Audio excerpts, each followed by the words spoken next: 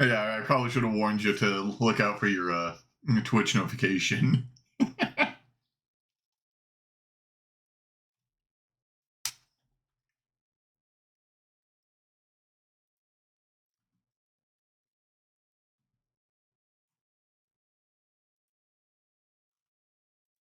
Alright. Well, because we lost the footage for last stream, we're going to have to give an extra long recap to fulfill people. Hold on, let's do the whole intro cast. Say hello, players, to Twitch chat. We are live, Hello. so no more slurs. I'm not a slur kind of guy, don't worry. 5 more minutes, I have something I gotta get out. Okay. Oh yeah, no, just give us a moment. Just give us a moment. We'll be right back after these messages. Just go ahead and play an ad now. I don't know if that's how it works, but I'm unable to play an ad within the first 15 minutes of starting a stream. Aw, dang. But very unfortunate. All right. A lot of ads. Who wants to give the recap this time, or am I banished to recap land again? You're banished. Well, given that you said it's probably a good idea to give an extra detailed recap, I think you should be the one to do it. As, well, you're the one with all the notes. You think I have notes? I expect you to have session notes, at least on the important That's why it's stuff so we devastating did. he lost the previous videos. Yeah, no. Oh, no. Nah. Alright. So let's give a little recap for what happened in the last session, as unfortunately it was one of the more important sessions, and it got nuked due to Twitch's new video recording policy. So, very well. But I guess let's just start off where our party begun the last session. So, last session. Death experience. No. What? You weren't at that point yet. At the beginning, we almost died. Not even that. Alright, and you guys get banished to not being able to have any input. So, there you go. Alright. What happened last session was our party found themselves quite tired after defeating one of the pillars of the Ruin Cult.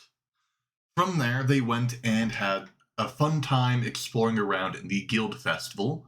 They originally were discussing amongst themselves whether or not they could trust joining a guild, as connections with people are what they're seeking, but also great risks with all the agents and hidden people around them. They went and talked to multiple guilds, getting the lay of the land and multiple things of information about how this world properly works. From there, the party found themselves talking to two main guilds, one of which that intrigued them for a bit was the Obsidian Guild. Basically, think of your standard, if you could make an adventurous guild be Walmart, that was Obsidian. Well, the other players, on the other hand, went and joined. Oh, I'm going through my notes. There's a lot of guilds names. I had to make sure that you guys joined the proper one. I think you guys joined the Eclipsed Forge, right? I didn't need my notes anyways. I was making sure that I didn't get the name wrong, but the Eclipsed Forge.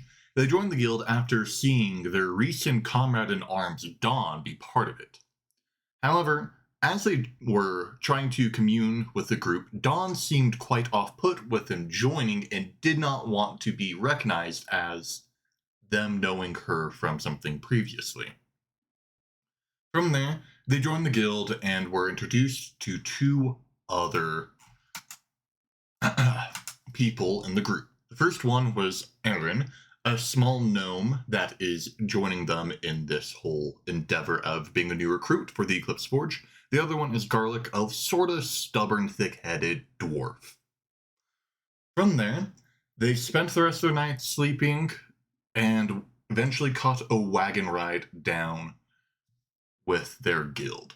From there, they rode the wagon for nearly 2 days straight, talking with their comrades, keeping an eye on the land, and finding themselves in the middle of this massive plains. From there, they had word from the guildmaster that they were to find challenges and rewards in these 3 dungeons around them. 2 dungeons were of an expected difficulty, while one was more difficult than they expected these new recruits to be able to handle. But the whole point of this challenge is the new recruits are given 1 full week to get as many items as possible to try to prove their worth to the guild. From there, the other 2 non-main player characters, the NPCs, went off into one of the dungeons, more specifically, a wide open cave dungeon. The other players went and looked through a small cottage that their guild set up for them to try to have an easier time resting and catching their breaths from their dungeon runs. From there, they found various things like a magical orb that will help follow them and provide light in these dark dungeons to come. However, tragedy struck. As the storm grew worse, they got a vague warning from the guildmaster to be afraid of the storms. And they saw why. For in these lands, a rare breed of storm can form, something only brought forth by a storm core elemental. These elementals are pure rage incarnate, and only fade and flicker away as their rage and energy subdues. They are a walking natural disaster, and the party came across one. With that, the cottage was unfortunately destroyed, but the underground bunker that most of the items are in is still safe. They convinced the Stormcore Elemental to leave them be and come back when it's about to die, by some miracle of a roll. From there, they found themselves running to the dungeon, afraid of any other elementals that might come their way. But in this dungeon, they find themselves in the only man-made seeming dungeon. The other 2 were caves. This one seems to be ruins of what was once ancient. From their findings of puzzles and riddles, they suspect that this one dungeon that they're entering is going to be the most difficult of the batch. Hopefully, our adventurers are going to be able to handle the upcoming threats. There we go. You guys can talk again. Yo no hablo inglés. Damn. But hello. We're back. Mhm. Something I would like to add. Are you is wanting to just- add the chest? Oh, no. I mean, I imagine we'll get to that later. But I would also like to add that the main reason we decided to join the Eclipsed Forge, that was the name, correct? Mm-hmm. I believe so. I would just like to add that the main reason we decided to join their guild was because they offered significant variety in the kinds of quests we would be doing, and they provided significantly better benefits than any of the other guilds offered, at least, for what we wanted. Mm-hmm. Yep. Any other players want to give any motive and reason, rhyme for what happened in the recap? Or are we ready to begin? The bard barded so hard, nature said, "Yeah, that's good." That's an accurate description. Yeah. Bards do what bards do. So they sleep around with everyone. Well, now, hang on just a minute. I mean, it is the stereotype. Not yet.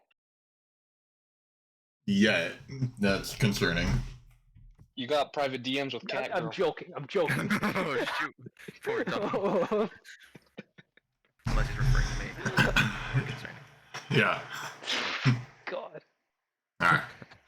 Well, I guess, are we ready to begin? Is everyone prepared? I am ready to rumble. All right.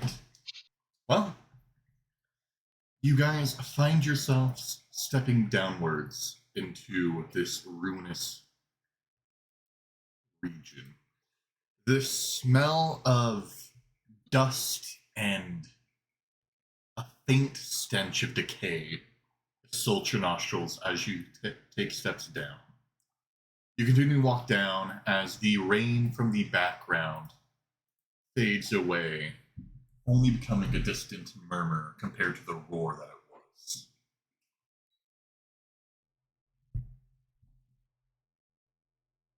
You guys find yourselves faced with a large metal door. There's a large wooden hatch that is reinforced with steel blocking the door as if it's trying to hold back something that could come from this dungeon.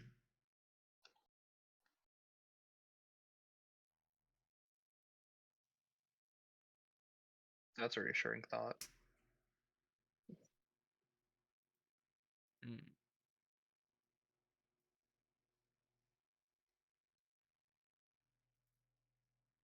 Is there anything else around, or is it just the door? Like, is there It's. anything that hints at what it is? Do you walk closer to bring your light closer? Sure. Yes. All right. As you Walk forward. walk forward, two torches on the walls spur to life. You see above the door, written in an arched text. You see words above it, quite a mural, saying, "All who enter seek power, all who linger find ruin, none leave unmarked. The hands of decay brought to our king, brought this land asunder. For those who disturb the dead will rise them once again and face off again." It's cryptic. Sounds like it's hinting at ruin.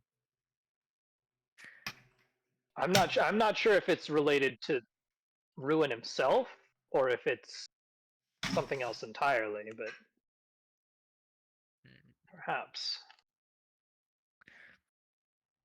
Well, guys, looks like we probably shouldn't mess with this door. Is it too early to ask you to do your paladin senses? The thing is, He it's only like tried 50 when we were feet. near the building. At least earlier he did. And it revealed nothing. And given the length of typical dungeons, chances are there is much more beyond these walls and doors than we even see now. I mean, I could probably just go stand next to the door and just use it, and then we can see if there's anything waiting on the immediate side. Outside of it. You know what? I'll probably do that since I have 3 uses of it. Drake, I'll probably walk over and, like, not enter the thing, but I'll, like, Does it get 30 not feet of radius or 60? 60. Oh. Alright. And it senses undead, fiends, and celestials. Yes. Then you do not sense anything. Hmm.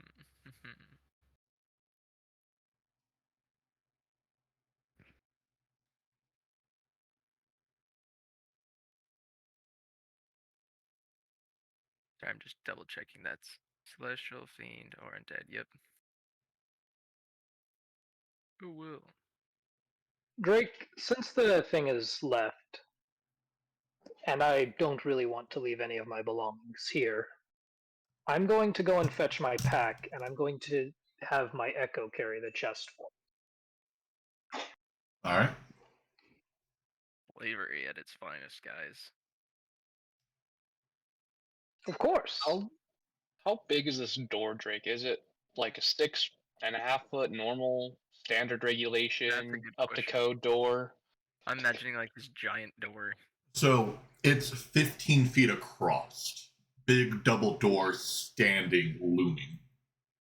And how tall? It's around. Let me look in my notes to make sure I get the proper thing. 22 be... feet tall at its peak.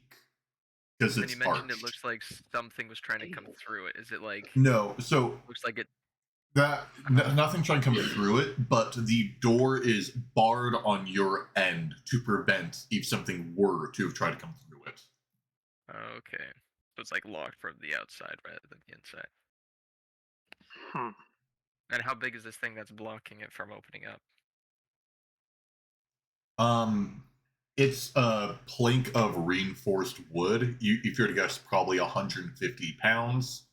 Lengthwise, like 10 feet of the door. It's a big dang log. However, it looks worn. Not like it's something went out the door, but like this room feels aged, and the wood you can tell is like sort of rotted. The metal's rusted. This has been here for a while. Dang, there's a lot of humidity down here. Well, concerning how rainy it is outside, that's just probably the norm. Is it exposed? Or is it like closed off? You guys didn't need to walk through a door to get down here. So technically you're still outside in the open air. You're just like 50-ish feet in a pit. Like you walk down some stairs. Is it muddy? It is not muddy down here. It's not even wet on the ground, even though you are in a sunken thing. Although one thing that your character would know is any like natural environment stuff tends to go away at the beginning of dungeon. So like if you have a dungeon that is open faced and like snow can get in, the snow won't be there. The snow sort of just gets absorbed by the ground really fast. Or if water could be running in, water doesn't fill up the place unless it's like a flood. Got it. I'm guessing based off of the size and weight of this log, I'd probably need at least another person to take it off. Is that correct? You could slide it to the side. So you can push on the side.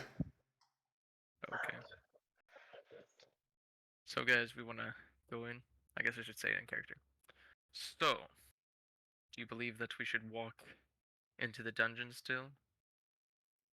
I'm just gonna kind of like look back and forth with them. Well, I'd say the best idea would be for us, the larger group, to take on the stronger dungeon. Plus, with the chest with us, it should provide us enough points, or less, to be able to keep most of the loot we get out of here. What do you think, Win? We've got to get in somehow. I try to use my senses to see if I could find anything on the other side of the door, but it doesn't seem that anything's waiting to trap us. Well, how heavy's the barge?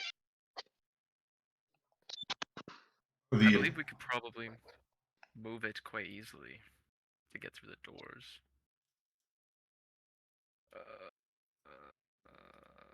Are we prepared for a whole trip through? Usually there will be some places you can rest in dungeons, assuming you're not constantly swarmed by monsters. We have just about everything we could need, and if we do run into trouble down there, we'd be able to find a safe place, presumably, to rest up. Is it obvious that this Dungeons place are is like large and, you know. Say that again? like what does the dungeon look like? Does it look like it's gonna be a crypt? Or does it look like it's just like, oh, a cave with a giant door? It looks like it's going to be a crypt. Okay. Well, I guess it's better to walk in and start sooner rather than later. I'll probably walk up and start pushing the thing open. Alright. Your facial reaction was so funny right there. Just side eyes me. All right. As you push the log off, it hits the ground with a loud thunk, and the doors slowly open up. Now, not on the same timeline as Pizza Tower. Sorry, Wish Boy. Oh, I did not mute for the players. Sorry, guys. We're in Pizza Tower, guys. We're about to start the new level. Oh, dude, let's go. All right. All right. So the door's open now. Yeah, so the Do we door feel any weird opened. presence? You feel just a feeling of unease. The thick, stagnant air from this dungeon now sort of comes out with the door being opened up. But you aren't confronted by any movement with the door being opened. There is nothing living or dead that you can see. Is it possible to not be living and not dead?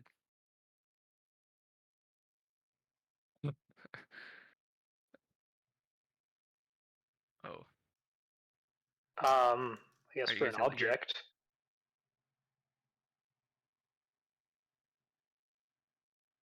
Alright. Well, you guys step into the room. Suppose we have no other choice.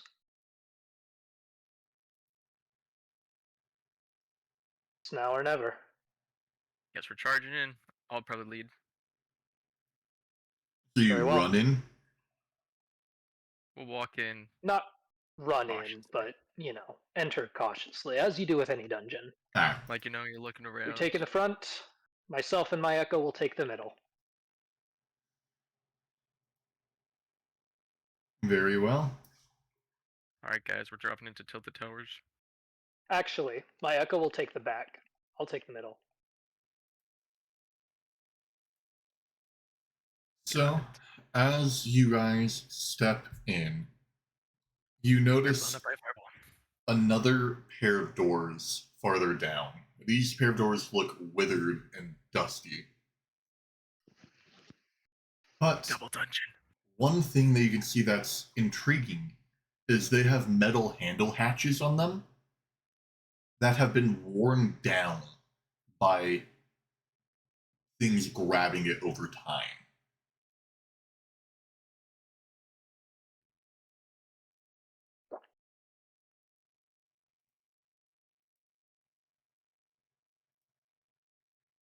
So there's nothing really in between the two doors. Nothing that you can see standing out. It's also a How big is the dark room. It's too big for your guys' light to fully illuminate the sides.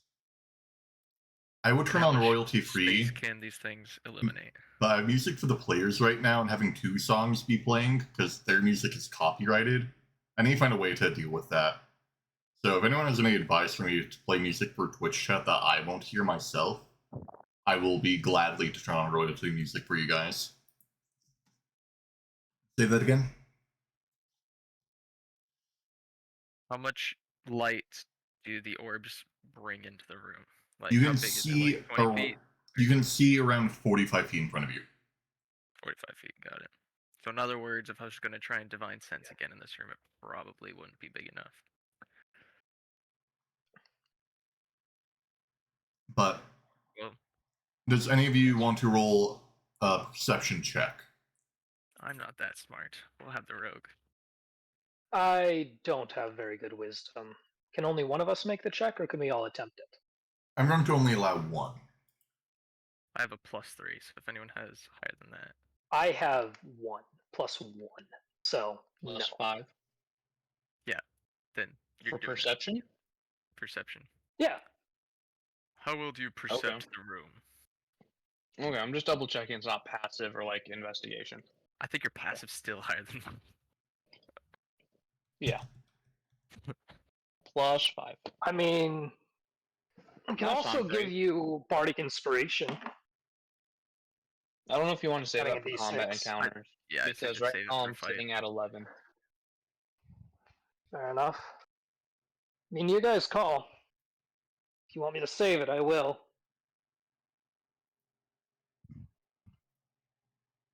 I mean, this is just a general perception. We can investigate Bardic the sides. Inspiration, though, can be restored on a short rest, meaning I only need a 30-minute break to get it back.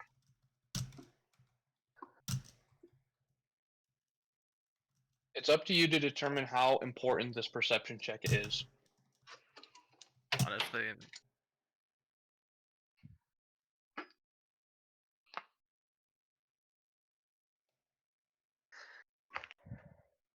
Because right now we're at an Oh. 11, which is fine. I mean, we have our lucky breaks and then the chronal shift, so we have resources to spare if you want to just bump up the roll. That is true.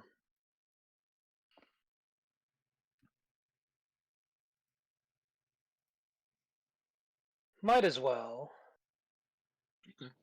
I'm eating fajitas right now. The Nothing reason hurt. I'm not I mean, it doesn't hurt.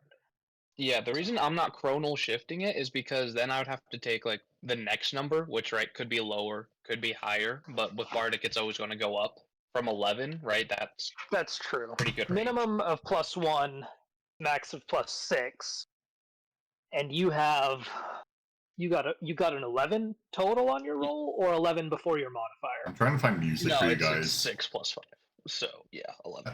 I said I would get music for Twitch chat. The Twitch streams pop off, and we have more people watching now than any other session. So I'm trying to find a real T3 for you guys. Well, let me see what I've got. Because I might have something to help.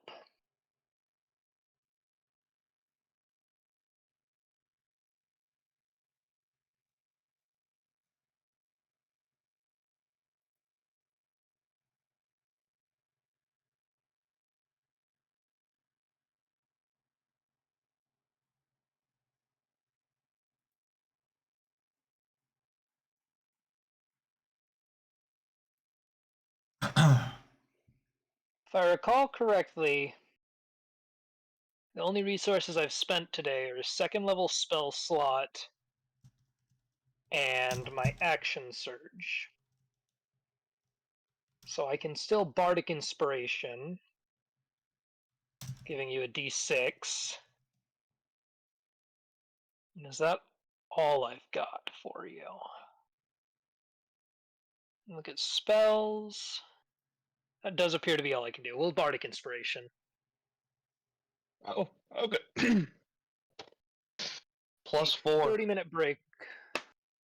Hey, fair enough. 15. That brings us up to a good, decent number. All right. With your perception, you can see that the ground is inlaid with pressure plates as it gets closer to the door. Ooh, trap. all right, guys, time Let's to play avoid Squid Game. those.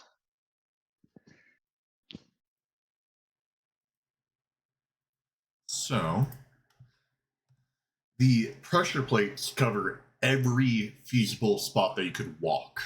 There is nowhere that you can walk that would not be stepping on a pressure plate.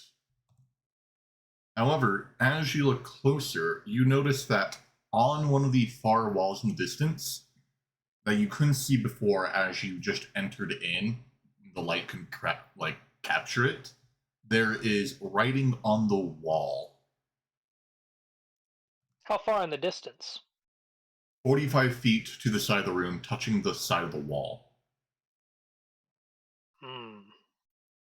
Are there pressure plates near it? There are pressure plates near it. However, the pressure plates take up the second half of the room.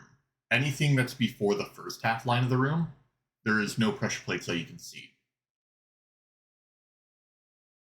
I see.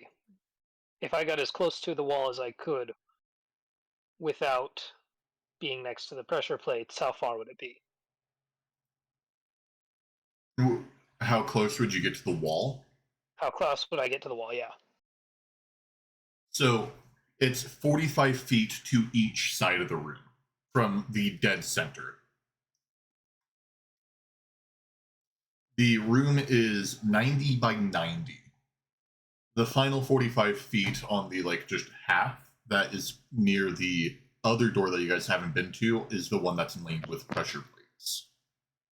What are these walls like? Are they slick, like cavernous walls with the humidity, or are they rocky, bouldering type walls? They are fractured stone brick. Stone brick. Do you have a Okay, you said there's something we writing can reference? Think there's not enough for you to be able to climb on.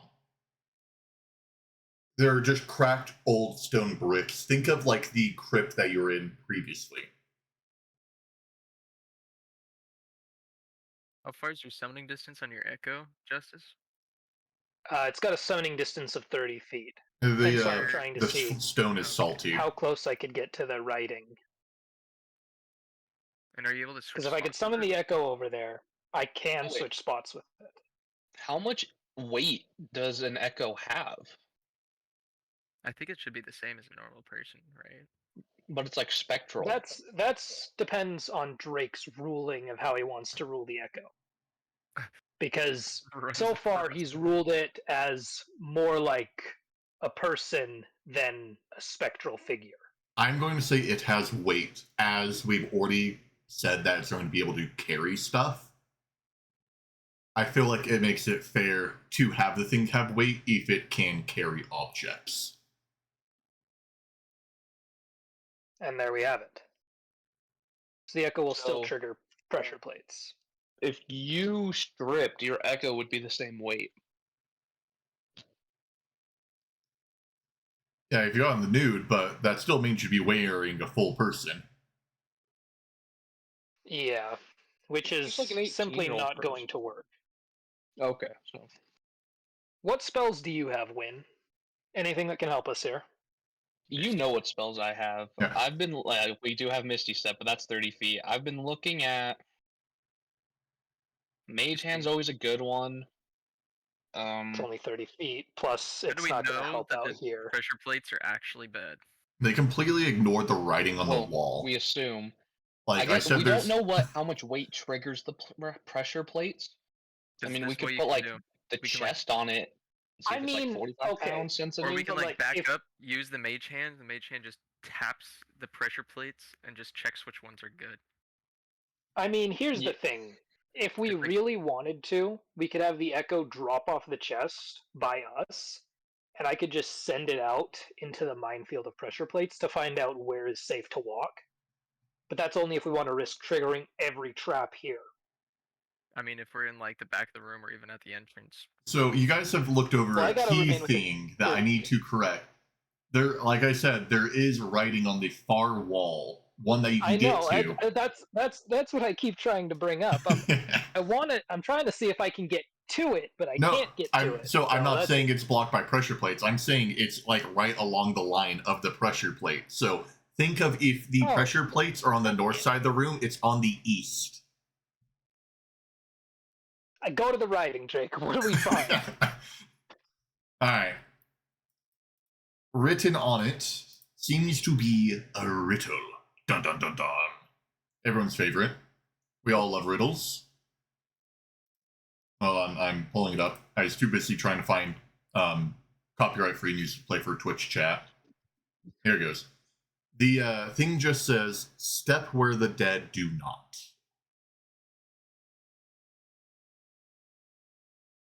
Step where the dead do not? Obviously, where do the dead step? Pressure plates. On the pressure plates? Are we supposed to walk on the walls? I don't... Is there anything on the pressure plates? Like a symbol? You want to roll to look more detailed at the pressure plates? What kind of roll would that be? Investigation? Investigation. No, thank you. Mr. Wizard, would you care to do that? Yeah. Yeah, I can be... I mean, this is perfect. I can be the trap wizard guy.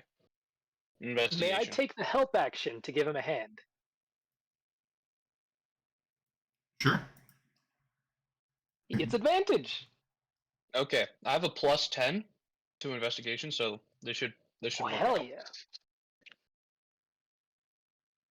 With advantage. That's 19 plus 10. Do you want me to roll again? 19 probably plus no need. 10. Yeah. 29. Unfortunately, that fails. No, Okay. no. Okay. Jesus. You look at the Got it, pressure guess we die. plates, and the only thing that you can see is some pressure plates have dust on them, while others do not.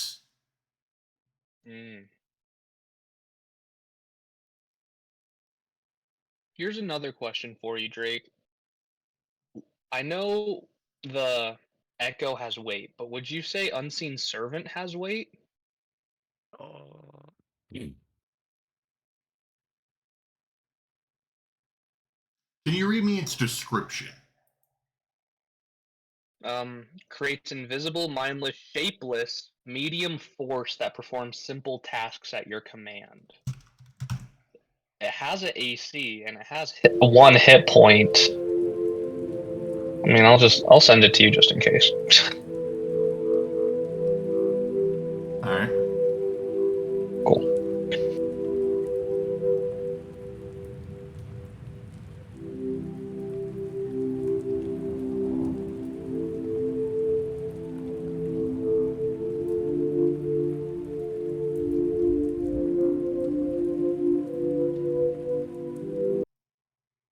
I'm sorry, Twitch chat. I'm trying to find you your music, but I can't find something that wouldn't be playing for. Yeah.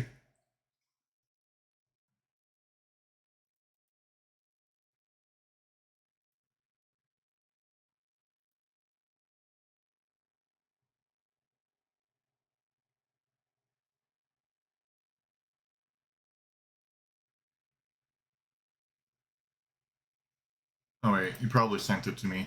There it is. Sorry, I forget that I don't get Discord pings while streaming. Unseen Servant. Spell creates invisible, mindless, shapeless, medium force that Servant springs into existence in an unoccupied space on the ground within range. Once each turn,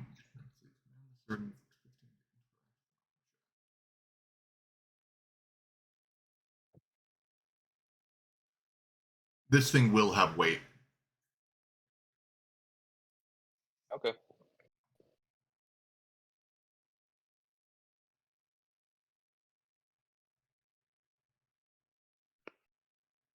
All right. I'm going to test the theory. You I'm guys gonna get have my heartbound Echo music. set the chest down by us. We're going to stand 30 feet back, more or less, from the pressure plates, and I'm going to have my Echo. Should we have it step onto a dusty pressure plate or a non-dusty one? Non, just to hypothetically be safer. Okay, we'll have it step on a non-dusty pressure plate. What happens, Drake? Your Echo takes necrotic damage and dies. I'm going to summon it back, have it step onto a dusty one. It just stands there. Okay, it's going to walk back and pick up the chest. Noted. Follow the dust. No longer add any more floor trap puzzles due to echoes.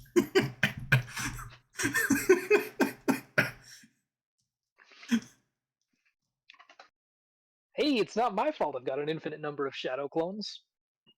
Shadow clone jutsu. Shadow clone jutsu. Alright, I'm sorry, Twitch chat, but this next room requires me to be a bit more involved, so you guys will get music after this room.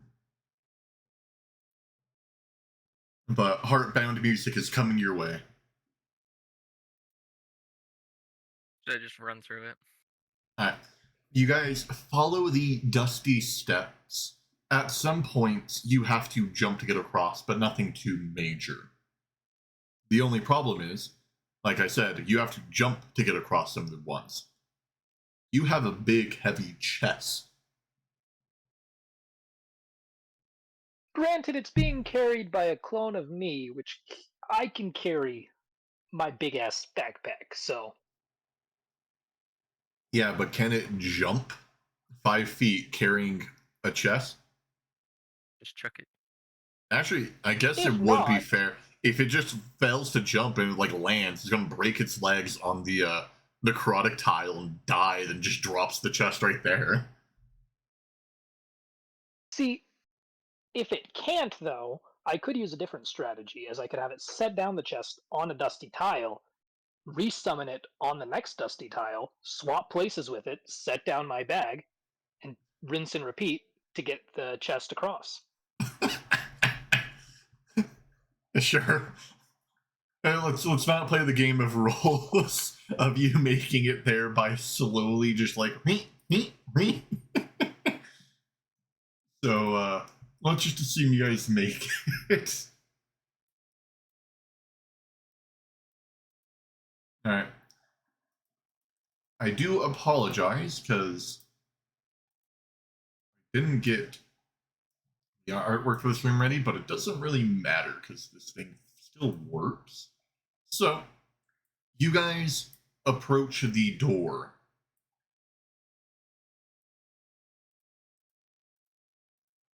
As you approach the door, you guys like open it. Continue on. Might as well. Check it for traps, maybe? Or is it safe to open, do you think?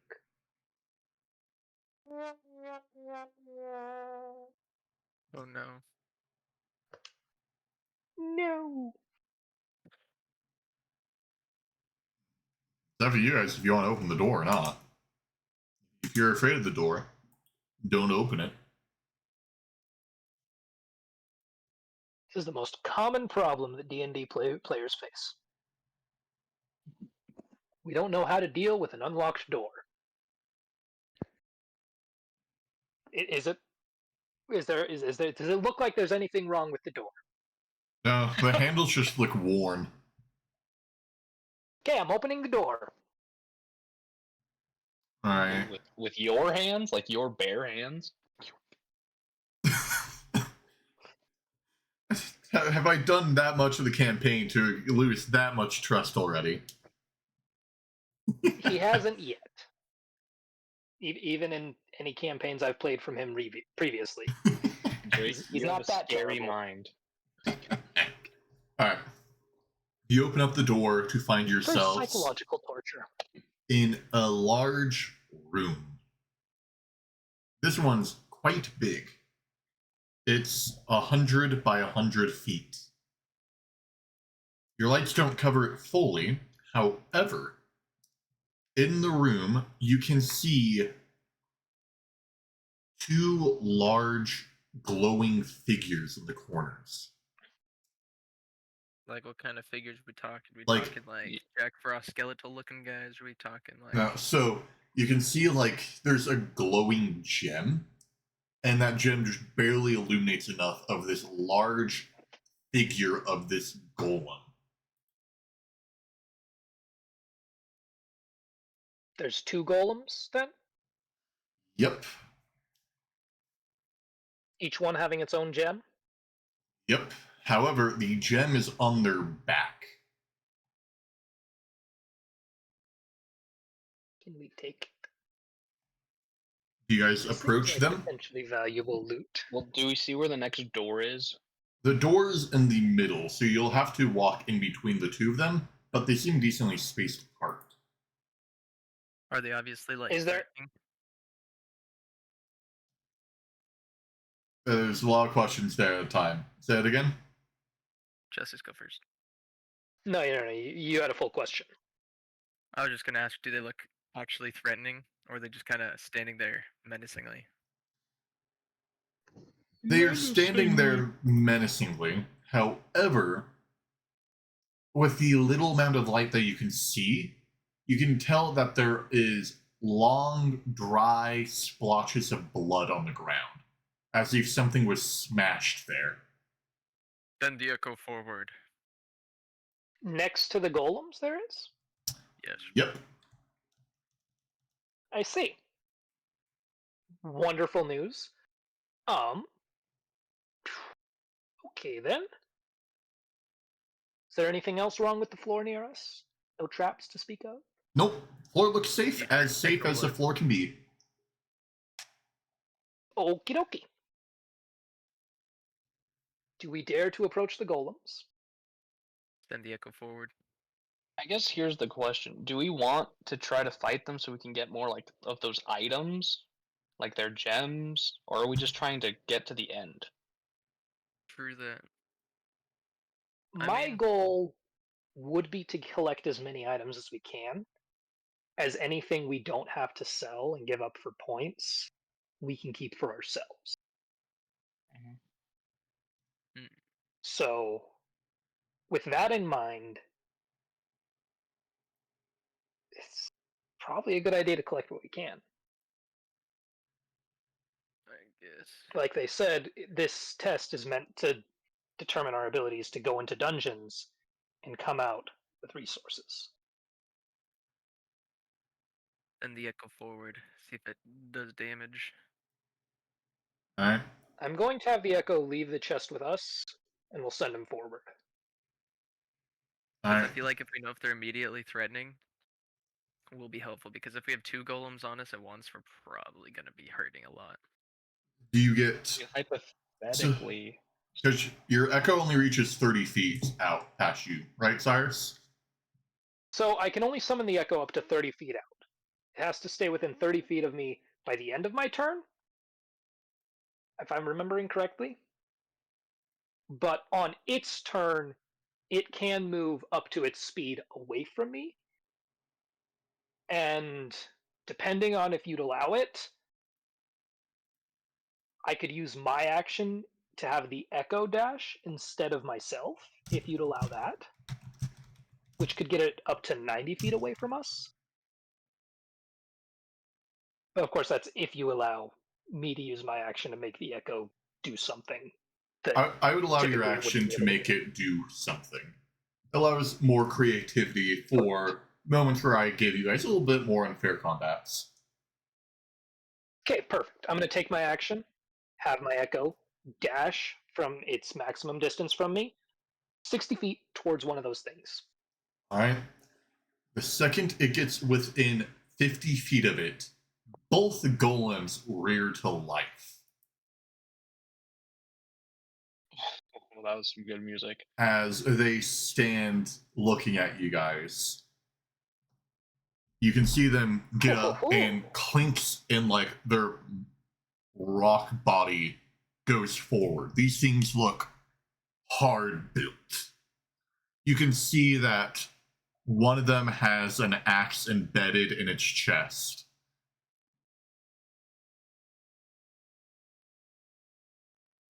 All right. Roll for initiative.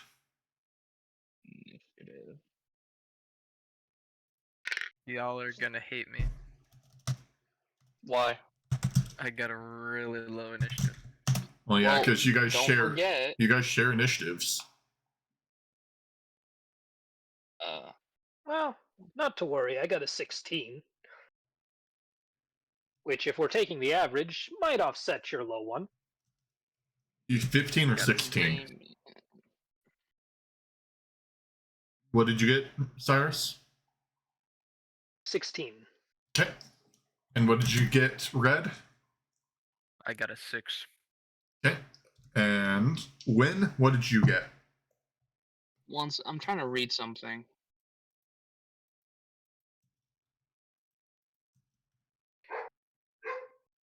Because these are big golems, they're slow. However, with your guys' current roll, you have not beat their combined roll. So.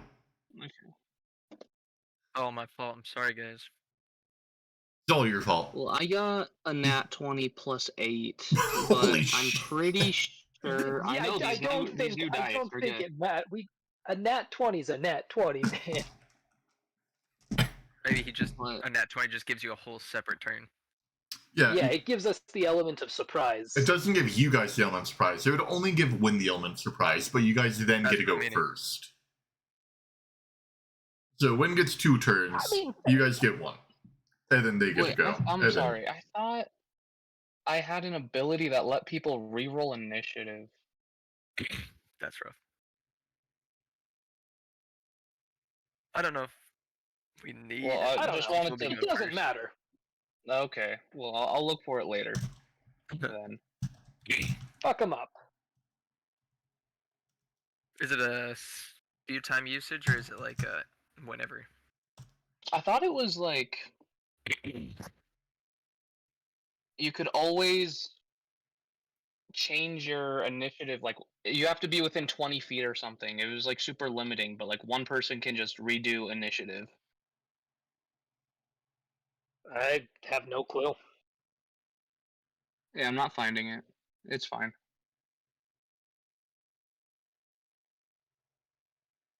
All right. Well, you're going to go twice. So what are you going to do, Win? Yeah, what's the distance they are from me? Let me draw that out from you. 70 feet. They're both 70 feet from you. Due to D&D logic. D&D logic, 70 feet. Yeah. This is going to sound awful right now, but I think we should corral them together. Do you guys agree or disagree? I can probably do that, maybe. I mean, I can get them to focus on me if we want, but it'll come at cost of my channel divinity. Well, if you'd like to, we can tank one, and I can try to stall the other with my echo. What are you thinking? Win. I'm thinking that maybe we don't have to necessarily fight them, just like confuse them, and I have fog cloud, and we have decent momentum, especially if you guys set up like a distraction, and maybe we can get the gems out. Perhaps, given that they're golems, chances are those Yeah. gems are their cores. Mm-hmm. That's where they'll be weakest.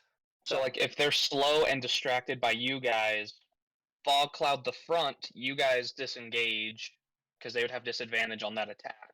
So you guys would be safe, and then we try to flank them and get to their backs. But this is assuming they don't have like blind sense or anything like that. Because if you remember, they might. I mean, they probably don't because they didn't see invisibility that one time. Well, But it sounds like every golem's different. Like he said, Yeah. manufacturer, something like that. Yep. Plus, these ones seem ancient, so I'd assume they don't have any special senses like that. I mean, However, again, when you do have the first turn, meaning we can't Depends. act until after you've taken your first round of combat. Depends how ancient these guys are. Because if they're ancient enough, that means they're way more technologically advanced than the modern day ones. Did you say I had, Drake, an element of surprise or something like that? No. Okay, cool. That's fine. Well, it basically nat 20 rules for initiative. You get an extra turn of combat. I'm the one who said it's basically an element of surprise, but You don't get the extra it's really damage. just you jumping into the action faster. Yeah. 360 feet. Wait, how much is the distance between us and the golems again? For 70 you feet. two, it's 70 feet. For Cyrus's position, it's 80. And I'm assuming these guys Okay. move really slow. Honestly, we could just use long range stuff and just hurt them from a distance until they get to us. Fair Then, enough. will you move me, Drake, like 50 feet to it? Which one do you Like, want? not me 50 feet. The one on the right, I want to be around 40 to 50 feet away from it. So not me towards it, but the other way. Yeah. All right. How does right here look? Yeah, looks good. I would love to put grease on it. The spell grease. Okay. And that, when it comes to its turn, it's difficult terrain, and it would have to make a dex save 15 or fall prone. Okay? So keep that in mind. How wide is your grease? It is a 10-foot square, so if you want to transfer that to area and just apply it to the target, is that allowed? Hold on, give me a second.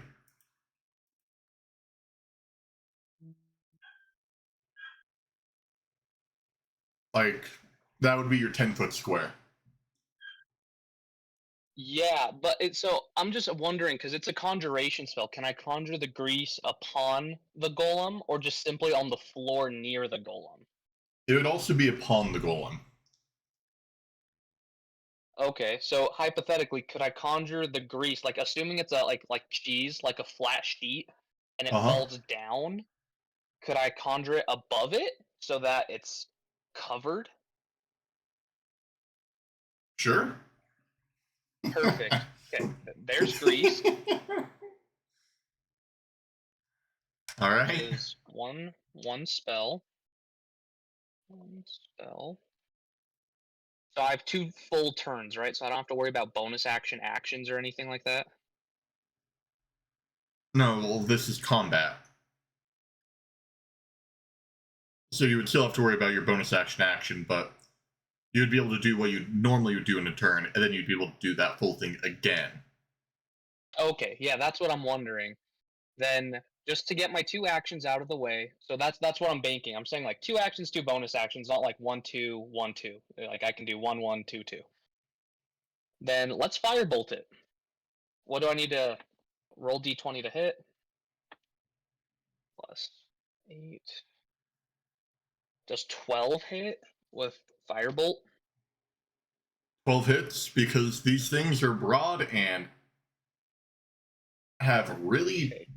poor thing. Like, it. Are you saying like it hits to deal damage, or it hits to ignite the grease? To to hit it. Like firebolt, I need a roll to hit. So does 12 hit the golem? Yeah, no. 12 does not damage it. Not okay. Okay, so firebolt ineffective. Gotcha. Thanks. Yeah. But you do hit the grease, Okay. which causes the entire thing to be on fire. Do you want me Ooh, to is roll this like fire how damage, much or are you fire? going to do it? It's immune to fire Wait, damage. Oh, that's fun. Well, at least we know that, guys. okay, now but we can Drake, see more. For context, how much fire damage would something like this cause? Well, it would be caught on fire. It would be like a d6 of fire damage a turn until it gets put out. The thing that's caught on fire would take a d6 fire damage. Yes. And what about standing in the flames? I would Would that not. be additional fire damage? No, because you're already taking damage from all the fire on you. That's the same amount. I would say. Okay. I would say if you're on fire, it's a d6, and if it's the floor, it's a d4. Alrighty. I'm gonna just finish up my turn by hide bonus action, or is there nowhere to hide? It's a big, open, empty room. Okay. And Then you have this glowing orb following behind you. forgot about the orb. Thanks for the reminder. Yep. That's totally fine. I'll just dash to reposition more in the center. So move me kind of like C squared to the left. All right. 3 squares to the left. Yeah, like in the middle, so that I'm accessible to everyone. Like, you want to be right there or right there? pretty much in front of. Yeah, one more square to the left. All right, that one So right that there. I'm in front of Cyrus, Oh, one more. just ahead. Yeah, that's Okay. good. Thanks for my turn. All right, so now you still have your next turn, but now everyone else gets to go as well. So you don't particularly need to start out this one. Well, Alright, I Drake, did my can you 2 show me actions, where- so I'm good. Oh, Oh, Alright. fair enough. Can you show me where 30 feet up and to the right gets me? 30 feet up and to the right will get you. Hold on. Actually, I guess the fire doesn't matter because the thing gets me hurt. 30 feet and up to the right. Right there's as far as you can get. Move me one more to the left than that. Right there? Yes, can I go right there? Yep.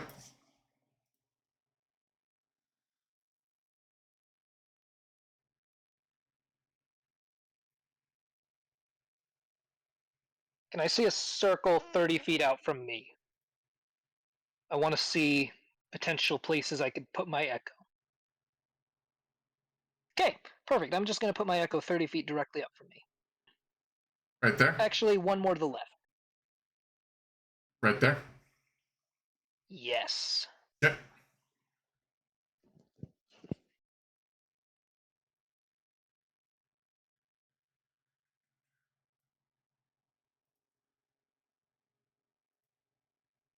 And then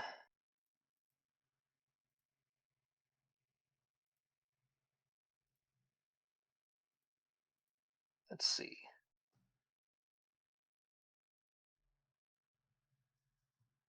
Is the golem within 60 feet of me?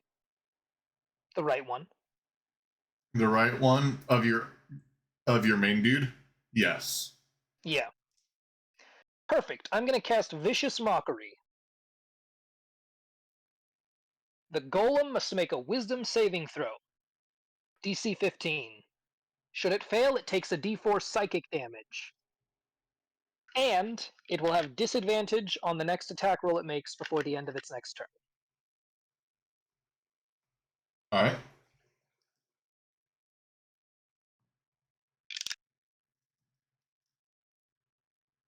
It succeeds. Although, Damn it.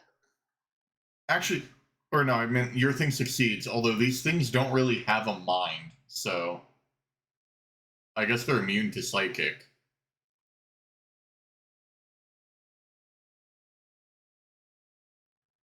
Does that... It's immune to psychic damage, but does that mean it's also immune to the disadvantage? Or does it still get a disadvantage on its next attack?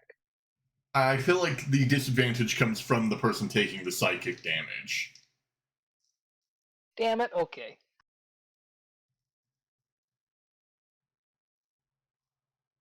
Well, that's wonderful news. Typical golems would take psychic damage, however, I guess this one's a little more primitive. Yeah, well, typical golems don't have a massive glowing crystal in their back. Fair. Well, shit.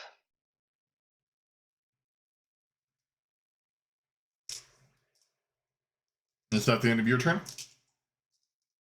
It's about all I can do. Alright, Red. It's up to you. I know.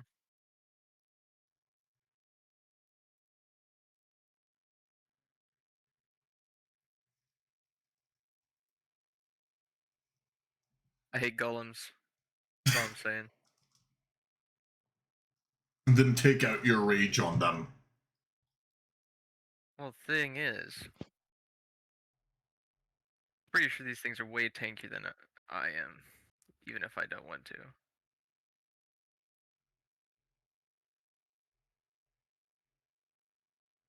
I'll probably stand by win, and I might prepare an action for if they get close to me in this turn to probably attack. Okay? So you're just on the ready in action? Yeah, I think that's what I'll do. Because honestly, if I run up right now, I don't think it'll be a good idea, to be honest. Okay. Well, it's now going to be their turns.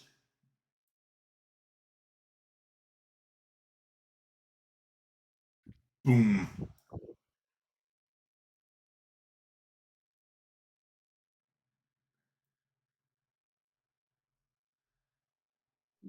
Drake, will you have the one on the right make a dex save? You lit the grease on fire. It's no longer slick, it's on fire. Like the entire body's engulfed in flames? Yeah, because you hit the body and the body was touching the ground, so everything caught fire over there. Grease burns fairly quickly. Okay. That's fine. Yeah.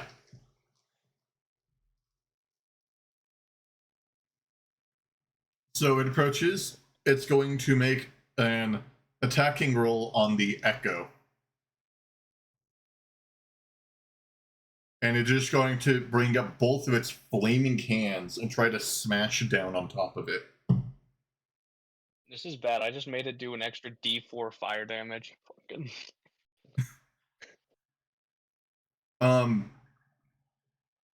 Osiris, does a 2 hit your Echo? It does not.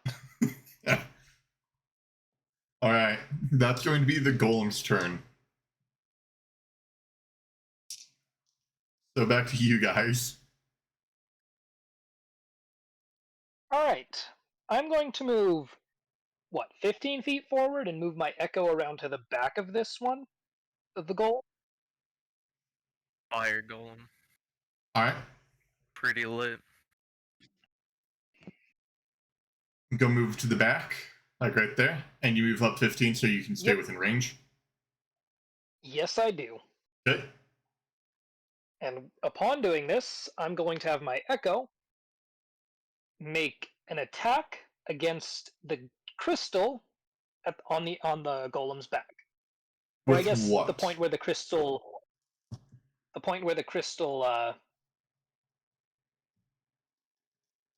attaches into the back of the golem, Yeah. I guess.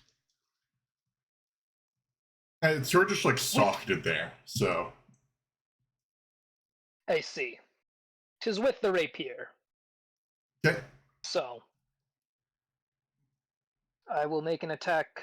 Gonna make a really that. terrible sound as you stab a rock with a rapier. You stab, give me a roll. That will be 25 to hit. 25 hits. Roll me your damage. It's half because it's resistant to piercing.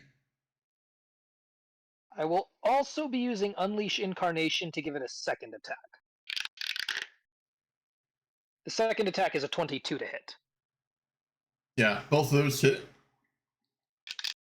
Tell me your damage. Total damage is 14, so half of that is 7 damage. Alright. You hit the thing for 700 damage. Because it's a 100x multiplier if you hit these crystals on the back. Oh, damn. Fuck yeah! The thing does not look bloodied yet. These things. Oh, bleed. shit! How damaged is the crystal? You can see it looks decently damaged. Okay, cool.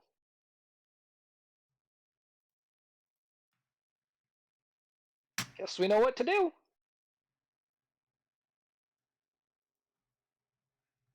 Alright. I'm assuming that's going to be the end of your turn. That's all I've got. Okay. Question. Yeah. Theoretically, if I'm to use the flat of my blade, could I deal bludgeoning damage? You could, but that would be halved bludgeoning, as you're not using your weapon as intended. which then sort of negates the fact that you're dealing bludgeoning. So it's half the damage it would normally be. Yeah.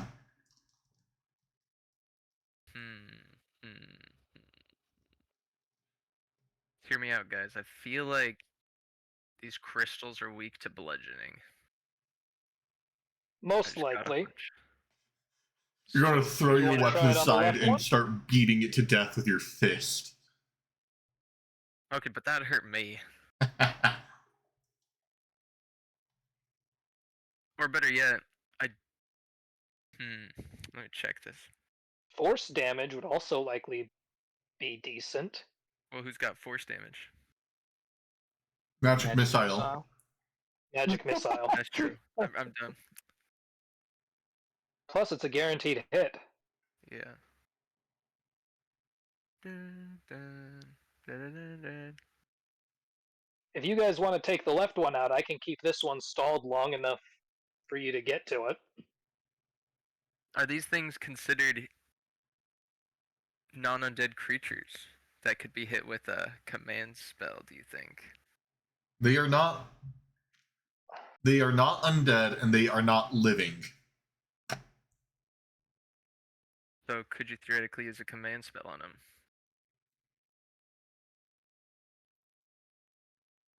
Speak Or a is that one-word just a command to a kind of- creature you see within range. These things aren't creatures. Given These are Greg's constructs. ruling, it's not a creature. Yeah. So no. So if anything doesn't have a soul, then it is not a creature. Fair point. Just looking at possibilities here.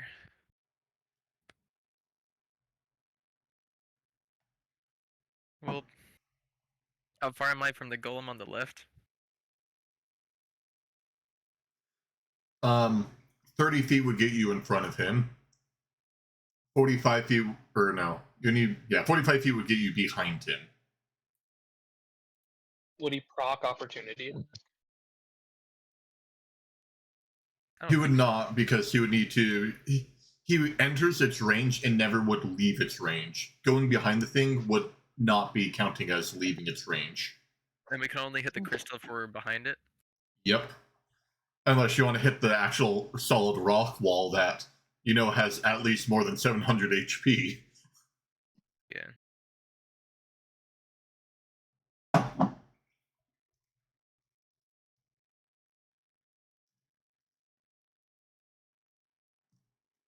I think what I'll probably do is I'll do the same thing as last time, but are you allowed, I forget if you can or not, are you allowed to ready an action to move? I don't think you can, but No. Yeah, no, you can't ready an action to move. I think you can ready an action to attack. Dodge. Block. You can take the dodge action. Parry. You can take. Oh, it's a thing. Let's see.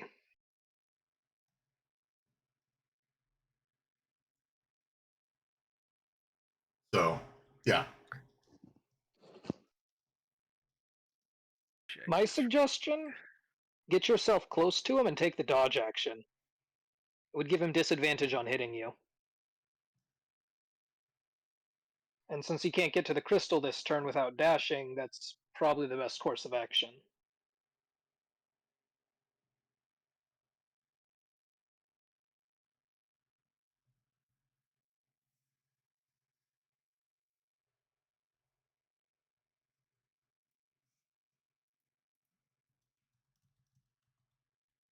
Mm.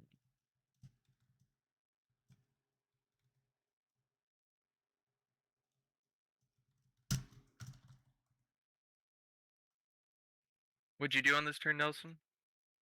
Nelson hasn't I done haven't anything gone this yet. turn. What are you thinking about doing? Ooh. I'm looking some stuff up real quick.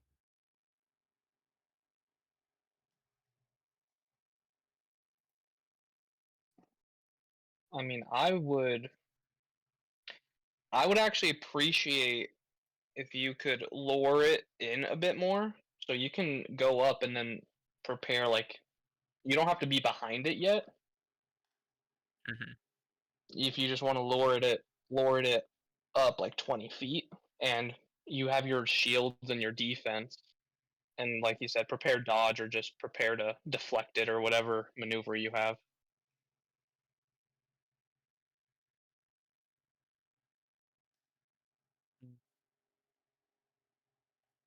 So Drake, you said there's a parry and a block option. What do they do? They're just getting ready to do that stuff.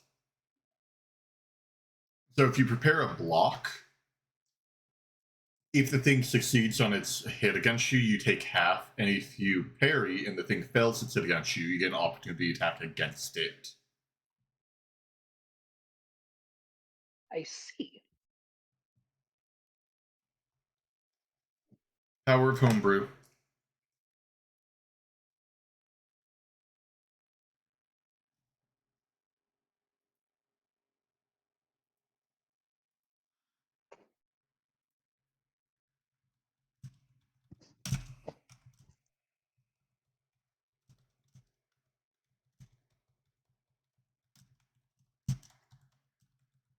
We haven't seen what they can do. If you guys are really just wanting to be cautious, you can just hang back and hold your actions to dodge.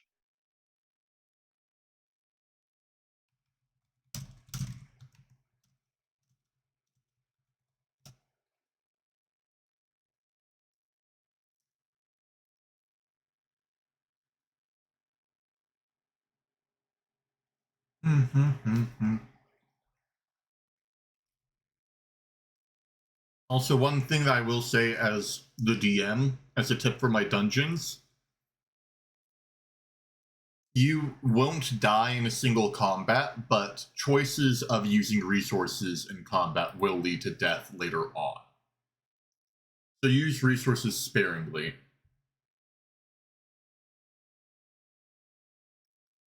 Health is also a resource. I may have became a rules lawyer here, but I may have just found out you can use your ready action to choose to do a movement. You just can't attack. Yeah, I'm going to one-up you and say this is homebrew. I've added stuff that isn't in normal D&D and exchange certain things. Mm-hmm. And are you talking like preparing an action to move? Yeah, so what I'm thinking is, what I want to do is wait for him to walk up, and as soon as he's slightly closer for my 30-foot range, I want to run up and hit him behind. So he'd have to use his action before I can move up. Well, you wouldn't be able to hit him from behind, but if Drake would allow you to move, you could I don't need to get hit him, I behind just him. Yeah, want to be behind well, him I for my next don't. turn. I will say I don't allow a readied action to move. As Alright. there's a specific reason why. It doesn't make sense to you guys now, but there is a really good reason why. Alright. In other words, just assume I'm pulling out my ass until you actually see why. I'll probably just wait then. All If he right. gets close, then I'll just attack. If not, wait till he's closer. And what are you going to do, Win?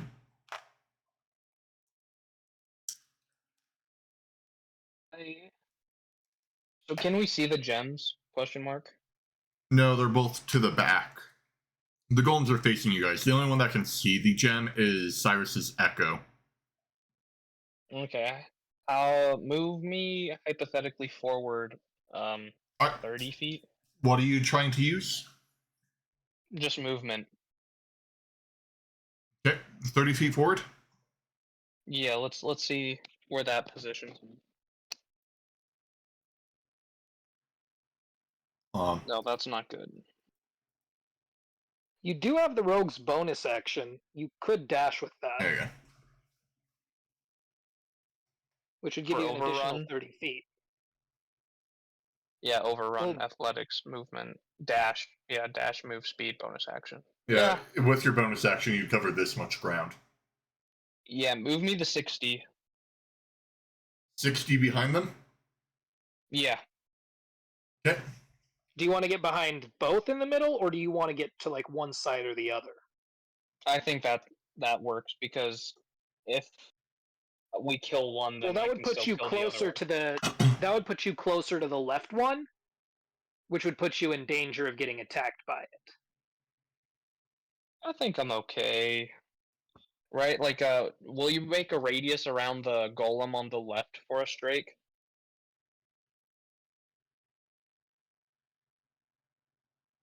$25 feet. Okay, that's cool. Since I'm there, yeah, that's fine. Then will magic missile, because now I'm assuming I can see the back left gem, right? Yeah. Plus 3. That's 11 force damage to just the left one. I want to put the 3 on the left one.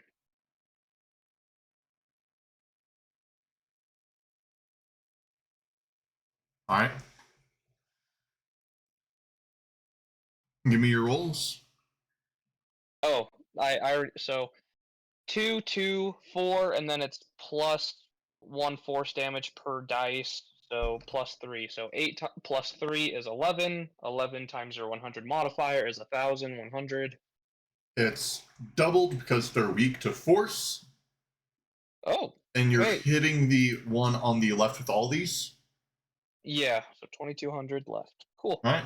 That shatters the gem on its back, and the entire thing turns to a pile of stone and rubble.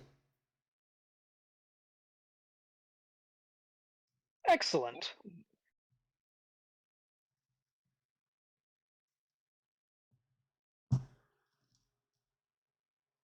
All right. Is that everyone's turns? Yes. Okay. The golem on, well, I guess the only remaining golem is going to turn around and make a smashing attack on the echo. Very well. It does a nat 1 hit. I don't think so. Alright. Well, that's going to be its turn. These guys are meant to be a lot scarier, but I've not rolled above a 3 with them. You've not. But The dice not gods to are in your worry. favor. Alright, your guys' turns again. I am going to move 30 feet to one side of the echo and move my echo around to the gem. And once again, echo will attack its back, utilizing Unleash Incarnation, and is going to make an attack with a light hammer, which should be bludgeoning damage. Oh, Granted, it will be plus strength as opposed to dexterity, but what are you going to do? The first one will be a 17 to hit, that and the second will be an is unnatural 20. both of those hit. Perfect. Total damage will be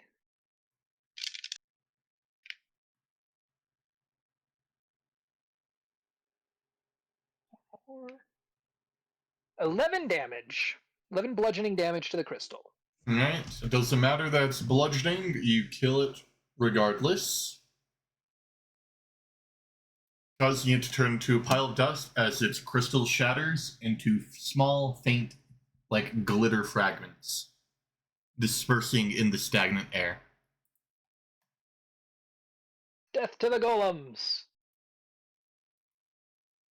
Alright. Echo's gonna pick up the chest again. And then, shall we try to see if we can find anything in the piles of rubble?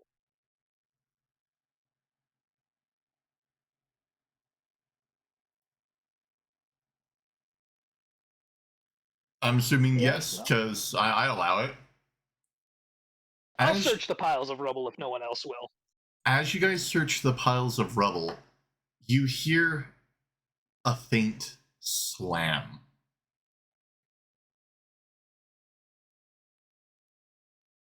What? It The door came behind is closed. it came from the entrance of the dungeon.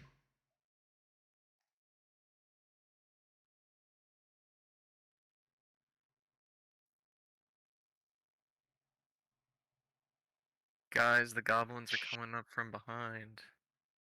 Should we We're check it about to be out? Goblin Slayer right now.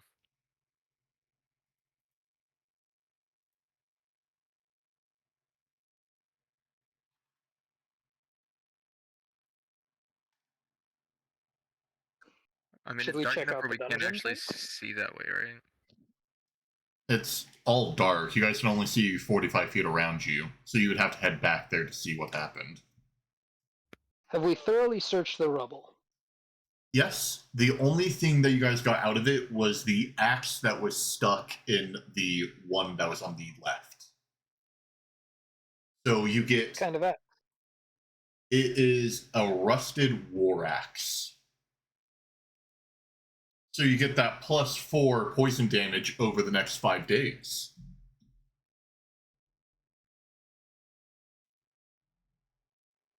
Because you give them tetanus. Oh wait. Okay. Yeah, it has the enchanted power of tetanus. So any living thing you hit will get tetanus. Who wants the rusted war axe? It's a strength-based weapon. Yeah, not it. I mean, I could take it, but I It's don't know. okay to leave stuff behind.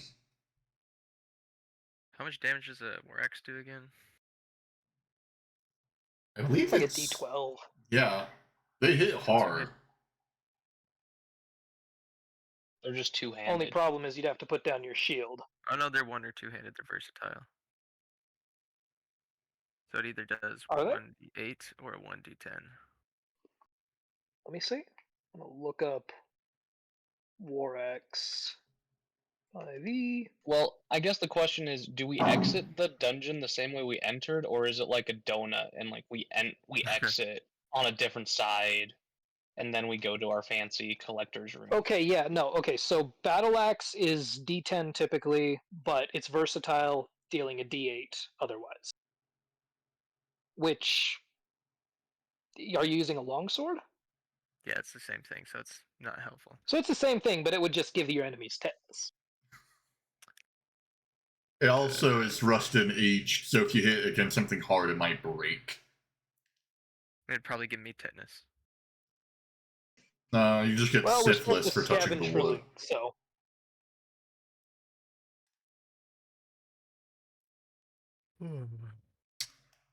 Well, if you're not going to use it, we might as well carry it out. Anyway, we check the entrance, Drake, after one of us takes it. okay. I assume you guys carefully step on the pressure plates. There's more Yep. pressure plates. The Oh, dust-covered ones. You guys are before. heading back to the very back. Alright. As you guys come back, you find that the back door, or like the whole entrance, is now shut. Where are the new prisoners here? With the words in dripping blood written above it saying, "Thou shalt not leave my royal grounds." Ah, okay. Kill the king and we can go. Whose Cool. blood is it? There is, however, the thing blocking it is you can see that there's magical chains. And the chains have a key slot on them. So you assume if you find the key, you can get out. Whether that means killing the boss or not. Well, let's go kill the king.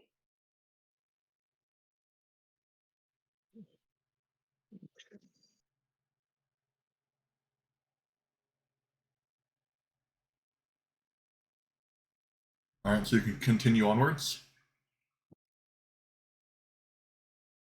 Yup. Alright.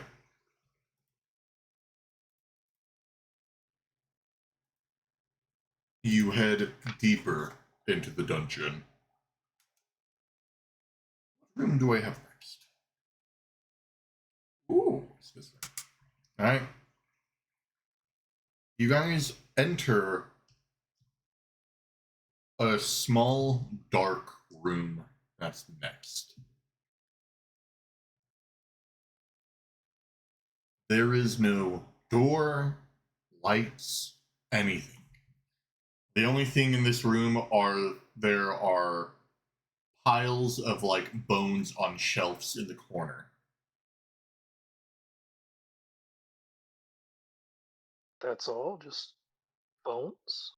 Just bones. Do any of them look different No. from the others? Older? More damaged? Nothing? They all just seem varied. Various piles of bones.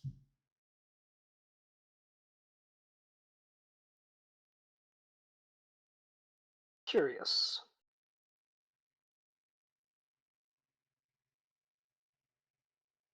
Do you guys step fully into the room? May as well. Carefully. Ever so cautiously. As you guys step into the room, you hear, each of you hears a voice in the back of their head. A voice murmuring. It says, "Speak my name and pass. Forget me and fall. I am given but never taken.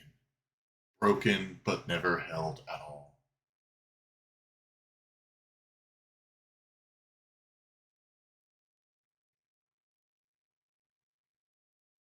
Can you post this in the Discord? Yeah. Just so we can see it in writing. Makes it easier.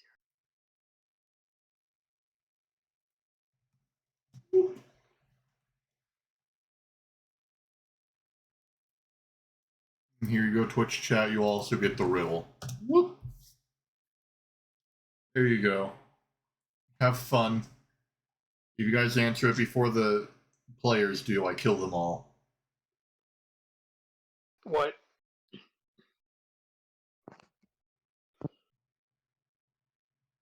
That's just a joke.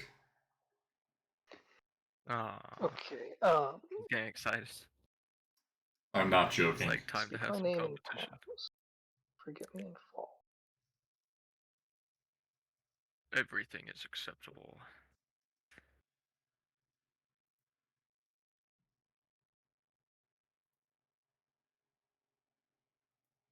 Bam, bam, bam, bam.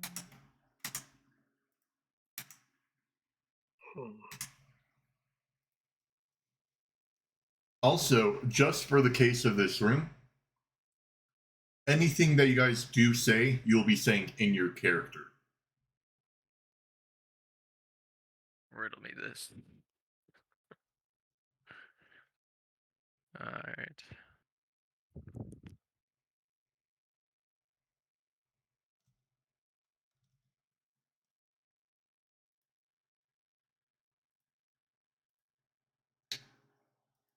You, my friend, would have triggered the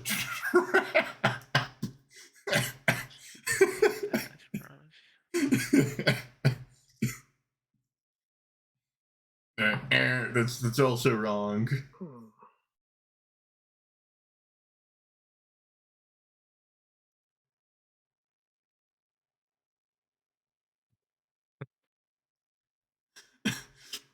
Although, I honestly, if a player says that, I might take it. You trying to get help from the Twitch chat, Red? No.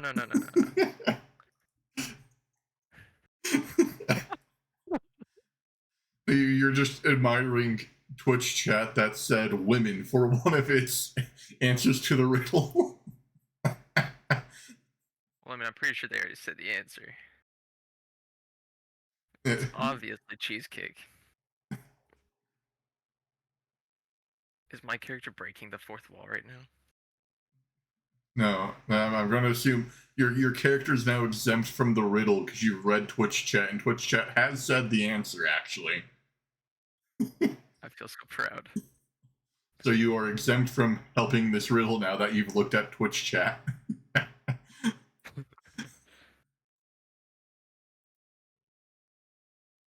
But yes, it's a promise. That's the one. I plan that if they get it wrong for the first one, the voices are going to help them a little bit because sometimes these players can be dum-dums. But then again, it's D&D players. Can't put that much faith in them. No.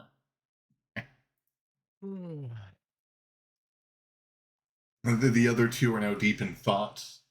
And now Red is free from the curse of needing to solve the problem. God, what could it be? No, I don't think I would be allowed to have this puzzle's answer be women. Or cheesecake. The problem that I'm having is the forget me and fall part.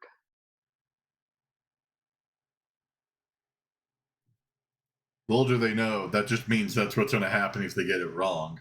Forget me and fall. That's just the trap. Given but never taken. Get me and fall just means if they get it wrong, they fall into a pit. Broken but never held at all. Maybe I shouldn't add extra context into my riddles. Oh, sorry. I was still mid chuckle when I unmuted. Sorry.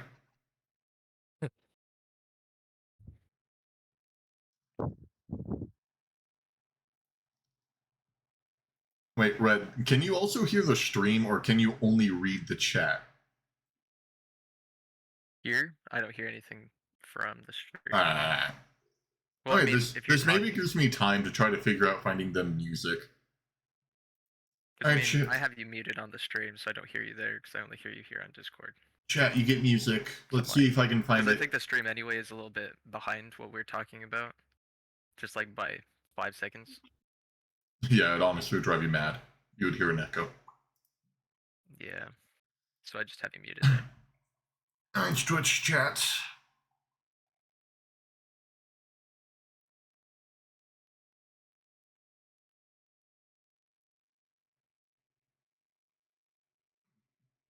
Are you writing smut in my chat?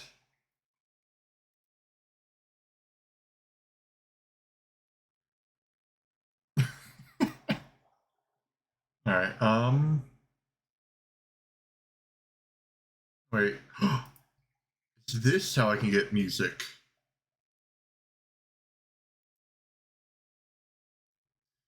Music. Hold on. Oh, I have music for you guys. Maybe.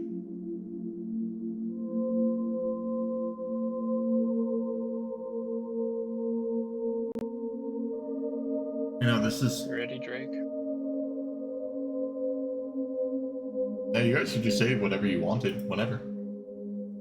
Okay, well, I believe it's an oath.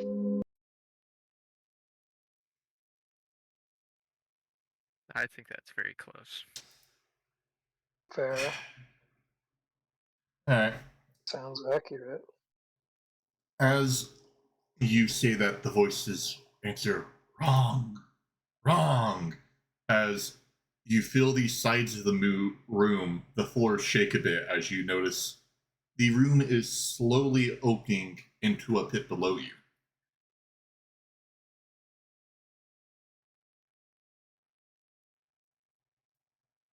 Is it continuing to open, or does it stop after a certain It's point? continuing to open.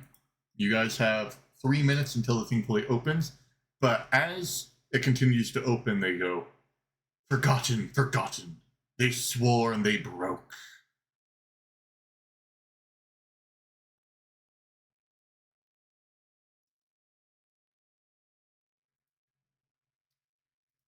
Honestly, the oath is really good. They would have immediately had the pit trap if this happened. But it still just sounds like... But I'm giving them time, because an oath was actually, like, really close. Honestly, an oath would work with this. Fuck. Actually, no. you've never taken, so you can't take an oath. So, all right, I'm fine now, but I'm still me. Anyway, Twitch chat, who wants music? Let me see if you guys can get music. Swear to God, if it's just another word for oath, I'm gonna be pissed. Yeah, I'm pretty sure it Oh my is because God. I'm. That's the only thing. I mean, that does make sense. That fits with what you said. Honestly, I think I'm going to give it to you guys because it's close enough. It's Dude, close the enough. definition of oath. I swear, Drake, if you don't read it. I'm going to accept this because it's very close. Technically, I had one thing in there that was meant to deter away from specifically saying oath, which was the taken bit. But I'll give it to you guys. It was promise. So, Oath, a solemn promise. I'll give it to you guys. Technically, the trap would have. The voice is like, my mistake. I went to my dictionary. Yeah. Well, technically, the trap would have been immediately activated, but like you guys are close enough, so I'm going to give you time. But you guys were. I'll give it to you. Thanks. Although, give me a quick second, because that nearly gave me enough time to set up a Twitch chat's background music. So, Twitch chat. Background music.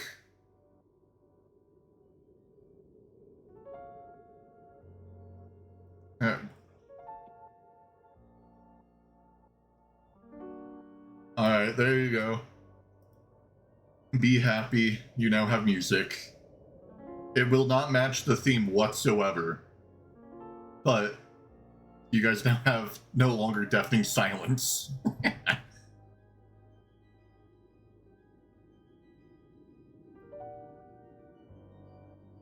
Alright. As you guys say the word oath, the floor does now open up. A door, like a thing on the stone wall, opens up, revealing a passageway into what looks to be a very long corridor. This one is lit, however. There is torches in here.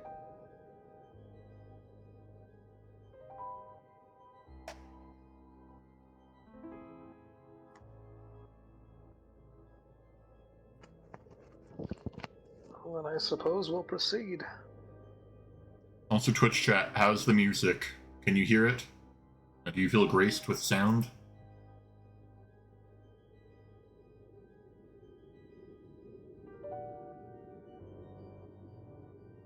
I'll find more fitting stuff in the future. If I really said that, I would only get music if the streams were popping off, and we're popping off with 4 people actively talking. Okay. Ooh, fancy. I know, we've had more messages in this Twitch chat than I think we had in the last 10 combined. Jeez. Alright. You guys step deeper into the dungeon.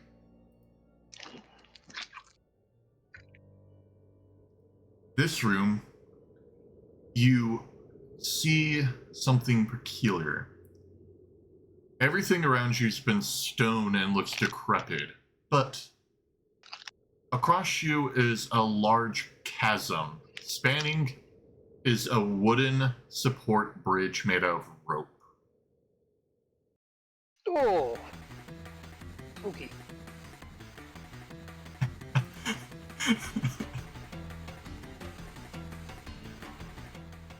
Do you have the dimensions Oh. ready for us? Like how long it is? Depth, length, Yeah. width. You guys cannot guess how long it is because it is very long. If you're to guess, it's at least over 500 feet long. So how big does that make that in winds? 100 wins. Dang. So, who wants to go first? Is there anything out of the ordinary around here? You can roll perception. The thing that I will say is the bridge is pristine.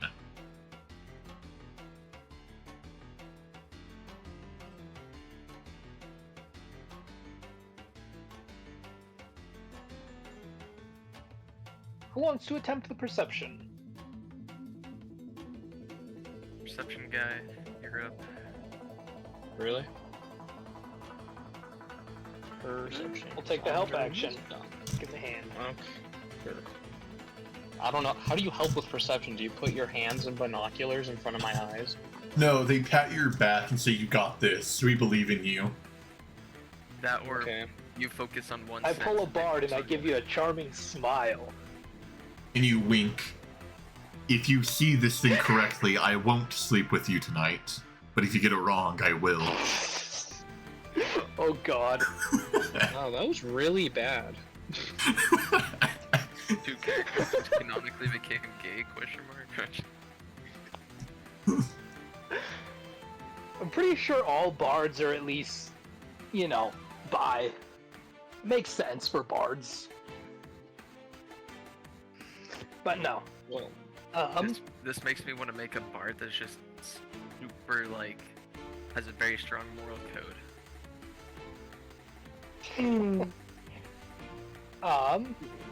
If need be, we could do bardic inspiration again. I don't think it'll help because Drake, I got a 1 and then a 2. So Holy shit. Heh. Fuck you, roll that again. Lucky break.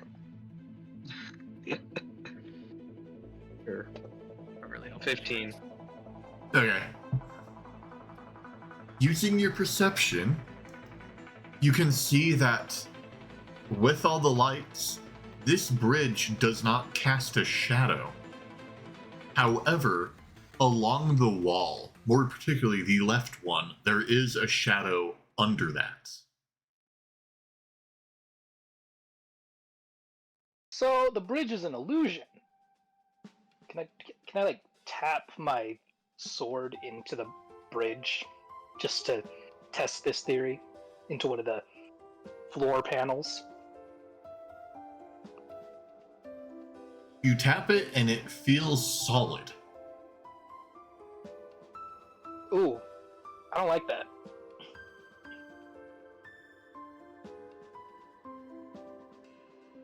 Oh, Walker, there's a shadow on the left wall. The shadow Shall we on try the the left left wall. wall? The shadow doesn't seem to connect with anything.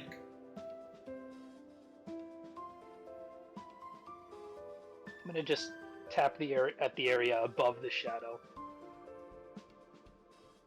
As you tap the air, you feel it hit something solid. Oh. Found the way across, guys.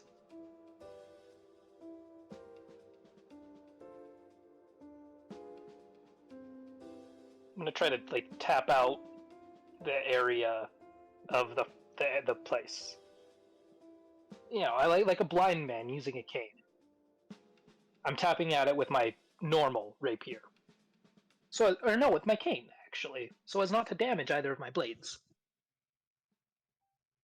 Alright, you continue to just tap with your cane walking forward, doing your like pimp walk as you're bejeweled out. Which is a funny picture to think of. This entire time you're in this dungeon, you're sitting with a pimp. Come on. I'm gonna be saving the world. I gotta look fabulous. Alright. Though we're not saving the world just yet. Yeah.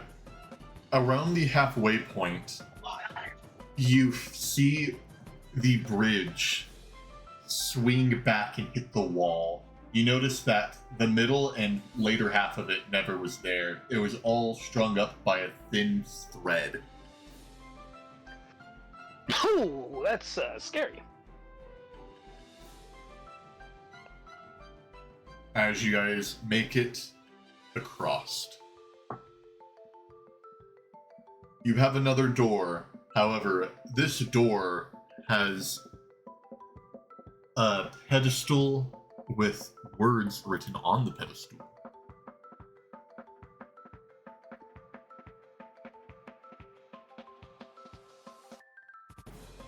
What does it say? To enter the next room, to pass unseen, be unseen. To walk free, blind must lead blind. Choose wisely or meet our gaze. Blind must lead blind. You look at the door, and the door is unlocked, and you can open the door.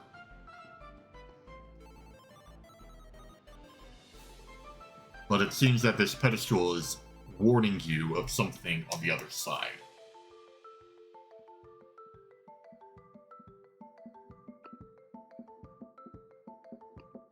Can you just send what the pedestal says in the chat again? Yep. Makes it easier to digest information.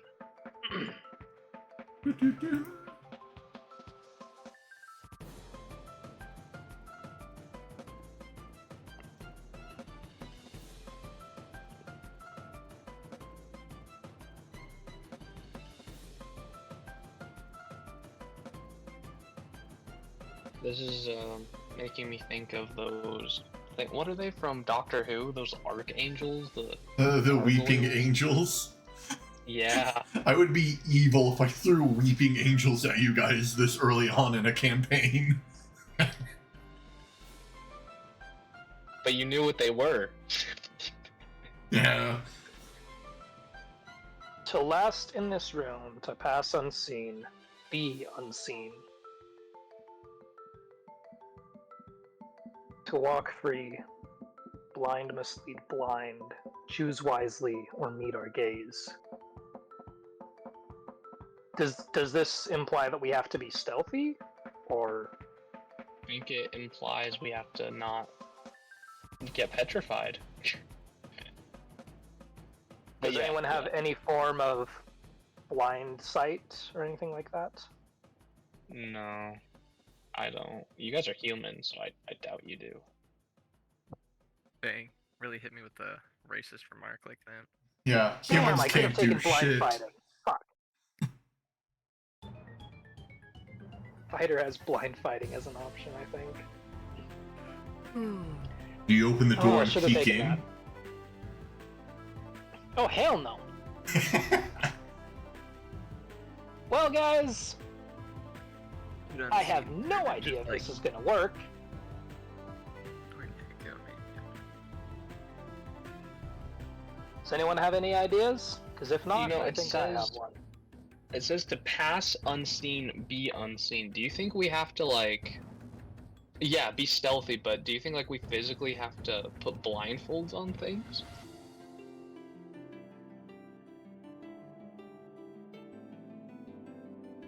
I don't know if we have to put blindfolds on something, or if we ourselves have to be blindfolded. Okay.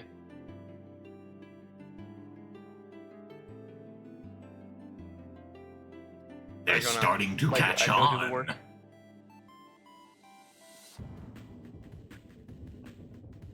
Well, problem with that is the Echo's carrying the chest. The whole reason we did this dungeon is for better loot and to get the chest to the end. So, we don't really want to lose that.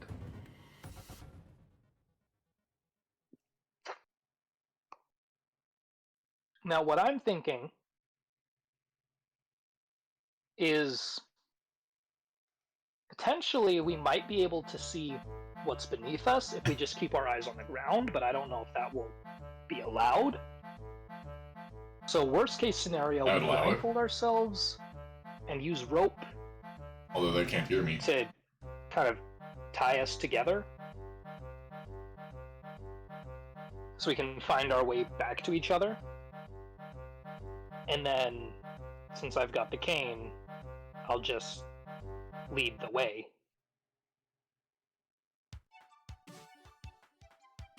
Who's so happy? The worst case scenario.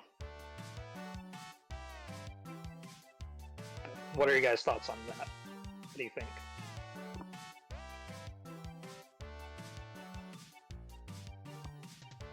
I mean, it's a visual puzzle. I don't know if it's an audio puzzle, as in you could like shout us directions. I don't know if we need to be chained together.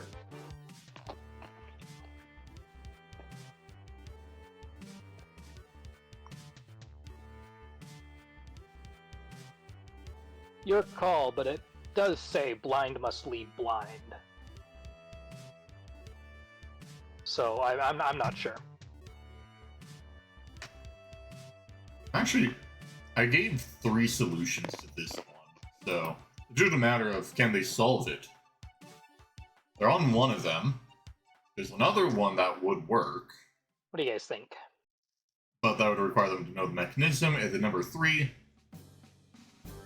they just need to get good. Probably ought to just open the room and figure it out, right? All the speculating is not going to do us much good. Okay, but what if it is a danger that looking at will kill us? For all you You know, think, it like- could be some form of basilisk, something like that. And if that's the case, petrification is, a possibility. Yeah, but it won't 1 KO us. I'm not that cruel to instantly kill someone. As in, You like, want to if risk we're your being life on that? well, if we're being meta about it, this is the 4th room in the dungeon. It's a medium dungeon. It's our first big quest as a team. Don't think we're going to die. Bunch of goblins. Alrighty. You go on and have a peek then. Ooh, this. Sure. You said it's unlocked, Drake. It is. Do the other players... What do you other players do as they open up? I'll follow with. I am going to shield my eyes. Alright. You swing the door open. I'm going to look down and shield my eyes from the door. Alright. You guys... Alright. What you see as you open up is you see a corridor. There are lights on the ceiling casting shadows around, as eyes are on the wall everywhere looking around. The eyes are looking at where different shadows are being cast, only looking at when the shadows hit the wall. However, Hit the wall? as the shadows hit the wall. However, at the very far end, there's one large eye. You can see text is written above it, but you can't read out it from this far. The eye is looking dead at you. We still have that funny war axe from earlier.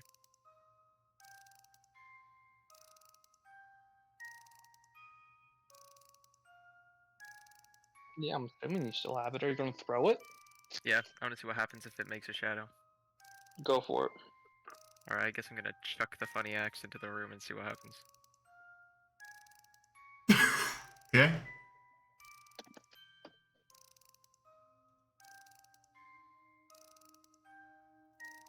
Alright. As you throw the axe in, all the eyes look at it. As you see the axe start to rust and fall apart, turning into dust on the ground. As then that dust fades into nothingness, the eyes continue to go back to normal, looking at shadows cast throughout the room.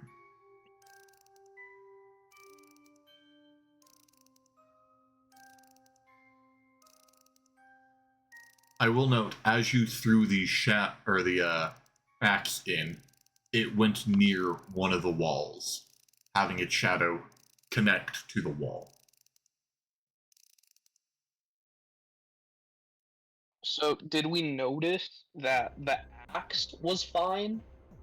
I mean, I know the axe isn't fine, but when it was thrown, the eyes looked at the axe or at the shadow the axe was casting? Both. Both. Got it.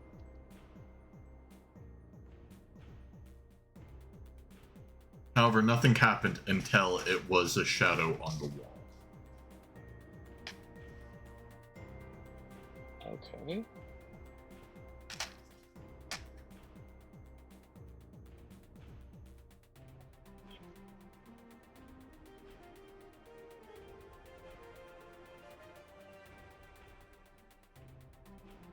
As the door remains open, the large eye at the very back of the room, you can see, was closed before, but is slowly opening its eye, looking closer and closer at you.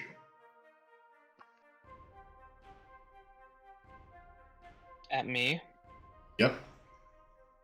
The eye is slowly opening up. But you said shadows, right? For the ones on the walls.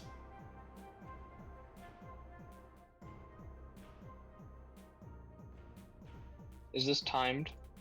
Like with the eyeball opening up? It's timed. I'm not timing guys right now, but if you guys try to get additional details from the room, the time will continue. So time starts right now. You guys discuss amongst yourselves, but if you ask extra questions about what you see in the room, time will continue on and the eye will open up more. This is a question. Can I make an Arcana check?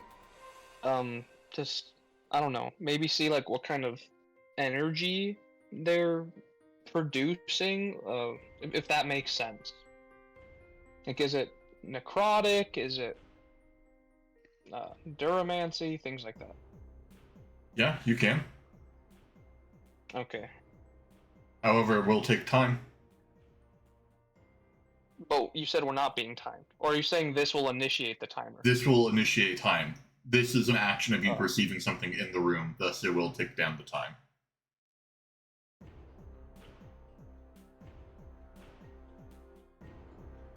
Interesting.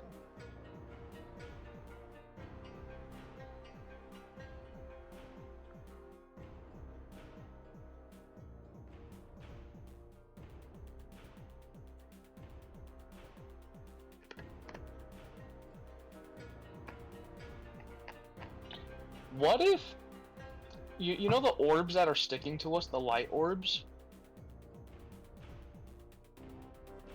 Do they follow an object or do they follow a person? A person.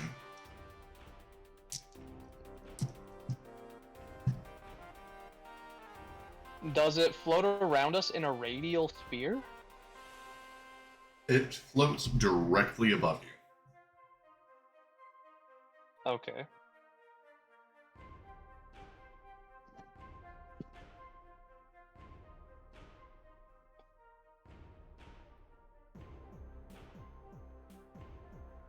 I mean, okay.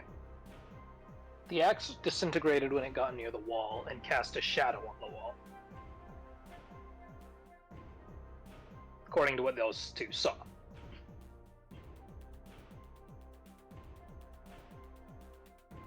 Yes. If that's the case, assuming we don't cast a shadow on the wall, then we should presumably be fine, right?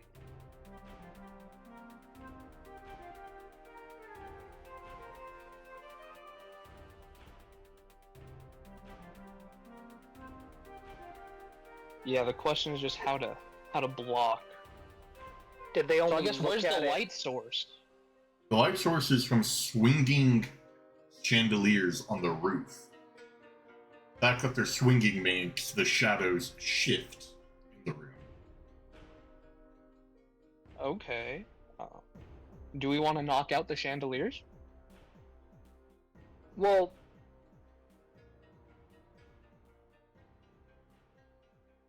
I don't know. Because then we would all technically be blind, and then we would just have to walk in faith.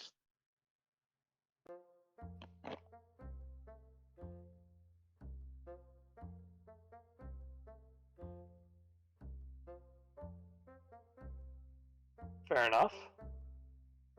Do you have what kind of magic do you have? I would just be firebolting the lights. I mean, I know you have your bow and arrow. Well, I imagine they're fueled by, like, fire is what?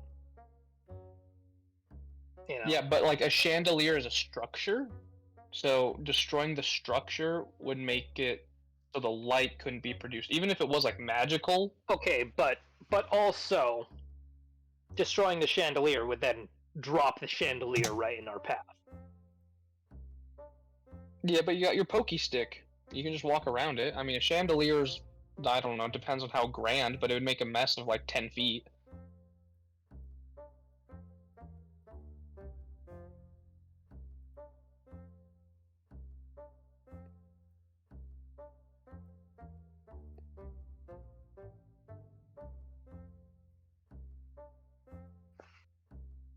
Oh, wait a minute.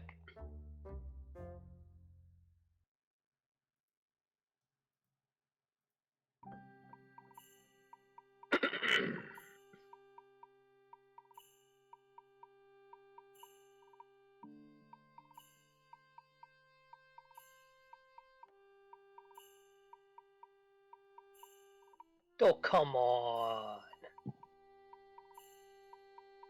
That's it? I can't put them out? Oh, fuck you, Magic. Fuck you.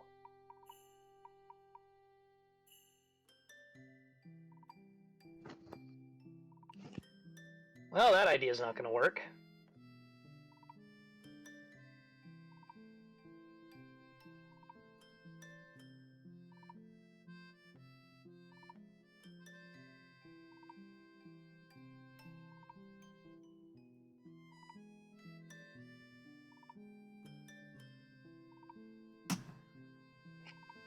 I mean, I guess I could ask. Couldn't hurt. Ask Drake, who? the spell Thaumaturgy Oh. typically says that it can cause flames to flicker, dim, or brighten. Yep. Could I use Thaumaturgy to put out the flames in the chandelier? No. Didn't think so. What happens if I cast Thaumaturgy to dim the flames on the chandelier? Like, as dim as I can make them. They still would give off light. How much light? It would make the room significantly darker, but still shadows could be casted.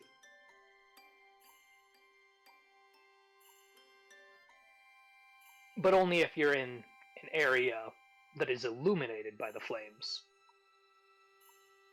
Yeah, if they're dimmer, they still give out the same radius of light. That just means they'll be darker even on the other sides. How high up are these chandeliers? Roughly 25. Actually, no. Take that with regard. That will take time out of the room. I can answer. The number of their height has now magically changed because I nearly give you free information. You would have to take time out of the room to get a gauge on how high up. Okay.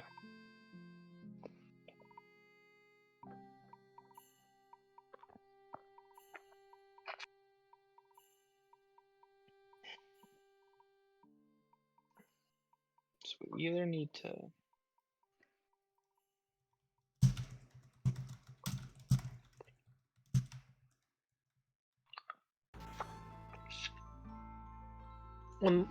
So it was after the X cast a shadow that it disintegrated. Is that correct? Uh-huh. And it was only after the shadow was cast on the wall? Or just in general? So, I will say one thing that I don't think you guys heard when I said it, but as it was going through the air, the wood was the wood was slowly decaying through the air, but as the metal touched the side, then everything else went away.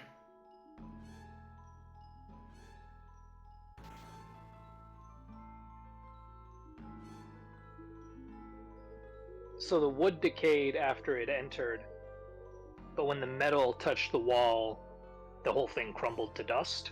Yes.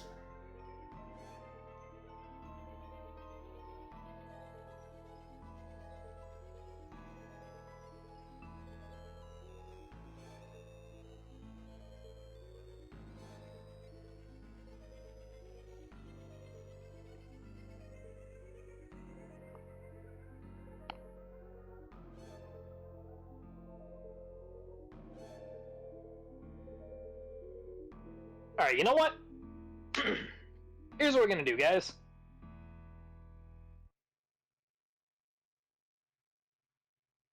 There is a test that we can run. Quite easily, as a matter of fact.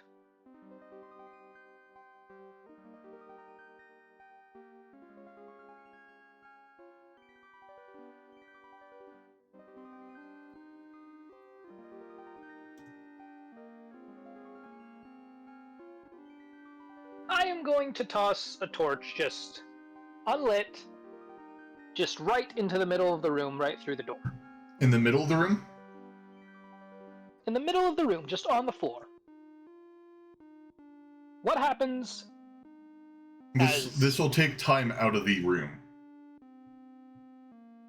True, but it is a test that might prove useful. Okay. You toss it, and as the torch was thrown specifically in the middle, no shadow was cast on the walls. It is sitting there, in the middle. Nothing happening? Nothing happening. So, presumably, if we keep low and do not cast a shadow, we'll be fine. Well, we have the things that cast light. Maybe there's a brightness setting.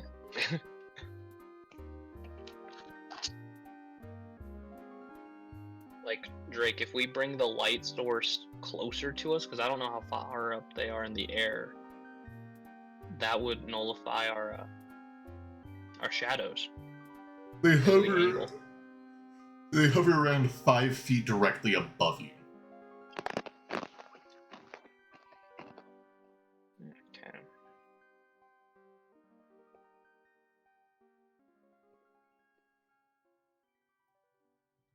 Hey Drake, if I army crawl across the floor, would I cast a shadow?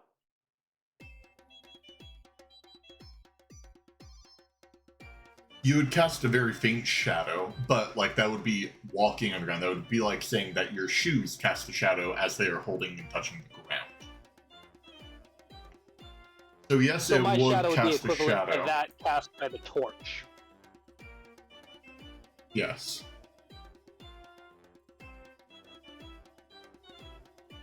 Do I risk it? Sure. Sacrifice. I guess we crawling.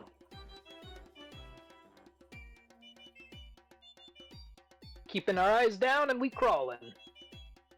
Alright. Making it to the other end. You crawl, and you feel the gaze upon you, but nothing is happening.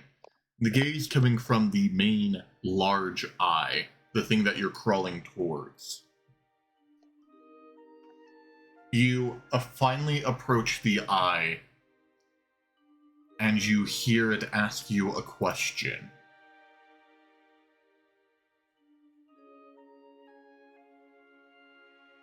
Will you meet our gaze or turn away?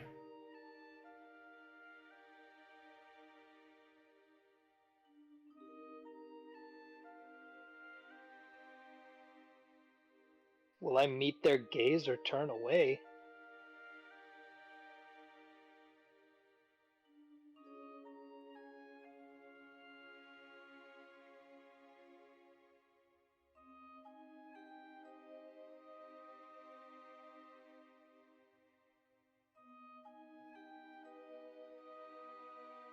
Should I? Whoa, what do I do, guys? It's up to you. You're the one next to it.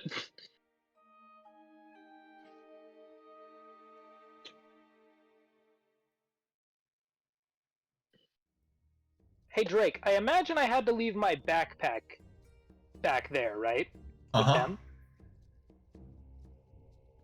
There's a spyglass in my backpack. If you guys wanted, you could take a look at the writing.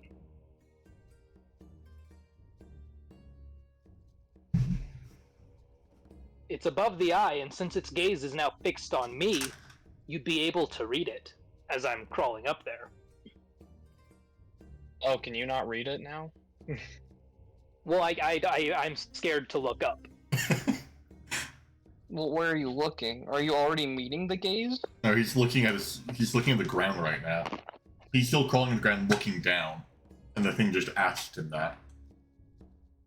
Sure, we can use the spyglass to read. Will I turn away or meet their gaze? That's what I've been asked.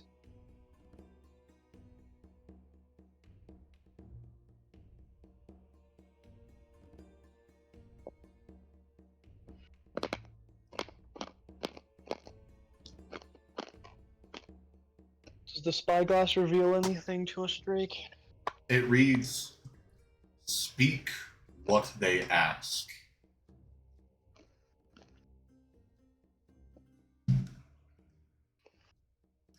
Speak what they ask?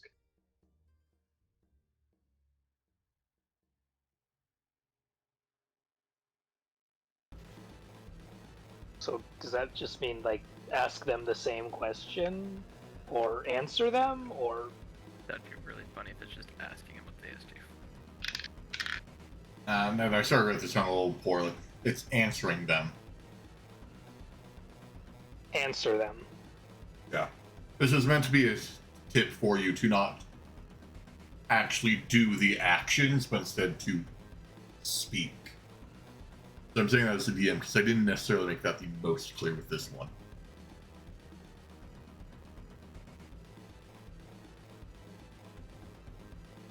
Sorry, Twitch chat. The song sucks. So I must speak my answer to them. Will I turn away or meet their gaze? What if I did a bard thing and I just told them that I'm blind and therefore cannot meet their gaze?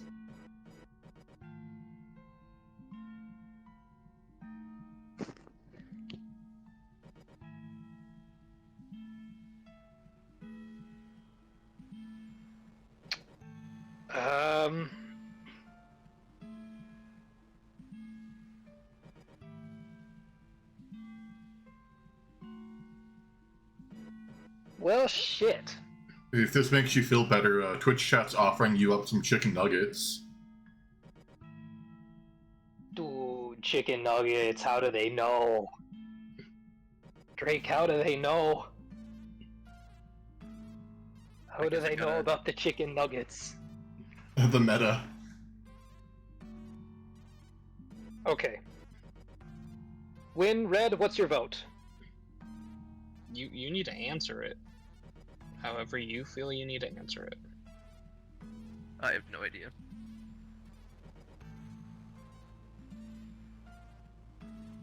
To walk free, blind must lead blind.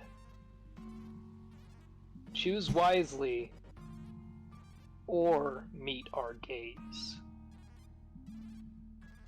I would assume that meeting their gaze is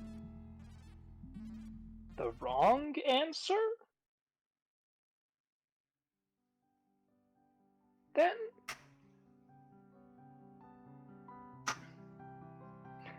Drake, I guess I'm going to test my luck and do the bard thing. I'm going to... Oh, sorry, I wasn't muted for that. Oh god, okay, well that's scary, never mind.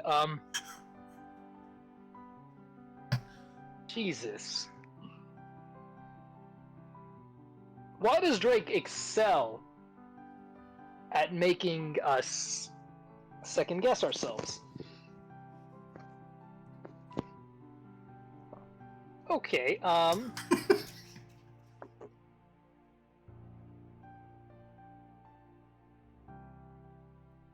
was meant to scare him. Technically, his bard thing would work.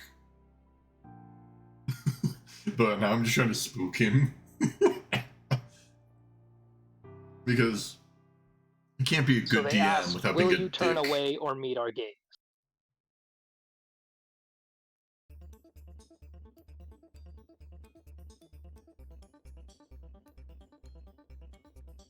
Is that what they asked? Yes. That is exactly what they asked. You can do the bard thing if you want. Don't say that.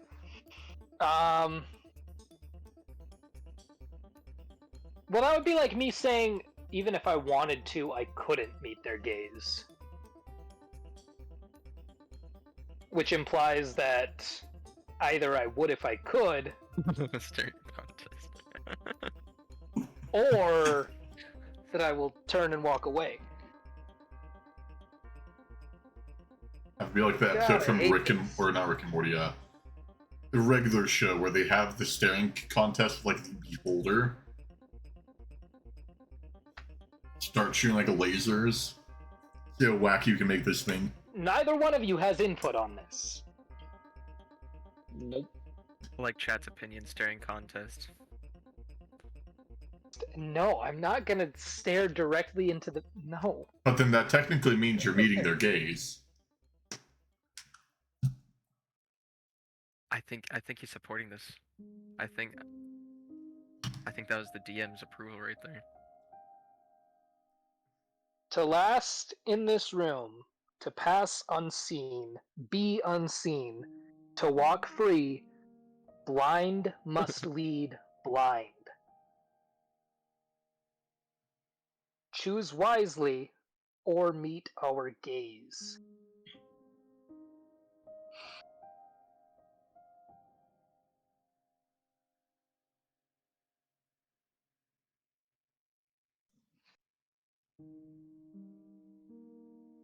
Ah, fuck it, let's pull a bard. Staring him in the eyes. Roll seduction. What? Roll for seduction. Alright, will that be, is that like persuasion? Or... No. What do you say?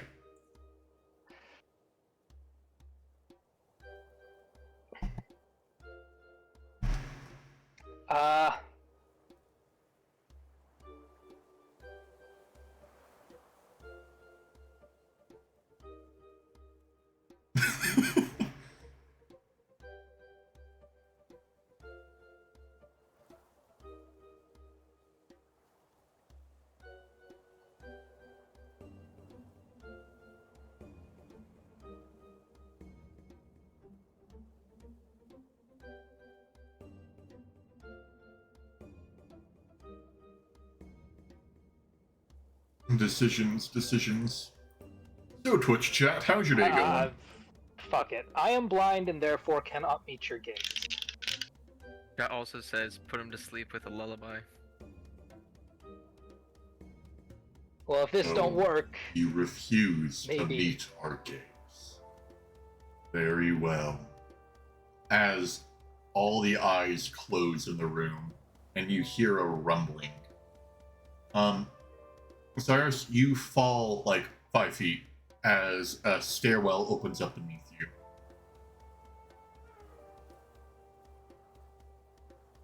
Ow, my nose. I think we got it, guys. I'm gonna go back for my pack. And then have the Echo carry the chest.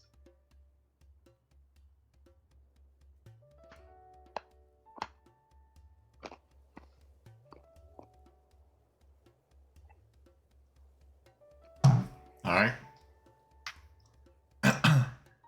Do you guys continue in?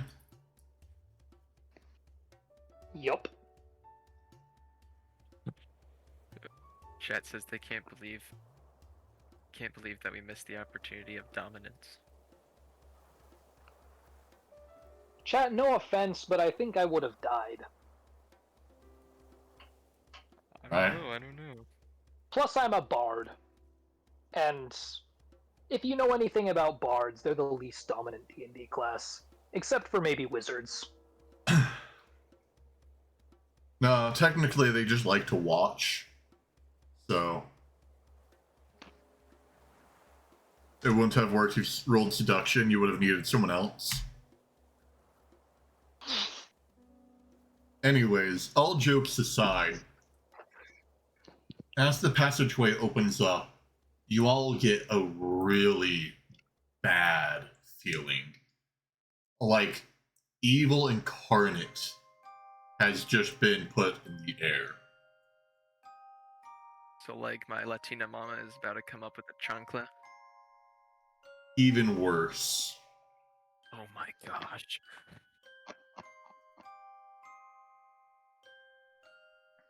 Well, there's no stopping now. Doom reference. Oh no. We carry on. Do you guys do anything to get ready for where you're approaching, or you guys head into the room? I got my weapon out, shield out, ready for combat, I guess. Can we take a short rest? You can just vibe in the room with the eyes, hoping that they don't trigger again.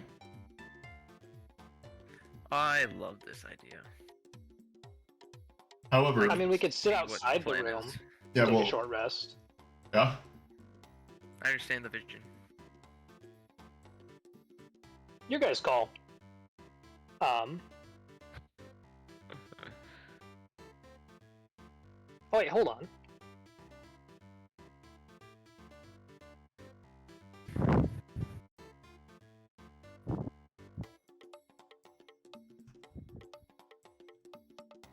What do? All right, so you guys short resting. You guys going in? Is a short rest an hour? It Yeah. would be 30 minutes. No, yeah. I was going to say 30. I'm like, an hour would also work. Are the eyes edible? I... No. Get a spoon. Pop.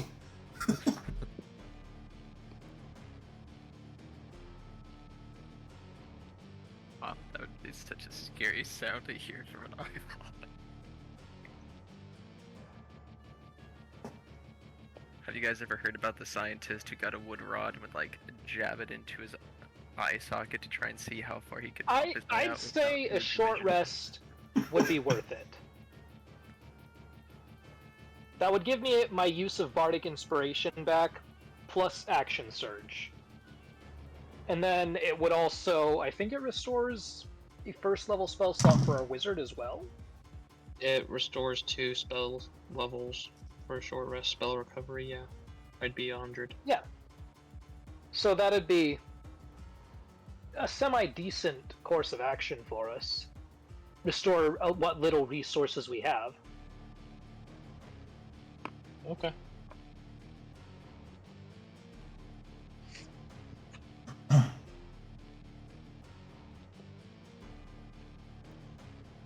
Alright. So you got a short rest. In the eye room, in the like stairwell, out in the hallway with the bridge.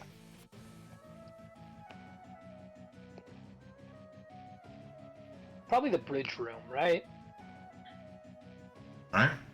Well, let's have a little That sounds like the safest one.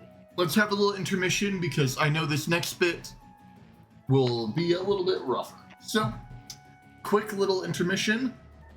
Be back here Oh, no later Hold than on. 10 to the hour. I will see what I can do about that. Alright. You guys in? And to the hour, like 11. Got it.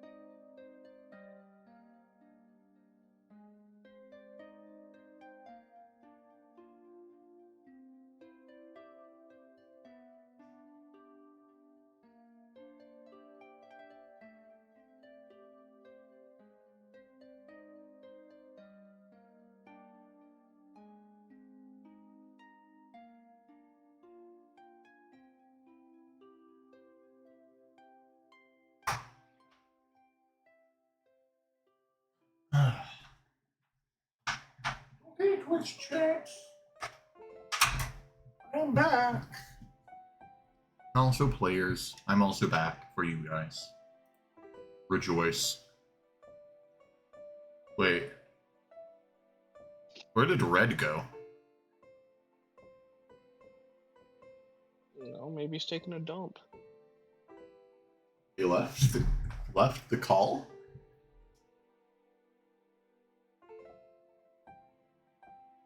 Huh.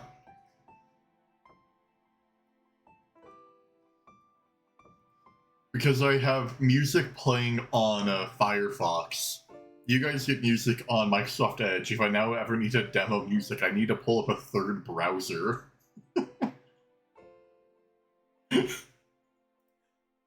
Let me make sure this is the song I want.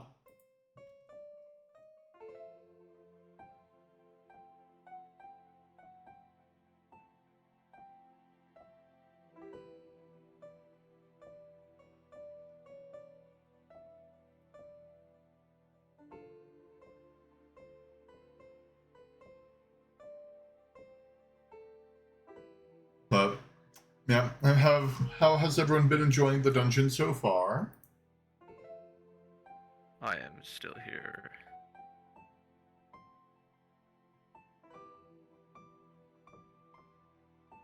Yes. You guys survived. Hope you guys have enjoyed the riddles. Fortunately for you guys, if you didn't, you're about to take a change of pace from the riddles.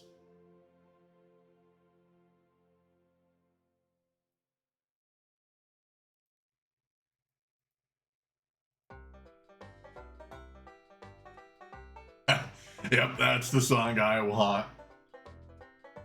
That's gonna set the mood for the rest of the dungeon. Yep.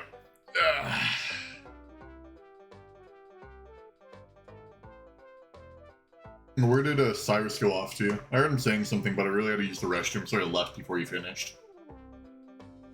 Yeah, he said he didn't know if he could make that happen, so I don't know if that means he's just gonna listen and type? Or... Sorry about that. I was being yelled to go and clean something. Well, go and clean it. I did. Alright, I find it really funny.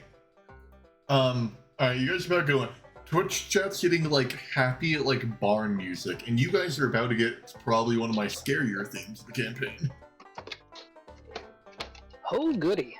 Alright, do you guys continue on in? You guys get your long, or your short rest?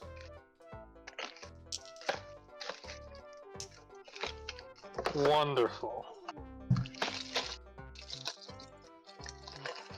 You guys continue Hopefully in? we have combat now. Give our minds a break. Let us just mindlessly kill things. No, it's actually just a room where you need to spend all of your spell slots to get through. Wow. No way. Just a mana draining room? You're kidding, right? Uh-huh. Alright, so do you guys go down? May as well. Alright. Is everyone ready? Damn, I could really go for a coffee right Because now. you guys all should be ready for this. Yeah. Grabbing myself a drink and then I'm off for the game. Alright, we'll let Cyrus get his drink. No, you guys are good to tell me what's going on. I don't imagine I'll need to roll anything within the next 30 seconds. Roll initiative.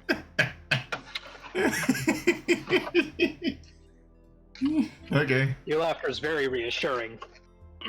Oh yeah, because the longer I laugh, the more time you have. Alright, Blackberry Dr. Pepper and an orange cream Coke. I'm assuming you guys are going to start heading down? Indeed we do. Alright. You head down. The feeling of evil is building. You find yourself in a large corridor. There's torches on each side illuminating a large pair of doors.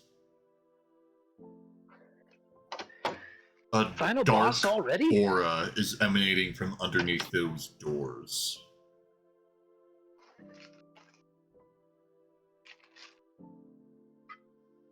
As you approach,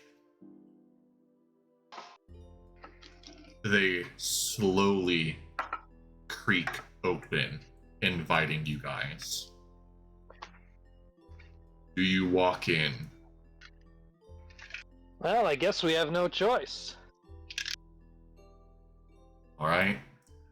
As you all step in, you find yourselves face to face against a monstrosity. A massive skeleton stands before you with 4 arms. He looks at you 3 and cackles. As he cackles, a large whip strike sweeps above the 3 of you. Each of you roll to dodge right now. Plus Dex. Yep. Dex save. Natural fucking 20. 20. 14. 14? Yep. Alright. The whip hits you, but doesn't deal damage.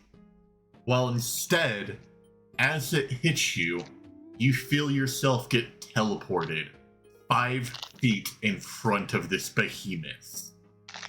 Oh, that's exactly where I want to be. You're trapped in here with me. As he looms down and says, "Guests, let the feast begin. I will serve your heads to my king, and maybe then I'll get my promotion." Oh, this ain't even the big bad. Alright, everyone, roll initiative.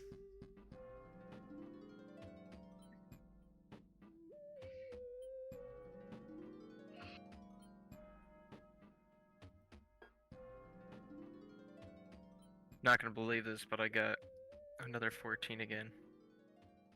23. 14. Right?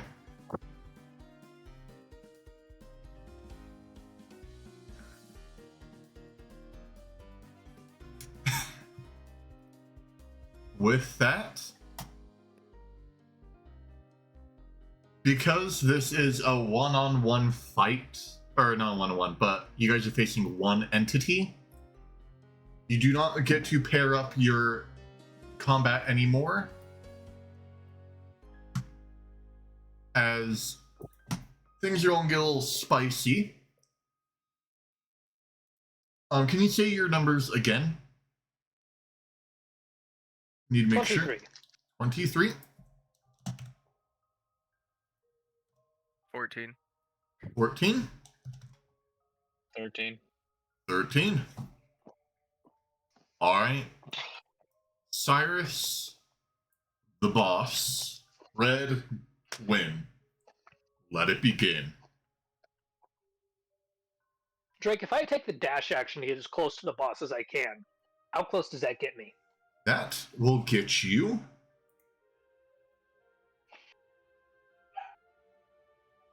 right behind Red. Alright. Put me 30 feet from the boss, and I'm gonna summon my Echo right next to Red. Okay.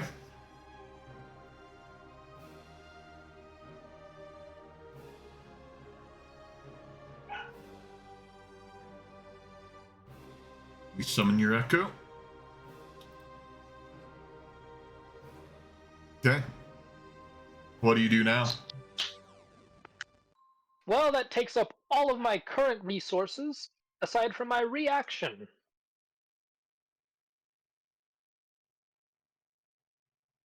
So, unfortunately, I can do nothing else. Okay. He's going to go next. With his multitude of arms, he's going to make a multi-attack. One with his massive club that he's holding, the other one with a sickle. And he's going to make an attack on red. Wonderful. Because he is attacking a creature within 5 feet of my space, or my echo space, given that we technically counts as the same space, I can utilize my Sentinel feature in order to make an attack of opportunity against him. Alright. So, fuck this guy. Fuck this guy indeed. Drake. My Echo is going to be hitting with, we'll say, the light hammer I have. A bludgeoning weapon. So, that's going to be a 23 to hit. Let me check his AC. That's a hit. Wonderful. 4 damage to him. Alright. You deal 4 damage. As you he's not hit, weak to bludgeoning. you feel he's a solid mass. For this creature was not born of man or anything living. This creature was born from the beings of undead. Its body has only known bone, thus its constitution matches that.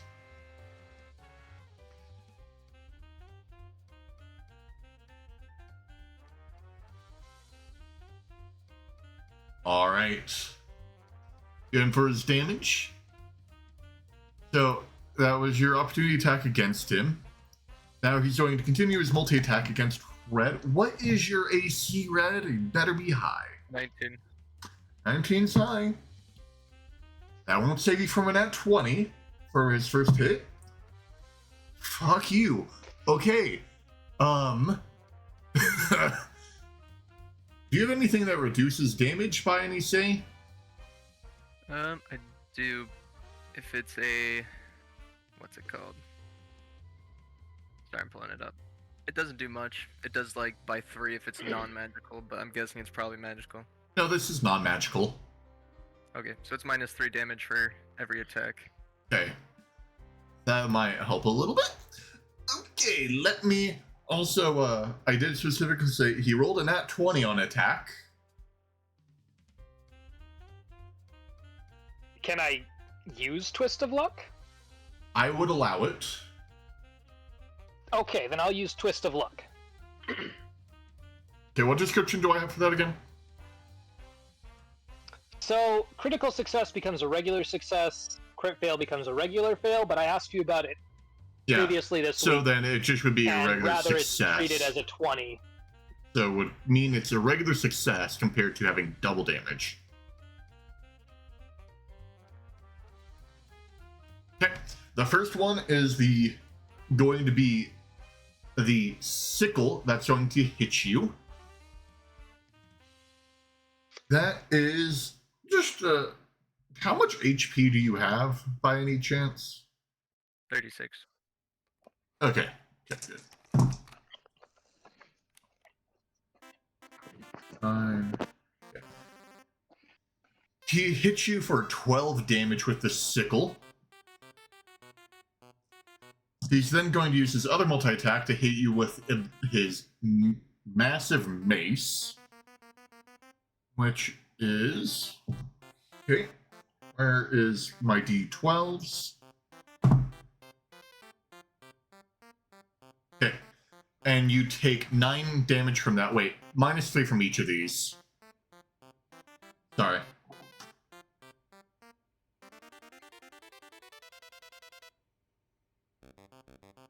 So, you would have taken 22 damage total, but you take 16 due to your reduced damage. However, I need you to make a DC or a strength saving throw, or Wait, so else it's 16 total? Yeah, you take 16 total damage. That's your final thing, including your reduced damage. Sounds good. Roll me a strength saving throw. Got it. Good thing I'm good at those. Unless... saving throw makes it an 18. That's going to be a contest roll. Bruh.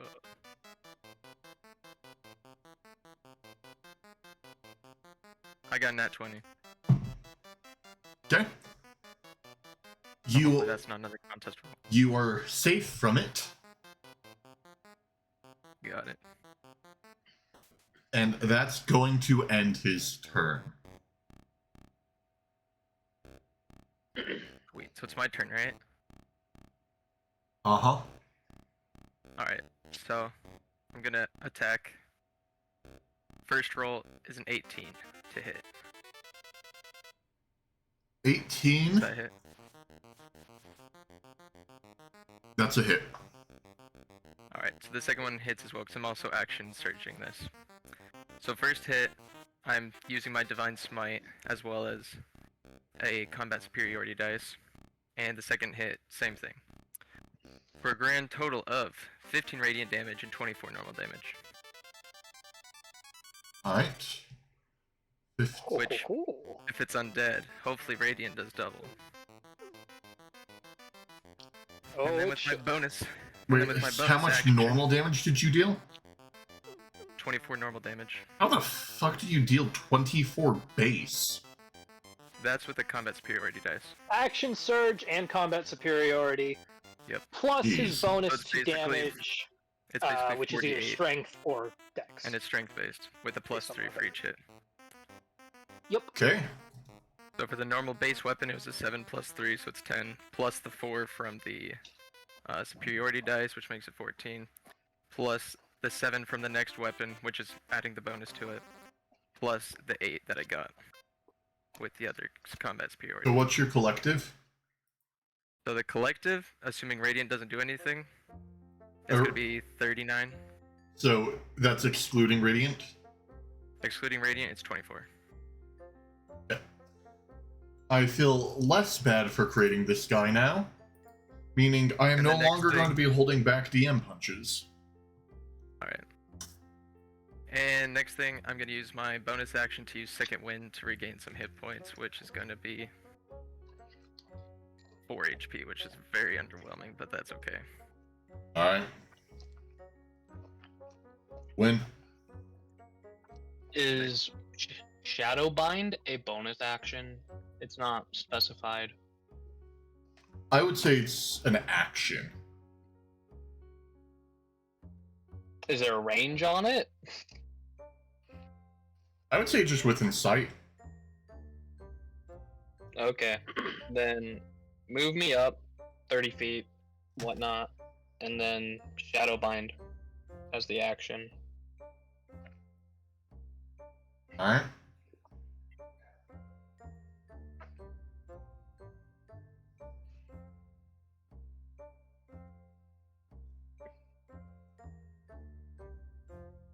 You use Shadowbind on him. And he just cackles.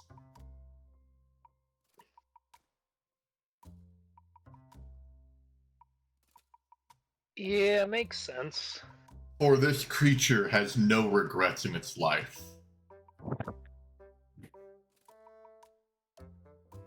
Or should I say death? It doesn't say regret, it says worst failure? I mean, I know that's subjective, but trap an enemy in a vision of their worst failure. So I guess if he's truly content with everything he's done, then yeah, that's fine. Yeah, no, he is truly content with everything. Cool. My assumption would be that most evil aligned entities, or at least those that lack a moral compass, are going to be immune to effects such as that.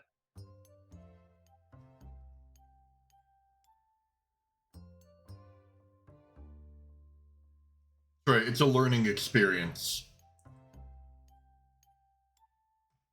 Oh. I guess Up I forgot to mention, because you guys revealed these with your location. Let me,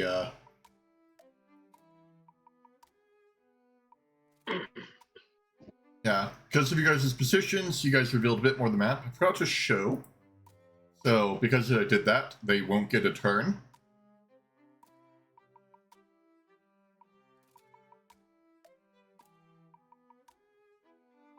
Oh, wonderful.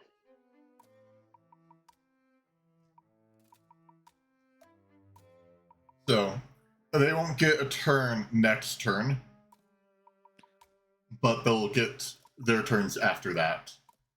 Because I forgot to reveal their location.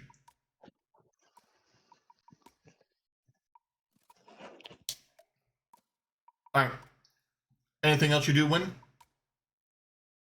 No.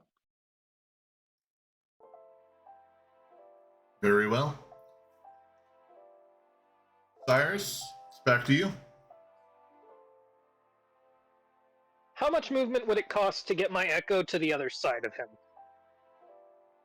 And how far is that 15. from me, I guess? Okay, I'm going to advance 15 feet, and I'm going to move my echo 15 feet around the guy, thus flanking him. Sure.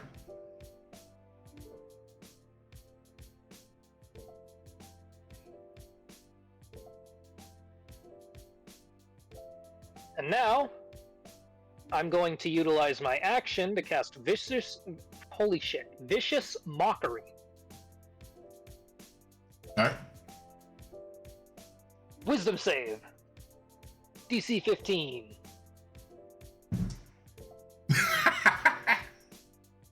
He succeeds. Damn it! Well, I guess that's all I've got. Alright. Big boy.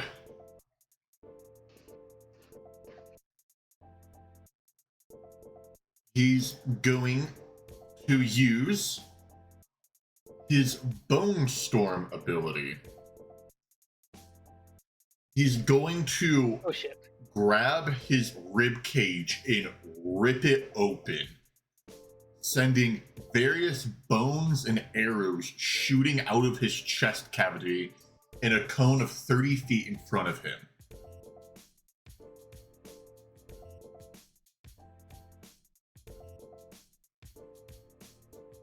Question, Drake.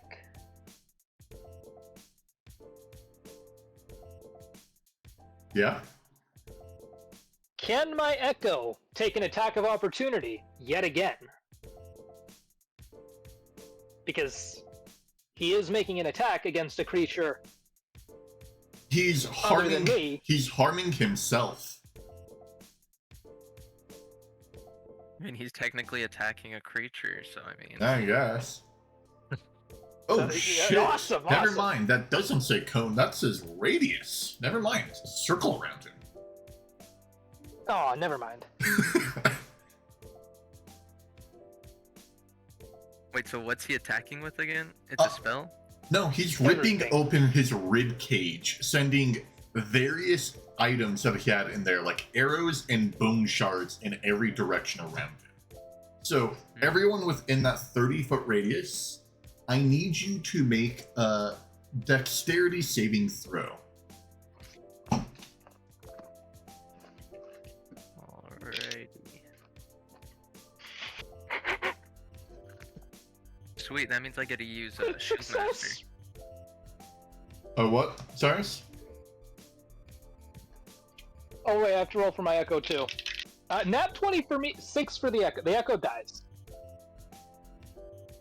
Okay.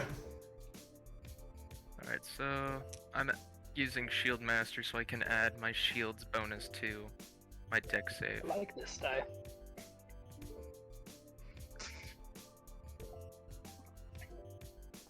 You are good. And that's gonna be a 15. 15's a fail. 15's a fail, got it. Okay. let me roll for your damage.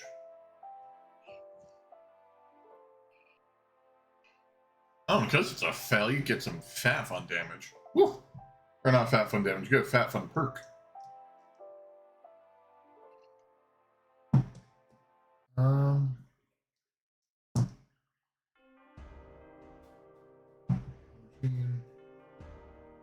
Alright. This is me taking Lions your reduced damage. You take 11 damage, however, you also get grappled to the ground under the debris. Ooh, fuck. The big skeleton boy does take damage from ripping open his rib cage. So it's a self-damaging spell, so if he does this enough, he will die. It doesn't matter will you guys die first.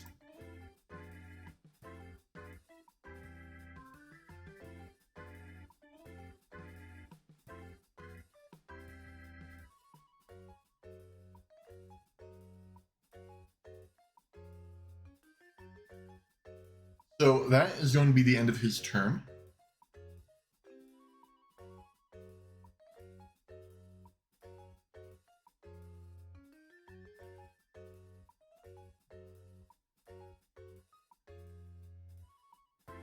That is you next, Red.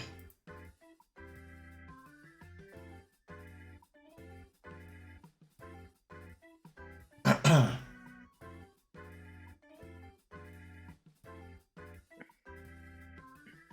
was looking at a spell.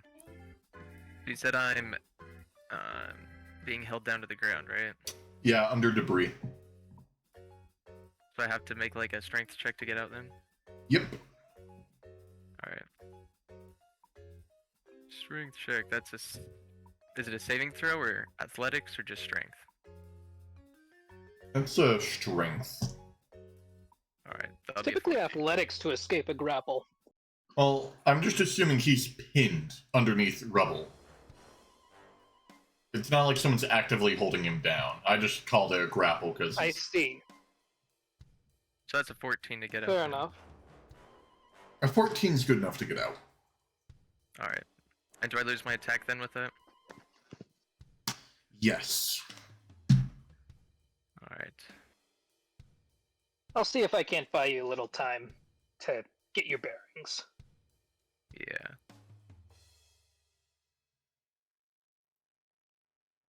I think you do still have a bonus action. I'm not sure if you can do much with that, though. You can grapple him. I mean, I could use my shield master to try and knock him over. Does that work? Is it a bonus action? I'm checking. It is a bonus action. What does it say? I'm checking. But I have to attack first, so never mind. That's only if you attack, hit, and then you can use your bonus action to do that, but... Shit, okay. Look at what my options are.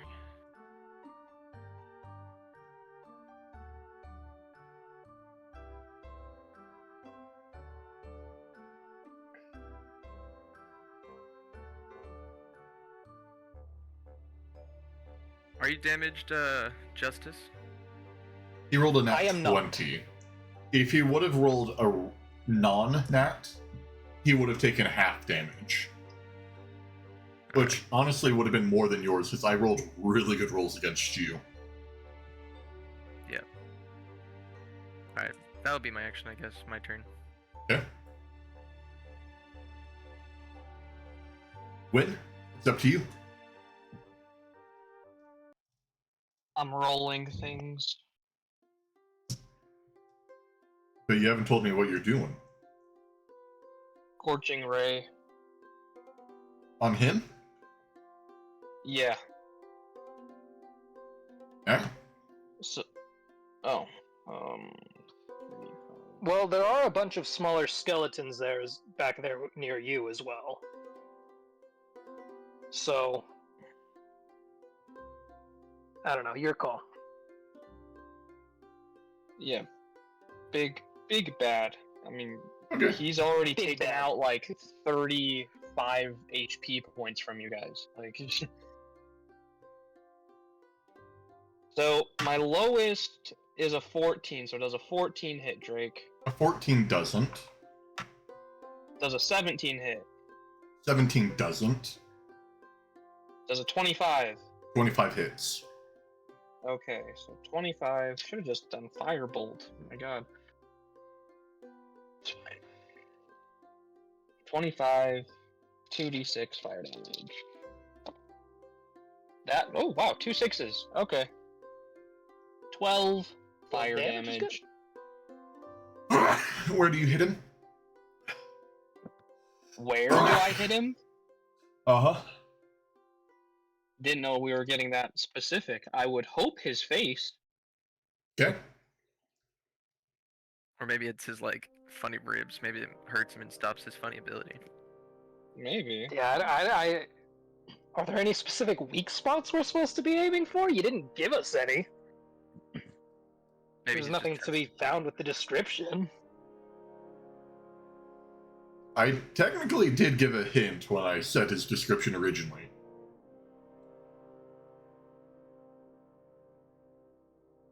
I don't think you guys caught it. You said four-armed You said skeleton. it's a big skeleton with 4 I said arms. four-arm, shambling, limping monstrosity.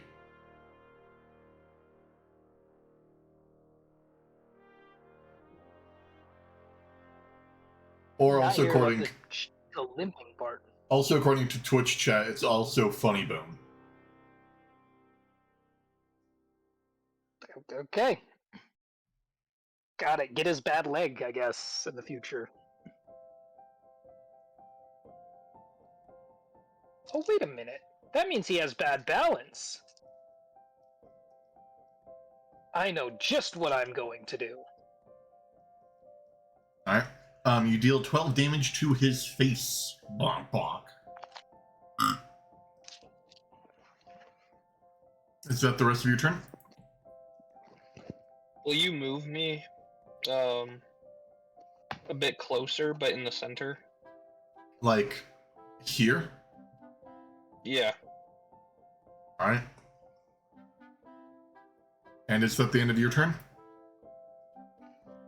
Yeah, that'll be the end of my turn. Okay. From Alright. there, it's now going to be the skeleton's turn. The 4 guys. The dudes.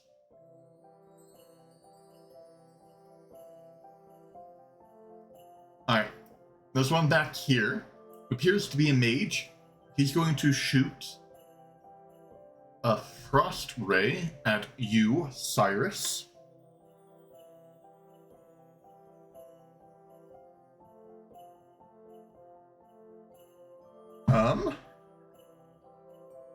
Does a 16 hit you?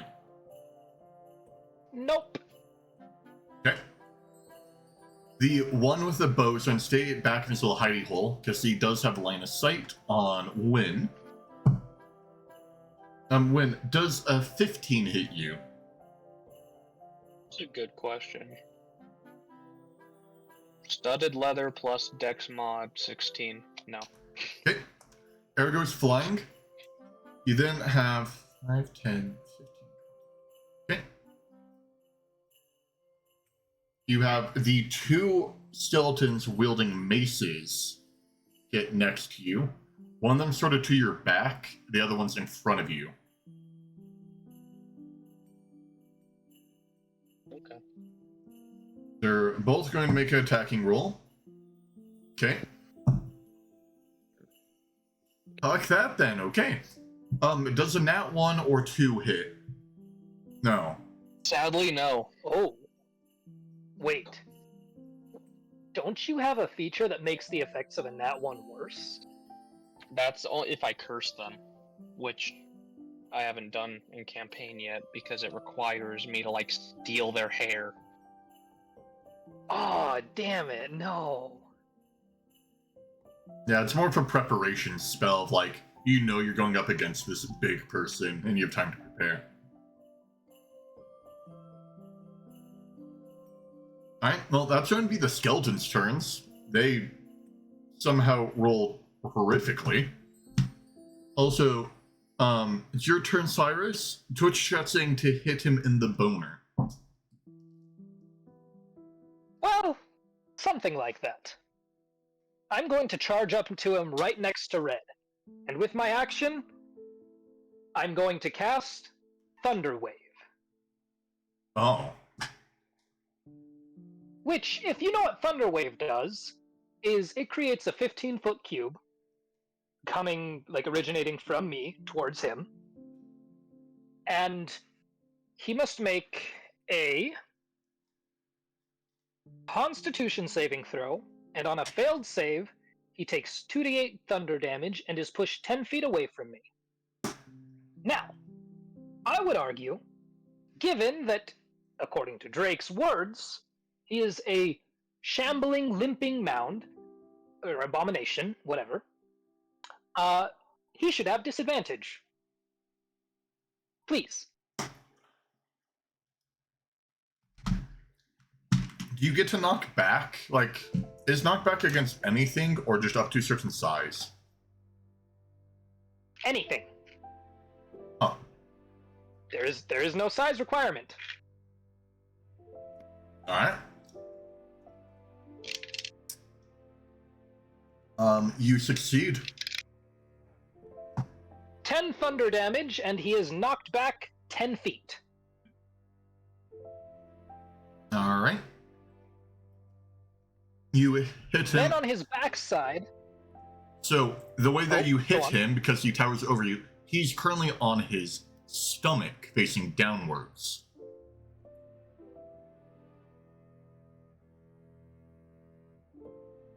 Because you shot out his legs from under him, because he towers over you guys.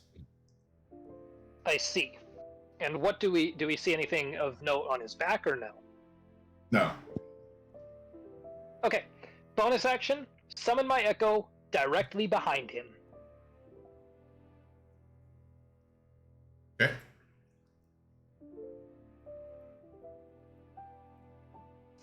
Then I will utilize my action surge to have my echo take the attack action, and then unleash incarnation, giving him an additional attack. Okay. So Echo gets to make 2 attacks, and given that we established the bludgeoning damage doesn't really do much more, and I'd imagine he'd have resistance to piercing damage, which is the only other thing I really have, aside from. Well, I guess I have that. Yeah, no, we'll slash at him with a katana, dealing some slashing damage. And since he's prone, I have advantage.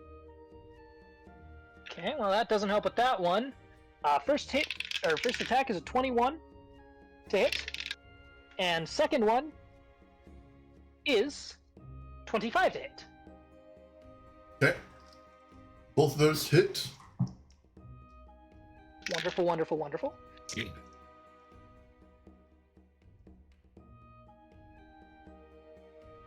17 damage. Okay. Because he is prone, and he is belly first. How much damage did you deal again? 14? 17. 17. You deal 34 damage.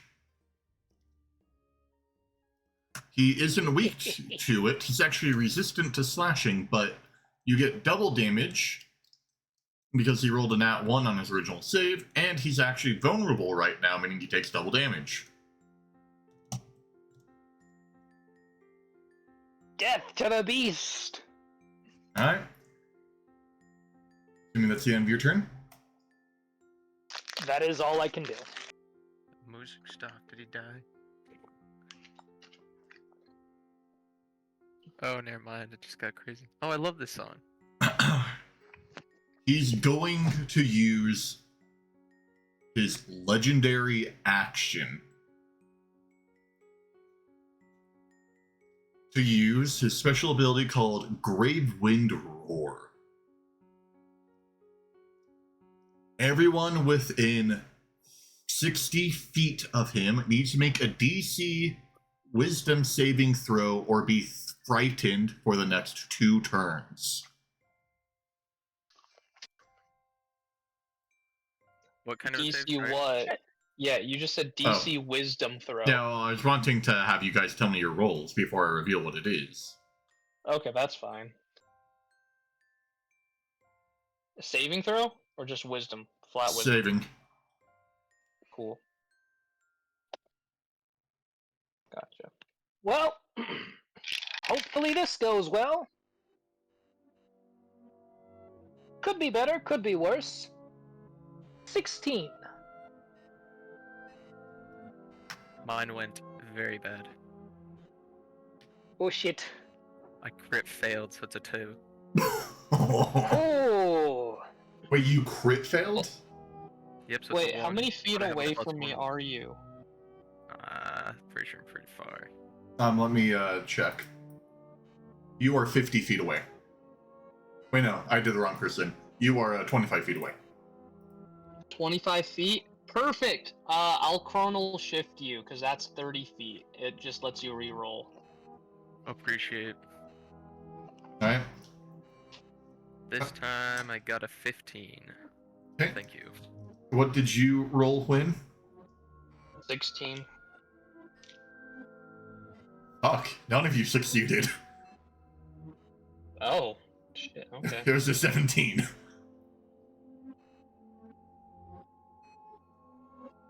You said we're frightened? Yep.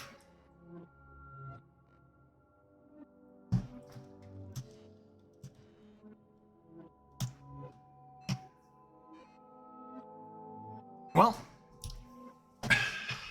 so that was his ledger action. Because he's now in phase 2 and bloodied, he's going to use his additional action that he gets to get off the ground. So he's no longer prone.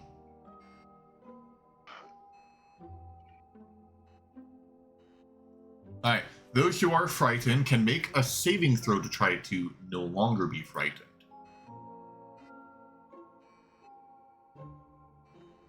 We shall try again. I don't think a 12 succeeds. Nope. Does that take an action or a bonus action? It's just at the beginning of each turn. Okay. However, that why would, each of our turns? Yeah, each or of your at turns. the end of his. Or, at the each of well, then I shouldn't have rolled. yeah. All You right. could have specified. Yeah, sorry. Red, your turn. I have to make the save before I can go back. Yep. So first, make the save. That's a 13. That is not successful.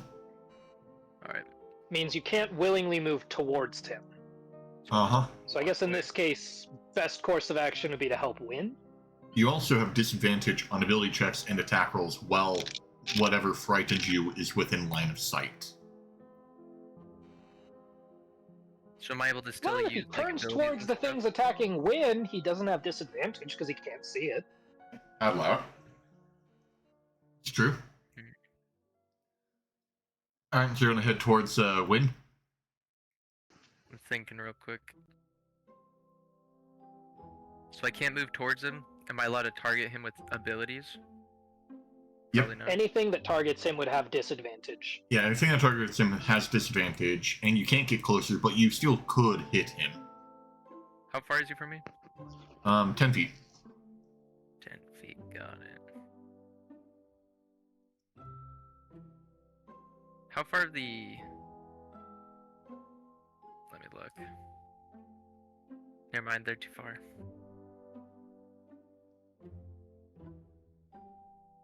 How is everyone doing on health? My at the moment? suggestion, forget about him, worry about yourself. You're How's the only everyone one doing on who's health? taken damage. Alright. Sounds good then. Yeah, you could take one of your red healing potions. Or you could utilize Lay on Hands. I know, I was debating on that or this other thing I have. Or drink the mystery potions. Oh yeah, let me just drink my multicolored potion real quick. Nah, if I'm gonna drink that, it's gonna be during the boss fight. Saying that this isn't the boss fight. This is clearly it's a boss fight. He said he's going to kill us and serve us to his king, hoping for a promotion. That means Yeah, there's I'll a probably bigger, just lay on scarier hands boss. myself. And that'll be my turn, I guess. Right? I'll walk over to Win as well. You head over to Win. You get like right next to him, like right there. Sure, that works. Yep.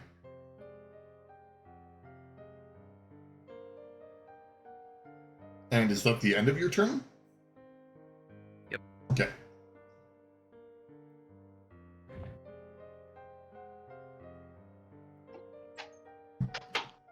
Alright. Win, your turn. So, with frightened, is it? I know it's disadvantage. While the source of its fear is within line of sight, as in within our line of sight. Yep. So because like If you look in his direction, you get your disadvantage. If you aren't looking at him, you don't. okay, cool. Bonus action disengage, and we are going to run up and hit the sorcerer that did the frost. Okay.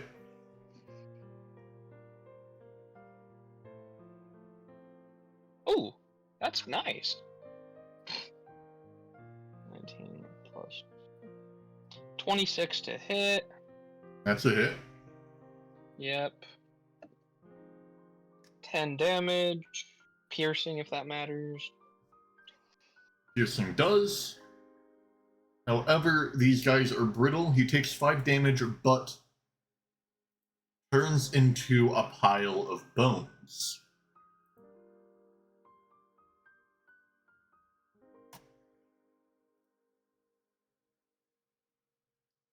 Normally when you defeat Okay. things, they fade.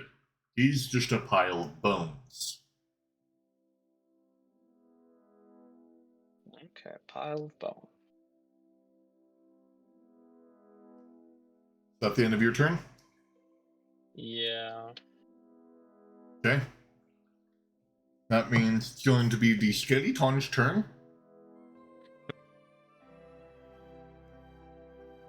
The guy with the bow going to head out right there and is going to get a shot of Cyrus.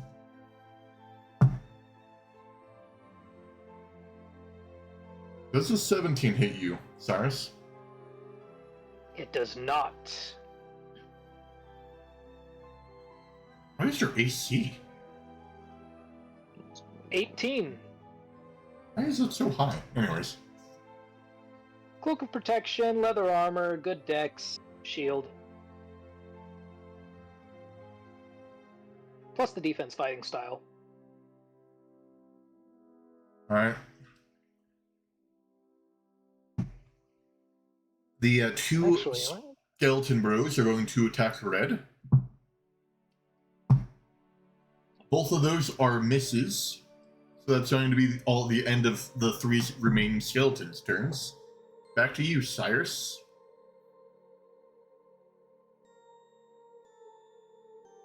hold on, am I doing math right?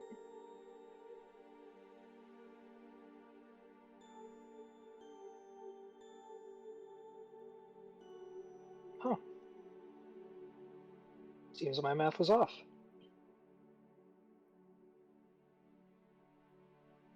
Okay,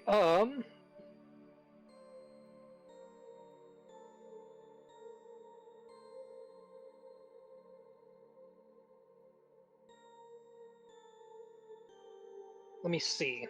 I cannot willingly move. Wait, I can. Should I use the 12 that I rolled earlier, or should I roll now since I didn't? I Since would technically use rolled the an 12. Okay. Then in that case,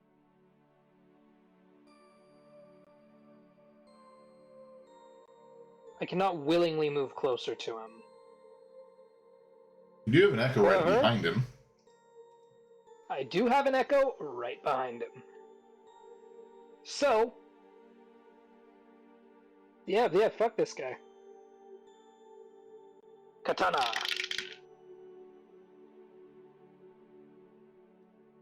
Does a 19 hit. Is that with disadvantage?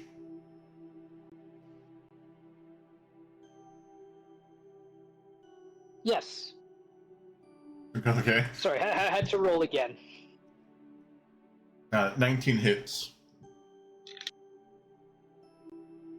7 damage. Alright. And you're just hitting him? Yeah. We'll go for the leg. We'll go for the leg. Alright.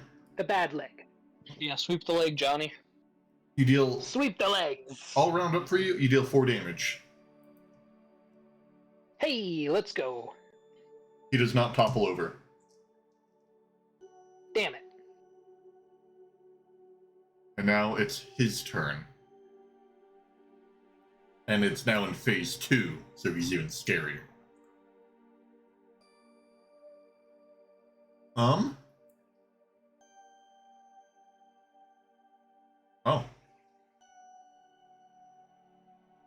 Okay. Well, he's going to use... Jesus Christ.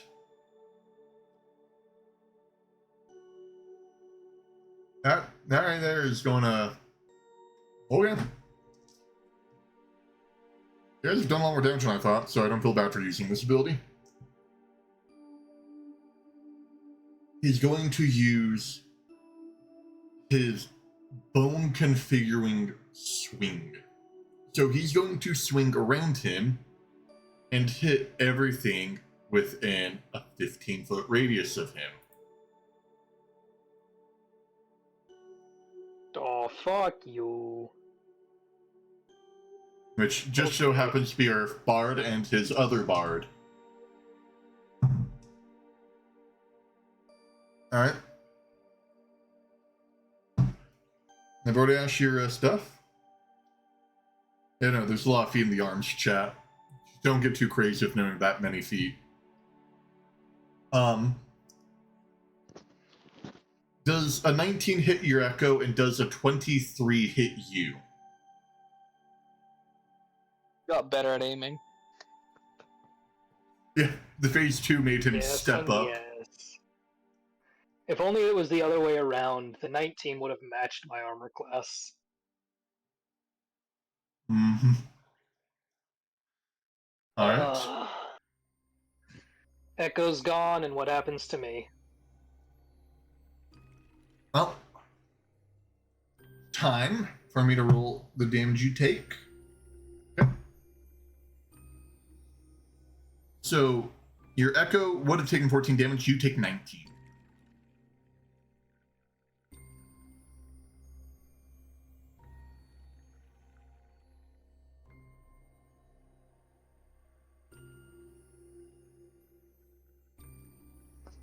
Okay. Is that all? No. You now need to also do a strength saving throw or be knocked prone and knocked back.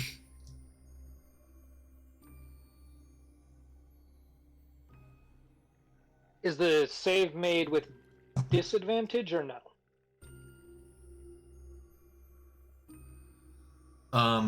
Actually, yeah, because it's a saving throw against him, so.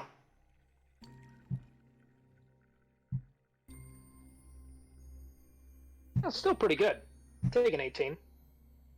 You do get knocked back, but you don't get knocked prone. So, you get knocked back a very minor 30 feet. Holy Jesus. Fortunately for you, you are in the only lineup position where you don't hit a wall.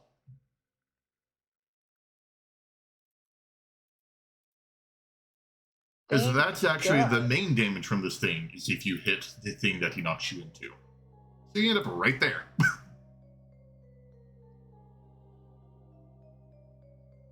All right.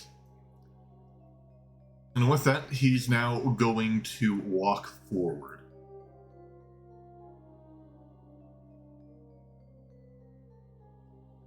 All right, Red, your turn.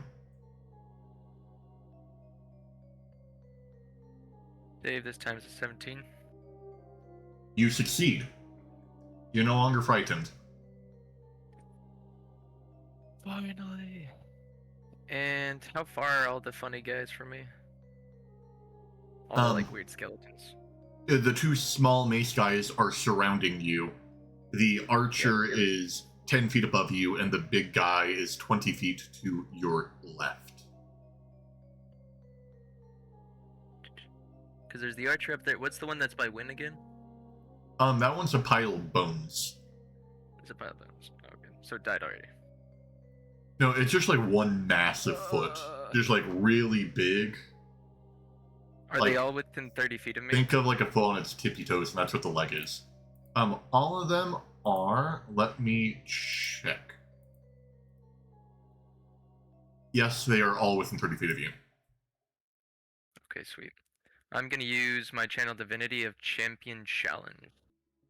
So each creature of my choice that I can see within 30 feet must make a wisdom saving throw. On a failed save, they can't willingly move more than 30 feet from me. And this effect ends if I'm incapacitated or die. Basically, they can't move away. Alright, so you just taunted everything? Yep, they have to all make saves though. They have to make a wisdom saving throw. Okay. The save's a whopping 12. Alright. Big Colossus is the only one that's saved. Alright.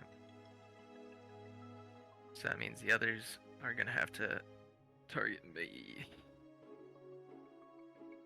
Does that mean they can't take attacks of opportunity against us? Let me check real quick. I would say no. So, they can't make... No, they can't? Yeah, they or can't. No, they can't. Ooh, hoo, hoo. You're going to get wacky with it. No, no thank you. And with that... I'm debating if this is gonna be a stupid idea or not. But I'm debating if I want to walk down one of those funny corridors. You would provoke 2 opportunity attacks. I know, so I'm debating if they'd actually be able to hit, because they hit, or they missed the last time. They've missed every time. Pretty much. I wouldn't risk it. Extra damage is still extra damage. Yeah. How much HP do you And have left? You don't really want to. With the second win that I did earlier, I'm now at a whopping 28. How much do you have total? 36. How the hell do you have that much? I thought you dealt a grand total collective of like 20-something damage to you. You did, but then I used my laying on hands, and then I also used my Second wind. Second wind. Because I couldn't attack one turn. Fair enough. So that's how I got back up HP. I guess I can stick where I am. See what else I can do here. I'll stall the boss as long as I can. Yeah, I just want to try and get the funny little guys off of you guys so they at least don't bother you. Well, they're no longer on them. I know. So that'll probably be my turn then. Okay. Win, your turn.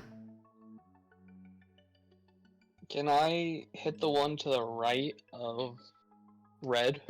Yes. Can I get sneak attack on it? You'd be coming from behind a pillar, so it can't even see you to begin with, and it's focused on red, so yes. Yay! Okay. Let's grab the D6s. No, it's like one of those Just in felt case. lawn Let's chairs. see if I even like, hit. Like the Nope, fabric. does a 9 hit?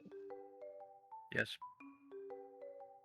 A 9 doesn't hit. Also, did you make your wisdom saving roll to... Actually, no. Technically, your frightened ends this turn anyways. Yeah. So 9 doesn't hit. Well, there goes the sneak attack. Okay. Alright. I like how the music stopped and I heard the music that Twitch chat's listening to, and it's like this really happy, just like xylophone. Do I? No, I probably shouldn't use Lucky Break on that. Do you even have a lucky break left? I have one. Oh, I was looking at your twist of luck.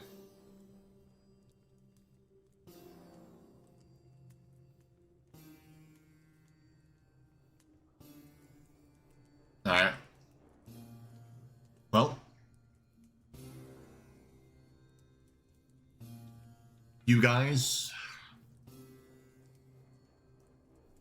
Because you're done with your turn, Win, right? Yeah, so that would have been action, because that was the attack and movement.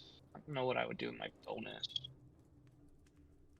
Yeah, I don't think I can do anything with my freaking bonus action right now. I guess I can hide behind the pillar. Can I do that? Sure. Sure, do you want me to roll for it? No one is looking at you. So... Oh. Yeah. You're not Okay. important. Gotcha. That's fine. I'll be non-important.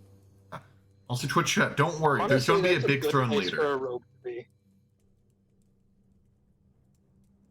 Make sure it's plastic for you guys. Anyway. I keep on forgetting to mute. Sorry. So that's now going to be the skeleton's turns. So they are going to all make their attacks on you, Red. Got it. They're all gonna miss, right? Right. All right. That's the hope. The one with two of them miss. The one with the mace rolls a nat 20. Of course they do. So you are going to take. Damn, that's also max damage. You take 9 damage. This is considering you're reduced. All right, sweet. That's not too bad.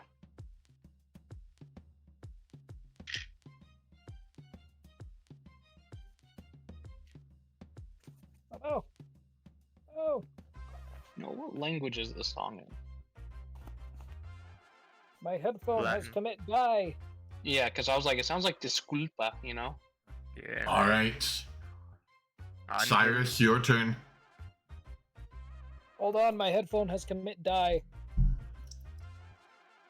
Okay, my headphone is back. Okay, your turn. Okay, I am going to. The thing ends this turn, correct? His frightened thing? Nope, you're frightened, so over now. Because keep in mind, you're on a new turn as everyone else. You go before him. So, your turn's ended. Yeah, so we're no longer afraid. Yep, so you're good. Wonderful. Bonus action, Second Wind. Healing 10 points of health. And then I'm going to take my turn, run up to him, and Thunder Wave. Okay. It worked out well for me last time. So, well, maybe this time too. How's he do? Does a nat 20 succeed? Reroll that.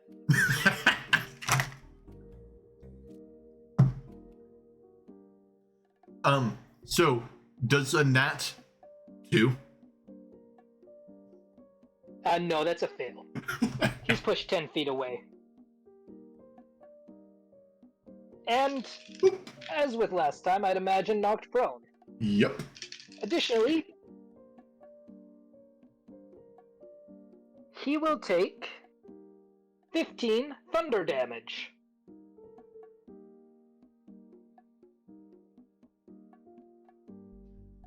Alright. And sadly, that's all I can do. I'll give you guys control of a monster Because at I one had to point. use my How does bonus that sound? action to heal, as opposed to summon my echo. Alright.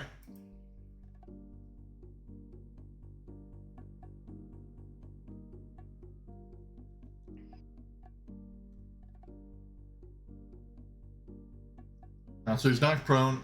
So wait, what else did you do? I healed with my bonus action. Okay.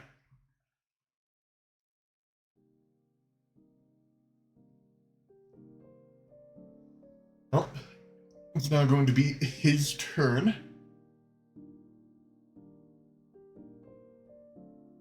He is going to use this turn because he's fast. He gets 2 actions turn. He's going to use his turn to get up,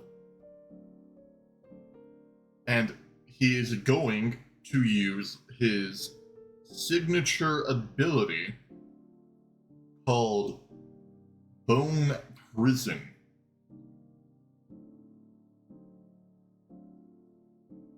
So he's going to walk forward and attempt to grab you and shove you inside his rib cage. Ooh, scary. Eating you. So, because this is a very bad thing for you, he needs to make a roll, and if he succeeds, then you need to make a roll. Alright, give me a roll. What kind of roll? This is going to be strength. What kind of save? God damn it. Strength, and he rolls disadvantage because he rolled a nat 20. God damn it. Actually, can I, for curiosity's sake, reaction cast silvery barbs? Yeah, I'll allow it. Hehehe. Wonderful.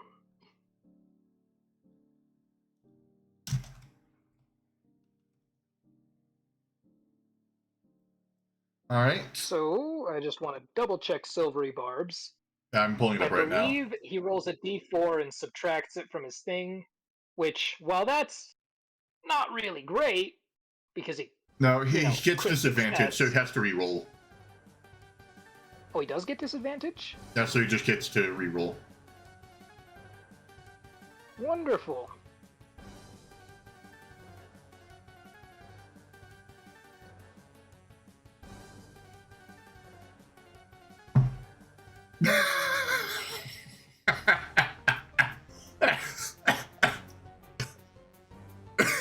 Alright, I need to hold this up to the camera for Twitch. Hey, look, you see the 2-0? It's just another 20. Well, nevertheless, it gives me advantage on the next saving throw I make. Meaning, I don't get disadvantage. You just get normal. Which... probably a good thing. Does an unnatural 20 succeed?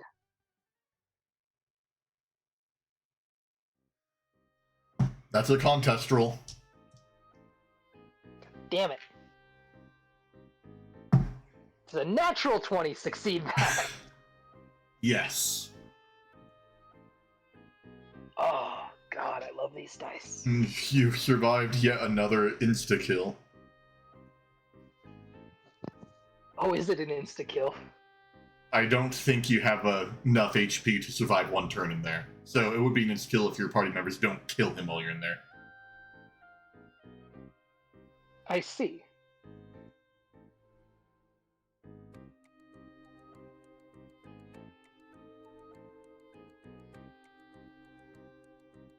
I'll give you guys your own character eventually. Do a poll. Alright, well, Red, your turn.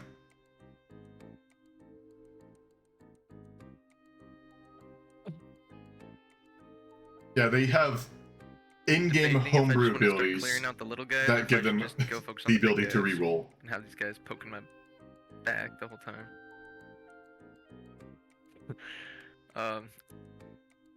You know what? I'll try and get rid of some of these funny skeletons. And hit guys. classes that get to reroll. I'm gonna hit the one that's on the right of me. That's close. No. Yeah, that's closer to win. Okay. No, that's mine. I know you don't know I'm there. You want me to hit the other one? I tried to get that one. Yeah. I can go for the other one if you want.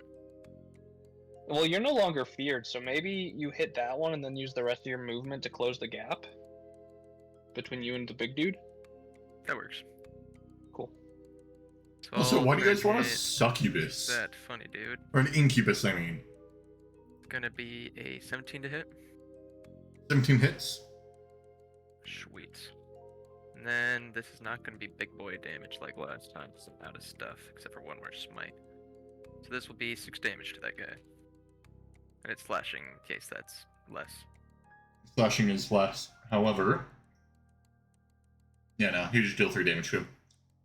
And you know what? Since I have a bonus action to spare, I'll use Shield Master. And Alright, chat, I'm rolling in roll 20 right now. If you So guys get a that nat means- 20, I'll give you a character. So you can't My see I'm bonus scamming action. this. I'll give you guys nat... If you guys Shut roll up, nat 20, you get it. 5 feet. Do they have to make It's a 5. strength save? Pretty sure they do. Let me check that. You guys will get a character eventually, I promise. Sorry, what were you saying? I'm checking to see if I hit them with a shield, if they make like a save or something, or if it just automatically goes because I hit them. Because I forget how it goes.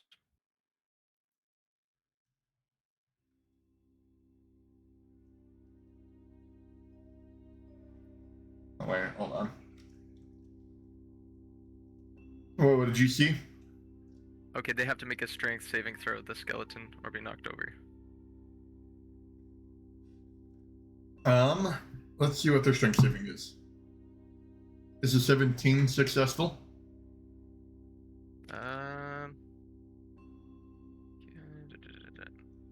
I'm not sure if it's my spell save DC. I don't think so. So I'm guessing I just have to roll a strength check. Does that sound right? Or I think it just says something base. Although working. normally 17's high enough that it would succeed most things that players do. sounds good then. Yeah, till then we're I'll just walk higher over to the level, big guy then. 17 should succeed. And have potential opportunity attacks. Yeah. Sorry, chat. I rolled your 5 dice. You didn't get a single 20, so you don't get your Incubus final boss character.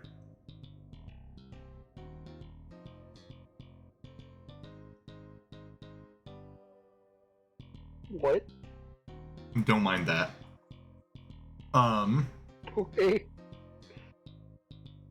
Don't know why they're plotting for our death, but okay. Yeah, you can be a succubus.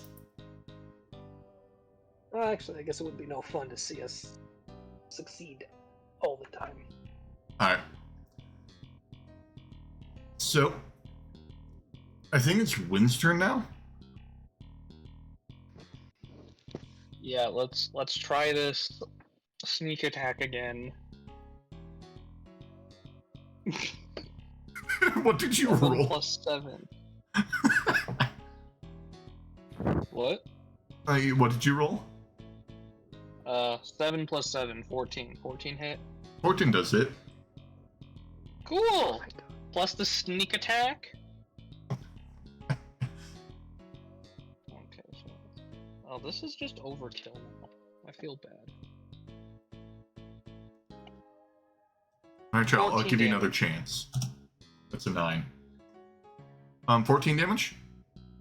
Yeah. Alright. With that, he turns to a pile of bones. Okay. Then I would love to use my action. Not my action. My movement. Did you move, Damien? Did, Does not look like it got moved, but yeah, I was wondering sorry, that. where did you move in? I was moving towards the big guy. Oh, like right there. Ooh. Kind of thinking right there, but I'm thinking more probably next to the other skeleton so I don't get 2 opportunity attacks on me. Alright. Just 1 instead.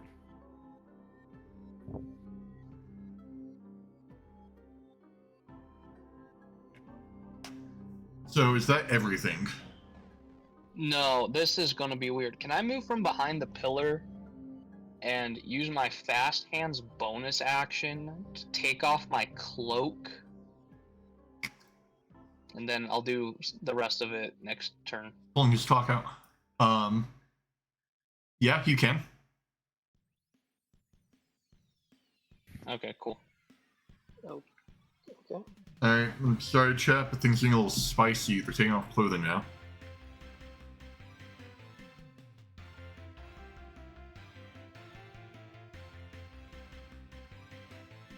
Alright. Is that all? And also, did you say you move from behind the pillar? Where do you particularly move? Like, in between the two other skeletons? Or next to the pile of Just bones? like replace me with the pile of bones.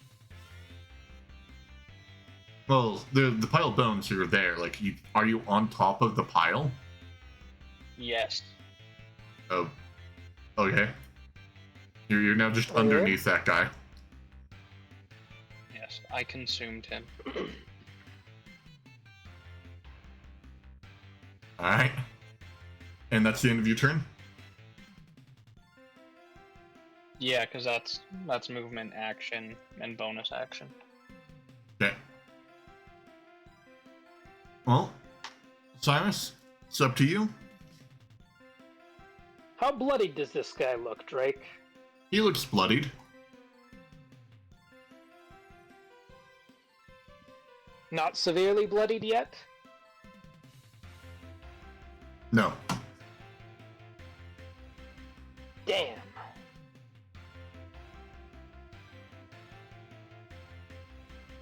Well,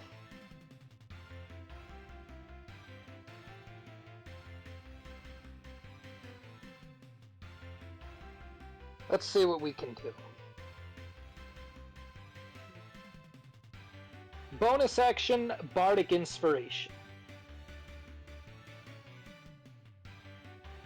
Okay. Utilizing my unsettling words to give him a minus 1d6 on his next saving throw. And I cast Thunder Wave, utilizing a second level spell slot. Second level. Fuck this guy.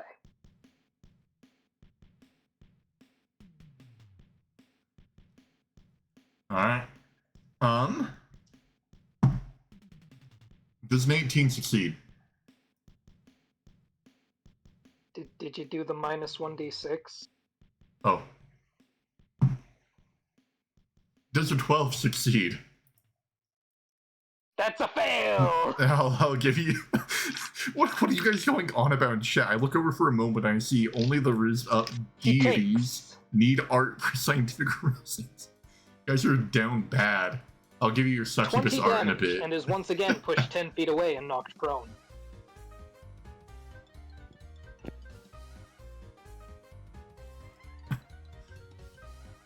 Yeah, I'll let you guys create it. Alright. Fuck you, just keel over and die already. How much damage did you deal with your thunder? 20. He is severely bloodied now.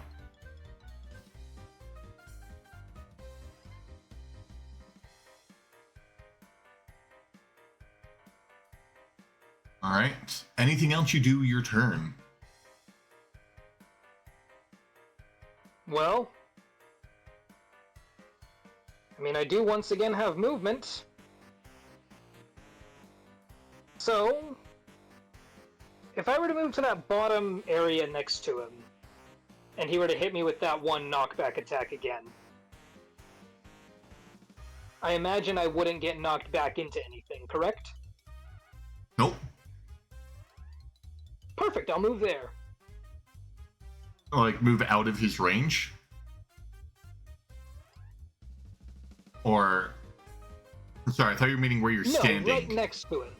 Oh, right next to him? Like, right that? Actually,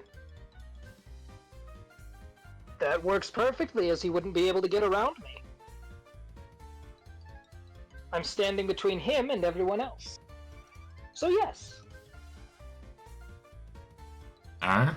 Come at me, bitch. He's going to get up.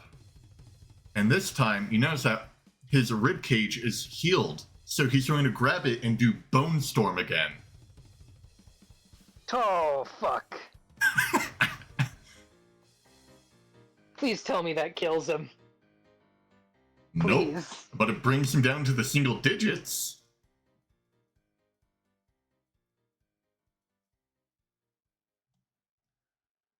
Alright, he's in the single digits, however, he's gonna hit you guys hard.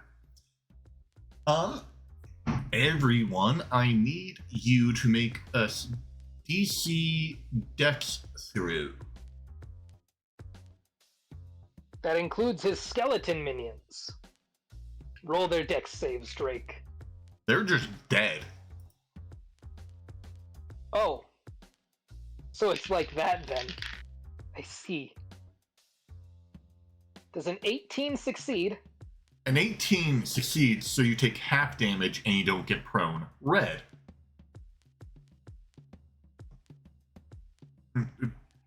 You died, Twitch chat, I'm sorry. Red? No. Red? No. Sorry. Hi. Hi. Are you alt wolf or is that your account? No, I got a different account. It says the account created an hour ago. Oh no, I still got you, Wolfian. You want me to join back? No, it's okay. No, I was asking if that was your alt. Alright, anyways, what did you roll for your dex save? I got. Not gonna believe this. And that one. No, it's not that bad. And that two. We got an 8. Oh. Does your shield master That's help the you? shield. That's what the shield. Oh. Alright. Well, let's roll for your guys' damage. Oh, I got 17. You're out of the range. Oh, that's sweet. Well, that is, guess I can't pocket that. Yeah, sorry. Alright.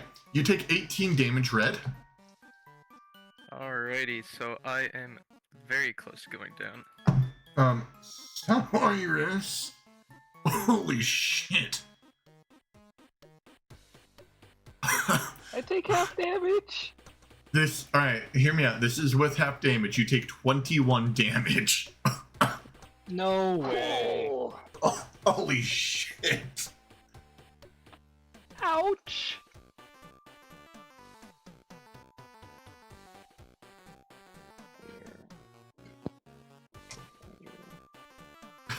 At least the skeletons are dead now. They're just piles Let's of say bones. we finish this. So, they're piles of bones. He hurt himself damaging that, so he's going to use his special ability called Fuck you, Drake. If he Call heals. of the Dead, bringing back those bones and reconfiguring them back into their skeletal forms, bringing them back to life. Fuck you.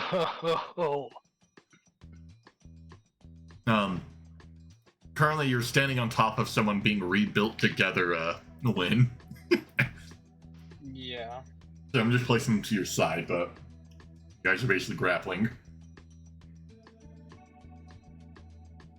Alright, and that's the end of his turn. Red, it's up to you. The dude is in single-digit HP. He's pinned, though. Yep. So if you have some way of dealing 2 damage to the guy, you guys are good. And you're asking the funny melee paladin. Yeah, who's pinned.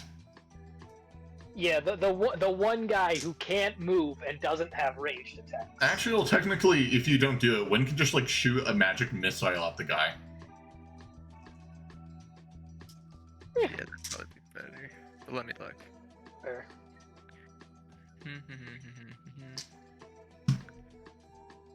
You see, there's this really funny combat maneuver that I got. Going in for the kill. Where- It's my kill, What was bitch. it? You're going in for the kill. No. Sorry, I'm looking for it. It's called Commander's Strike. It's meant to scare them. All the skeletons die when the big Basically, guy you direct dies. one of your companions to attack. Oh. So you choose a friendly creature who can see or hear you, and you expend one superiority dice, and that creature can immediately use his reaction to make one weapon attack, adding my superiority die to their attack. Alright. Oh. So, do you do that And- to Win or Cyrus? I mean, it's a melee weapon attack, Ah. so it's gonna have to be Cyrus. Alright, Cyrus. So he gets a Wonderful. +8. I got a max damage for it. +8 to damage. So whatever damage you do, you get a +8 as well. So it's basically Well- guaranteed if you hit. My rapier attack is a 22 to hit. Alright, you hit. Grand total of 13 damage. Die, bitch. You stab him in his chest cavity as he grabs the blade, leans forward, and says, I always come back. And then he just crumbles into dust. The other 4 skeletons crumble into dust with him. Whew. Nice save there. Anyways, we get to do everyone's favorite thing. I get to roll a loot table. Ooh.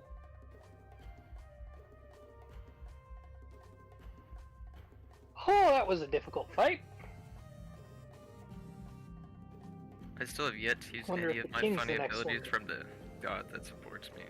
You guys better hope. You know, you really should make use of those.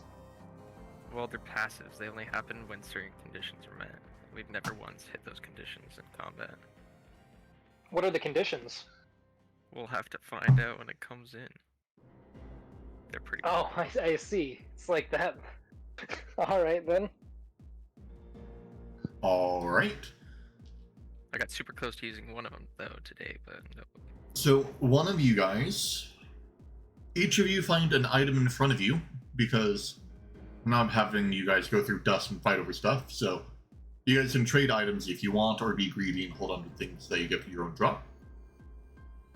So, when you find a small pendant,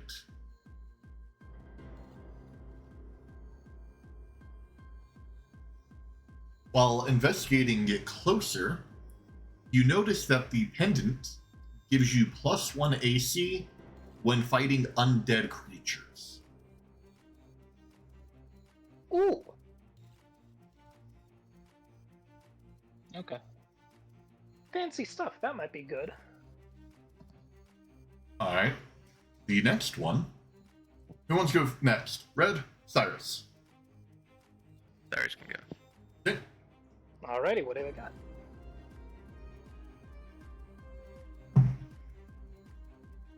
What one is that? Okay. This is one of my favorite items that you could have gotten, but you're going to, as the player, feel like it's underwhelming. You get the potion of Echoing Whispers. Allows the drinker to hear any voices or conversations held within a room within the past day.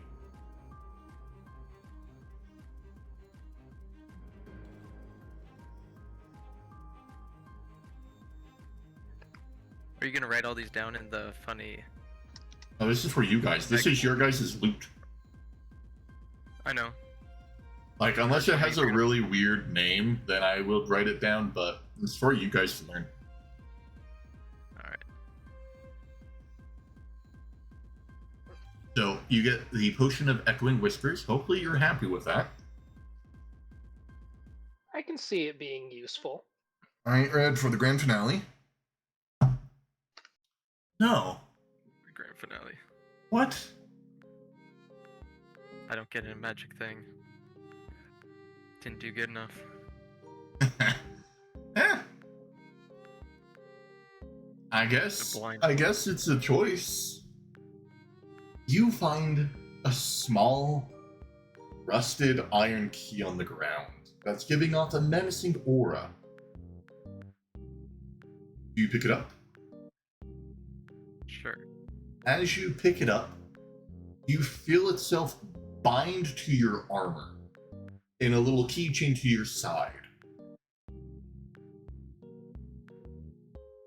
Interesting. I got a kind of evil key apparently. Of course, you get all the cursed stuff. Why am I not surprised? It's what are those things called? I'm forgetting. Michael, what are those things called when you like change your armor for a specific look? Customization. Basically, I guess. Yeah, one of the like wardrobe thing like Diablo. What does it do, Drake? Does nothing, it's just cool looking.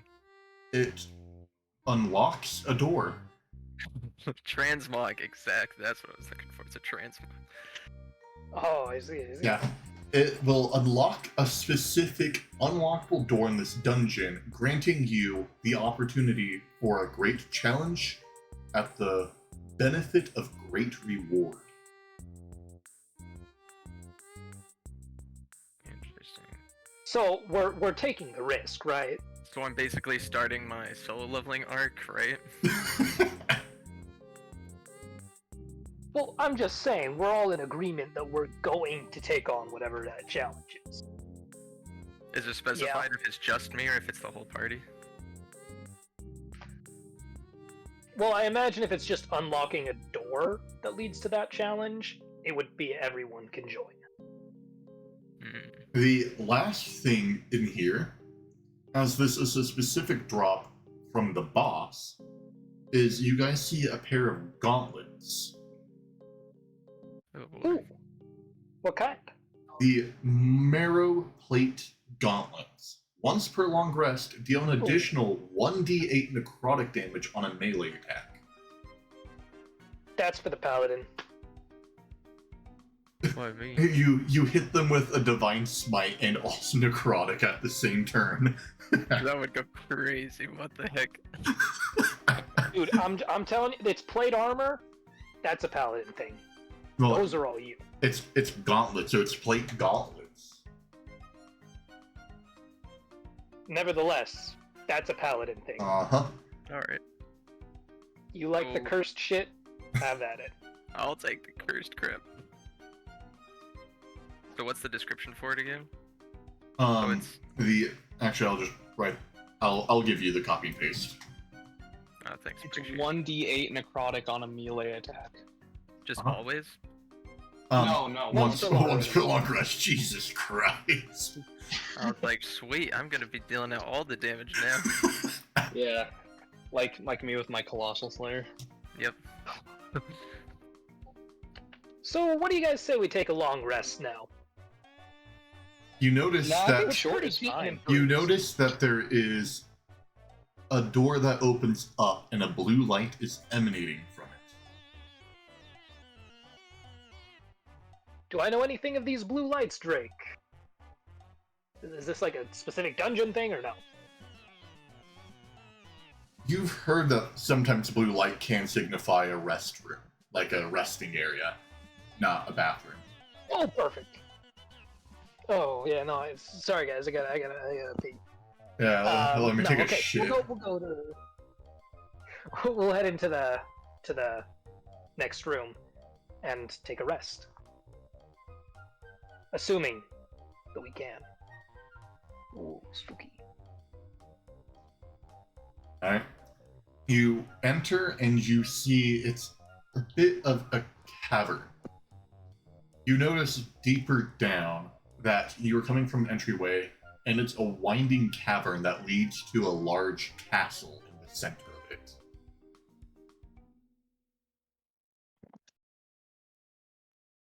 Guess that's where the king is. We're about to enter a double dungeon, guys. That's We'll take fine. our long rest, then we'll explore the cavern as we head down to the castle. Alright. You also notice that in this Sound room, like a good plan? there is a lever. Do you just yank it? We read. There is no words. Oh, I thought you said letter. You said lever. Yeah, lever. That's why I said yank. Do we take the long rest and then hit the lever? Or do we hit the lever first?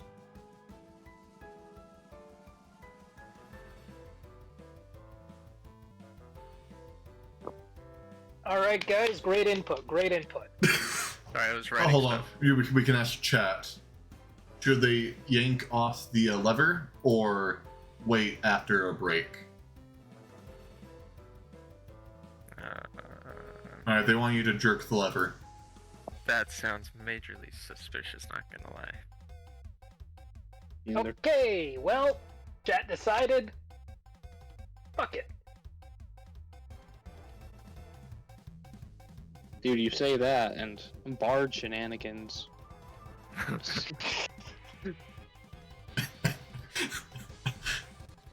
Okay, Drake, what happens? You pull the lever and you hear a sound of something falling, and then a gust of wind blows past. Seems that you opened the locked door of the dungeon. So you guys now can leave if you wish.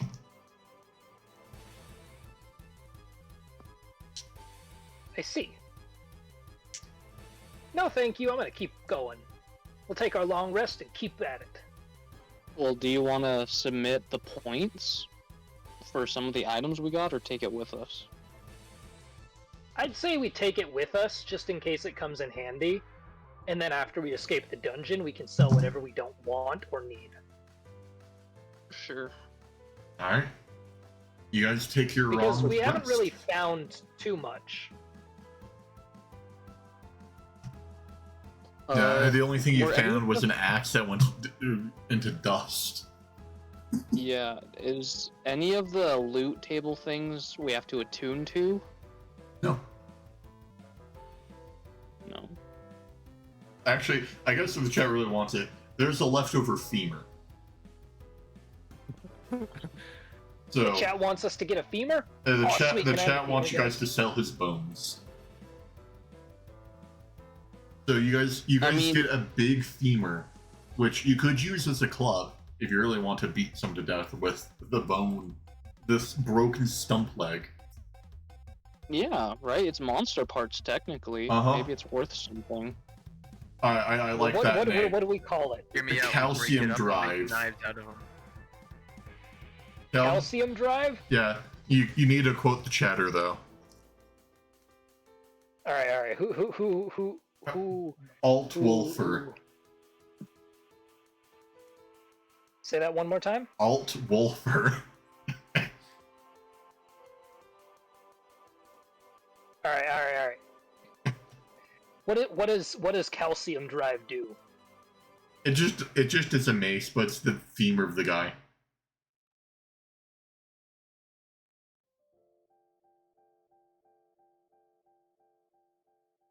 I likes it.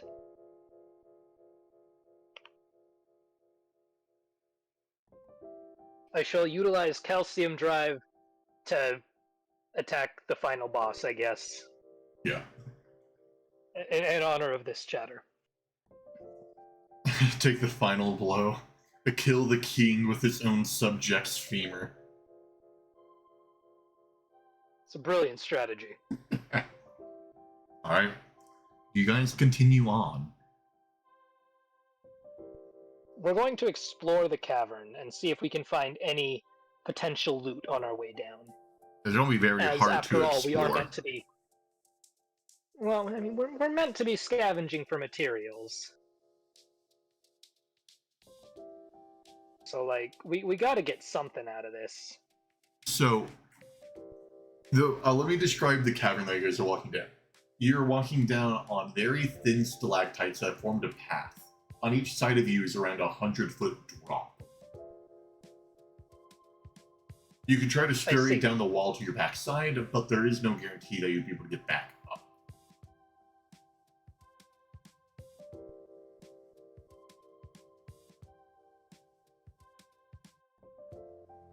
Damn. So you guys could go down, but do you have any rope? Can we see the bottom? We do have rope. Yeah, you can see the bottom. You see crystals glowing down there. Crystals glowing? Yep, you know them as particularly dungeon ore, which is used in a lot of like magical lamps and like infrastructure involving magic. Guys, good loot, good loot, good loot. It's very Get your ropes. Get your ropes. very bountiful. Most dungeons have some of it, but the higher difficulty of a dungeon, the more of it's there. Gather your ropes, guys. We descend. I'm gonna tie my rope around one of these stalactites. I'm gonna... Does anyone have another rope we can use?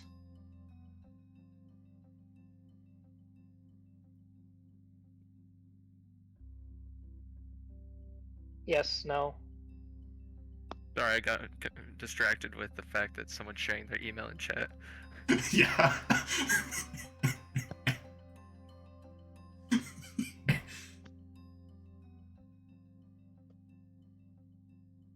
But Do either of you have a rope? also Drake, just so you're aware, Win was gonna give me the funny pendant. Oh, Ooh, that's a good idea. Good idea to have that on Paladin. you're over here getting bejeweled. You get the gauntlets, you get the key, you get the pendant. I'm just out here getting like gifted with. Well, they just make sense for the Paladin. It's like every RPG like turn-based strategy game that happens, where you always just have that one sweeper character that you dump all of your items onto. Well, Yeah. I see it more like Diablo, right? Okay. There's certain items for certain characters. And while we don't have specific, set items for our class or whatever, Why are you there's putting your just things that Gmail in you send out to chat? certain people. Anyway, assuming one of them has a 50-foot rope, Drake, I'm going to tie the ends of the ropes together. One of you should tie your backpack onto the back of one of these ropes.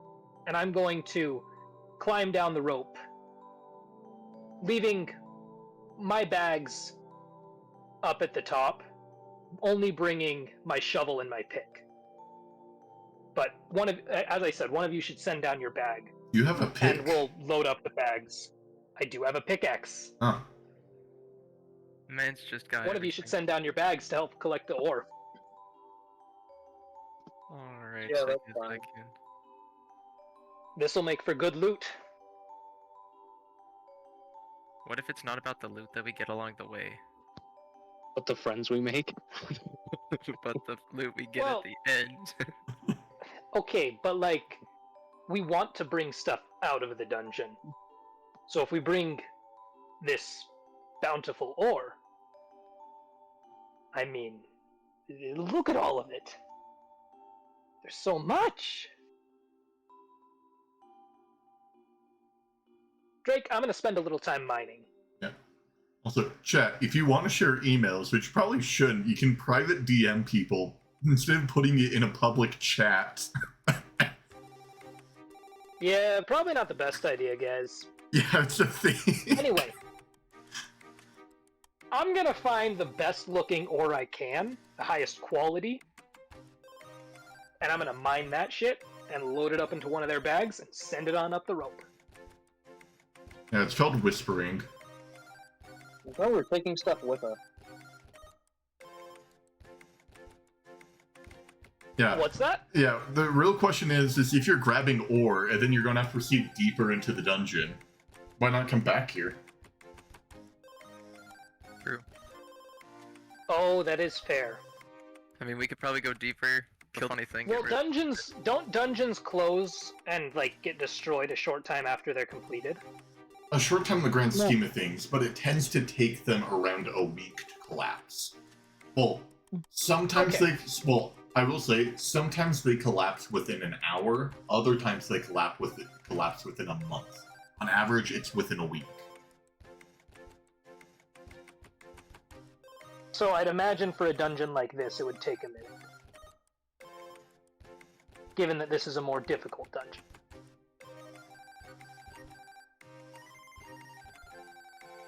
The difficulty Is that doesn't an accurate necessarily assumption to make?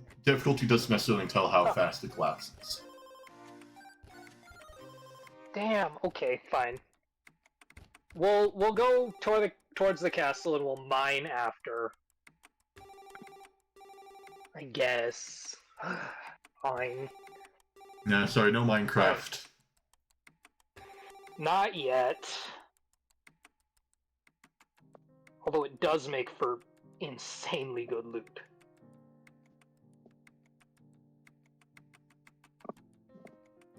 Alright. Oh, as you guys did your little rest, let me quickly do one little updatey thing.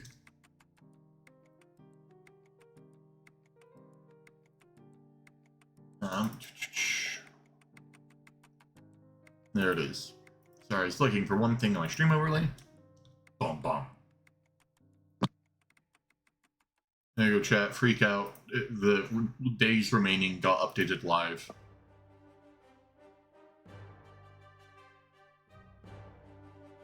Alright. You guys gotta go deeper in. Or there may be no return past this point. Well, did we do long or short rest? You guys did long. We did a long rest. Yeah, that's Wh- fine. Nothing bad happened. Oh. Oh no, it's my computer. We No, pushed okay. forth. No, we're good. Alright. As you guys approach, you notice that there is a drawbridge that is up. Two skeletal guards are in, like, the upper, like, drawbridge. So there's the two skeleton guards on the top of the walls looking at you guys. As they see you approach, they slowly lower the drawbridge, letting you in. Oh boy, we're welcome. Well, seems we're welcome here. They figured out who I am, guys.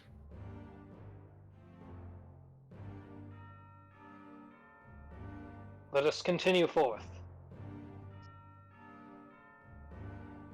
Ya saben quién soy yo. Alright. Well, I do believe we're going to cross the bridge.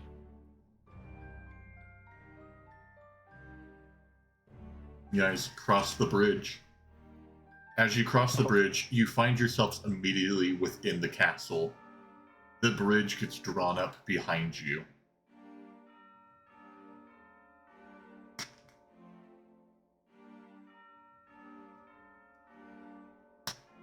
Something that hasn't happened before, you guys experience now. Cyrus, you get to have this explanation. However, the others don't. You guys hear a booming voice up ahead,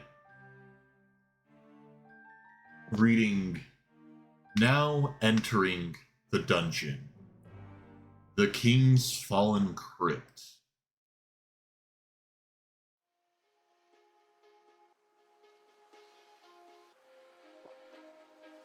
To your knowledge, Cyrus, any dungeon that would be rated above a copper difficulty gets, like, they call it the Words of the World.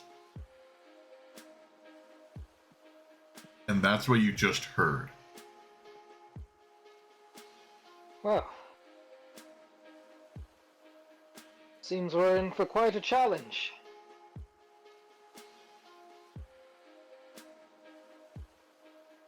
On the lookout. We're heading into probably the most dangerous place any of us have ever been. Well, maybe except for the Storm Core.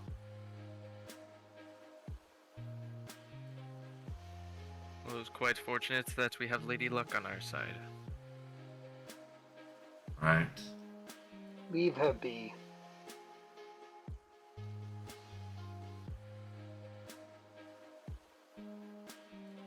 She wishes that you do not use her name. This is not a Solo Leveling reference.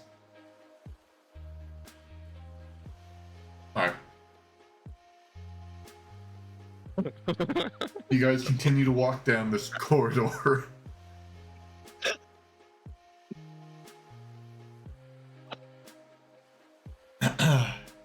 As you find yourselves in a room. At the very edge of the room, you see a plaque with the words written on it, and a single pair of footprints in front of the plaque.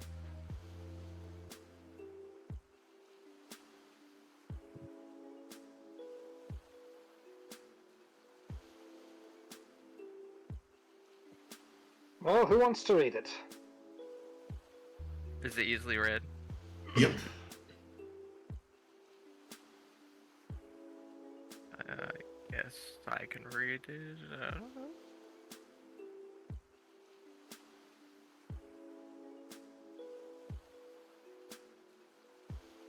What does it say, Drake? It says, choose a champion to fight alone. For if friends choose to aid in one's cause, the end of all shall be met. We select a champion of ours, you select a champion of yours. Well, guess who we just buffed up? No, I was literally just thinking that. Yeah. Alright, well, I guess I'm Let's send going in. forth the knight. Or the paladin. Which, honestly, works perfectly given the setting. I'm about to die. Alright. I'm sorry, I'm placing the character in.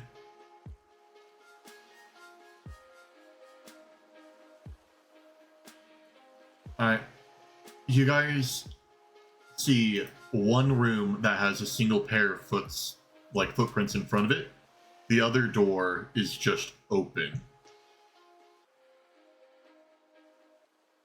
I take it we go the other way, I say to Lynn. And we walk through the other door. Or I do, anyway. Along with my echo. Daddy, please. There you go. Hopefully that was good chat. I muted that for the players so that they didn't get to hear that. Moments like these, I really wish that I had the other audio on. Alright.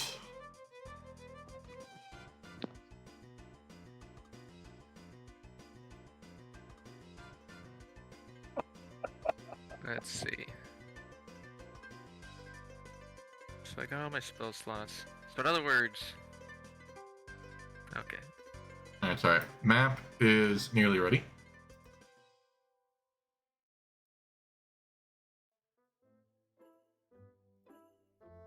Alright. So I'm assuming you yourself, you're gonna go in the arena. The other two, are you guys trying to go up the other door? I do. Alright. What about you, Win? Yeah, that's fine. I'm not gonna fight the plot. Alright. As you guys step up and go into arena, you leave Red behind sitting at the door, which slowly creeps open. Cyrus, Win, you find yourselves entering the audience chamber of a massive room full of undead. There are skeletons everywhere. The Imagine you stadium guys is like trying to full. scream. But it's just like silence. Because they don't come. Do they have typical, like, arena things? Like food? Or are they taking bets? You see food, but it's like moldy bread, stuff with worms, just flat out Ugh. bones. Is anyone taking bets? Anything else going on here? Like You can see that it's they're just communing shitty with each food? other and they're looking at you but ignoring you. damn it. Okay. Was hoping to get some loot out of this, but okay. All right. Red, you guys enter, or you yourself enter the arena. I love how they're just set right behind me. Yeah, I didn't want to hand play skeletons here, but assume every single chair in there has a skeleton sitting in it watching you guys.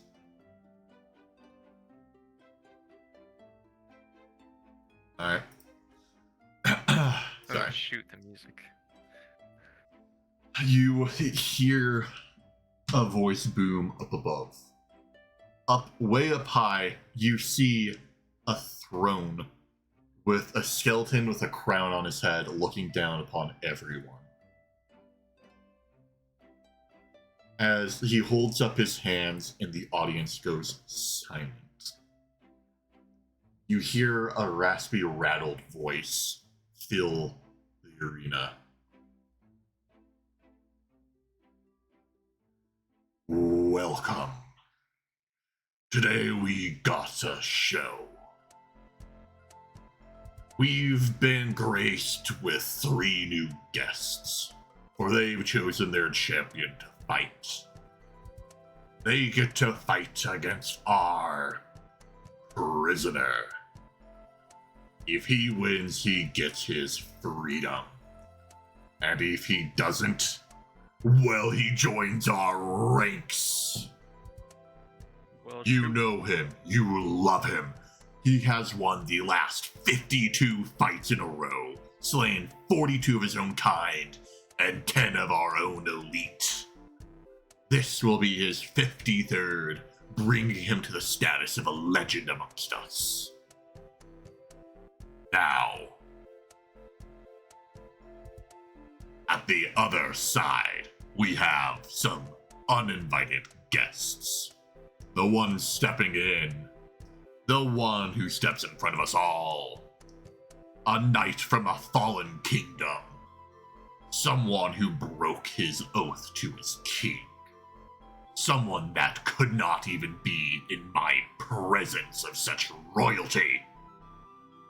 Now, let's the games begin.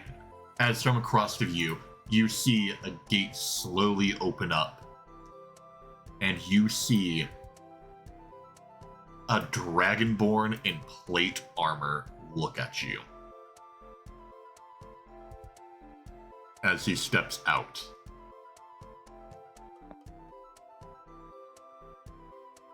Do I recognize him at all? Yes, actually. That's what I figured. You recognize him as someone that was a fellow knight in your order. You never really had any connections with him, as like he was always in different forces, always getting some of the more cushy jobs. One thing of particular interest is he was always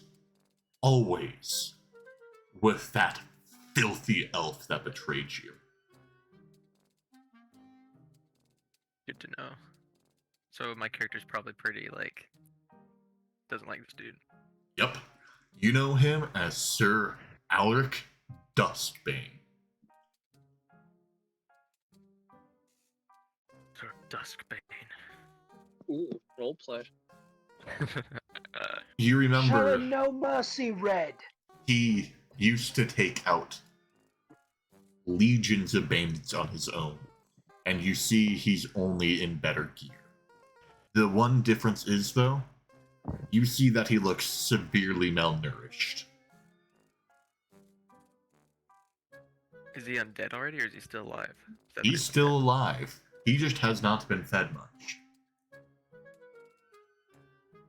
Oh shoot, the chow. Oh no. That sounds like a skill issue. As he goes, competitors walk forth and share your final words with each other. Turn back and then let the fight begin.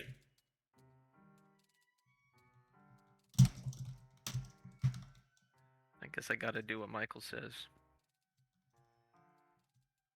No, don't kiss him.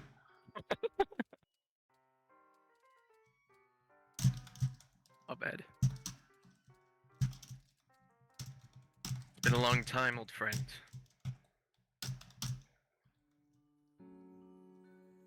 You seem familiar. It's been a long time. What happened to the king that you once served? Our king. Did you cast him down? Leave him? With that filthy elf?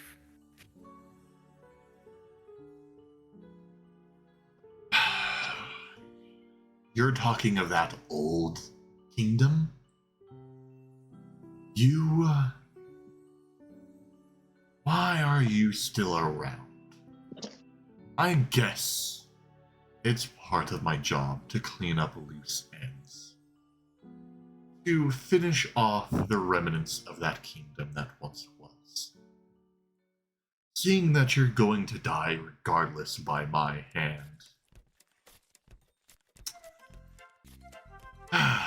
I'm sorry, I just got distracted. The Twitch music ruined it. What's the music? It was really happy, like do, do, do, do, do, do, do, do. Or perhaps you're wrong. I was summoned to this world anew. And maybe it's my purpose to clean up the mess, the remnants, the leftovers, and ensure that our kingdom will become, once again, its finest. And traitors, monsters like you will never have a chance again. And I guess I'm just gonna turn around to walk off. He goes, you know, if you help me out of this place, I can get you a ride on a boat out of this cursed land before it all goes haywire. I don't know how long it's been, but I know the time of coming is upon us. 200 days, I tell him. So you do know. Well, I'm sure you want information about it. I'm willing to present it. You just need to help me get out of here. And how would you suggest doing that? If you let me kill you,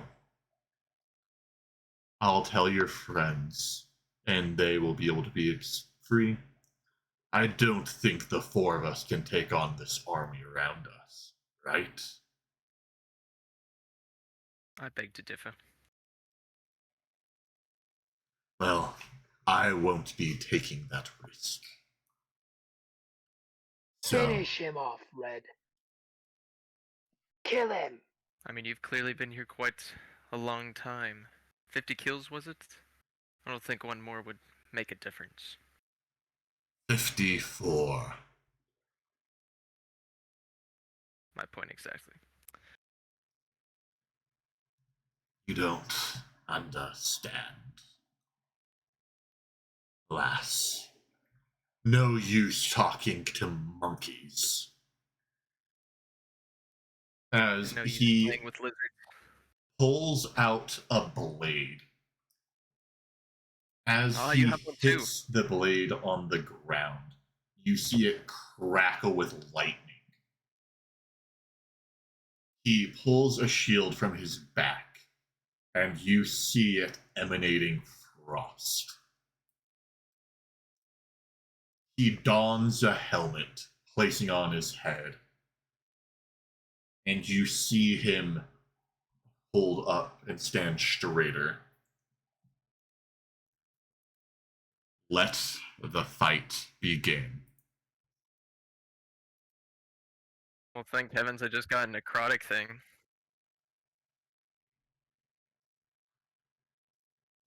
I think I'll have to take chat's suggestion. Settle this with a kiss. Up to you. Has anyone ever seen the funny forget what it's called? The show with 02? The Kiss of Death intro, that's what's going through my mind right now.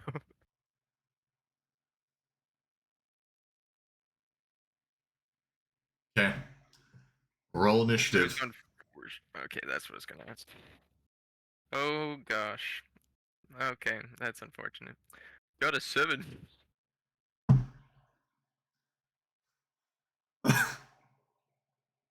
Not looking good for me. I'm going to change dice Very- sets real quick. I don't know if it's going to have any effect whatsoever, but I'm going to stay in the stands just cheering on red. Okay. Performance check. And performance check. Performance check? Okay. I mean, if you insist. Pretty good, that's pretty good. Plus 5, plus 2. Unnatural 20. All right. You cheer really loud. Woo! Woo! Yeah! Let's go red! All right. Due to his curse that he has, he had to roll with initiative with disadvantage, and he rolled a 4. Man's got a curse. What's wrong with this dude? Well, to be fair, Probably a lot. he's a level 8 person. You need to fight him when he has a curse, or you're going to have your ass completely caved in. He's also like 300 years old or something. Yeah, and he's big enough that he is a Gestalt character, meaning he has 2 classes. Yeah. So, even with his Sounds like a curse, it's going to be an even fight. Just hit him fast and hit him hard. You get to begin. I can only hit hard one turn. How far Well, is that? Is it 60 a new feet. phase rate since we've long rested? Huh? It is. Yep. We've long rested. It's a new day. Okay. However, I would caution against using your god powers. It's not because- magic. I don't have to weave signs. It's still interference, and it seems like they have some sort of knowledge of when we interfere. All I'm begging for in this fight is a single crit.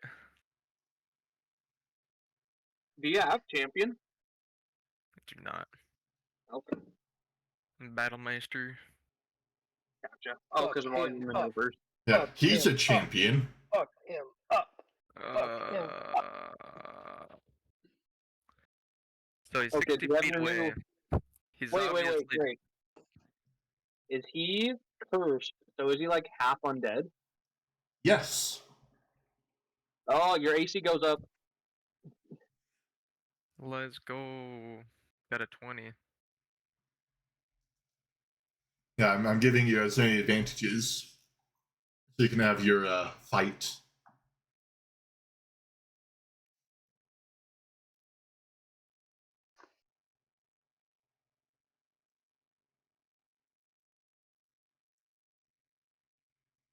Kill him, Red!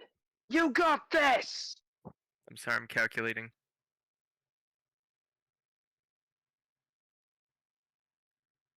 Um, I'm almost tempted just to sit there and wait for him to come to me.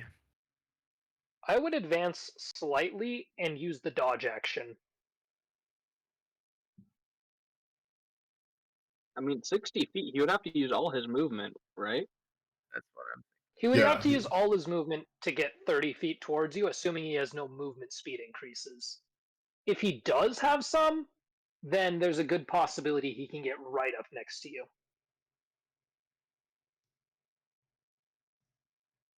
Staying 20 feet away from him gives you a good range of where you can go. Plus, it puts you at the very edge of his breath weapon attack, which if he decided to use that, and you were to take the dodge action, I think that would give you... Would it give you advantage on the save? I don't know. I mean, it's better just use my shield in that case, because I have shield master. Well, right. So I'll probably if sit that's there the case, and I'll if he prepare an action if he forces you comes to up to me save. to attack. Does that sound good? Well, you'd have to put yourself within range of where he could get to. And that's the problem. You don't really want to get hit by him. Oh, that's why I'm in 60 feet away, so he'll have to double move to get to me. Yeah. He also has 2 Fair enough. attacks if he is level 8. Yep.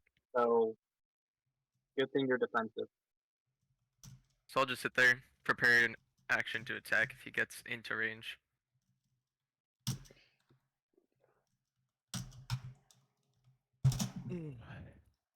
All right. So you're just gonna get ready. Yeah, so I'm gonna prepare my action to attack when he gets close. Okay. You see the boots that he's wearing as he slowly walks towards you. With him walking towards you, you see that he's moving quite fast for just walking. He gets within. Oh, sorry, I'm on the wrong token there. 5, 10, 15, 20, 25. He stands in front of you and says, "Why not attack on me? Mercy is weak against the damned."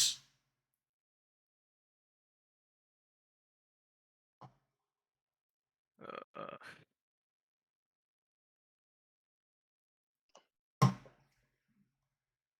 I don't know how to come back from that crazy sentence.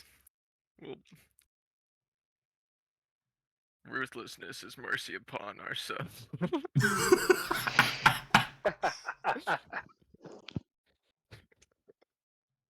That's all that comes to mind.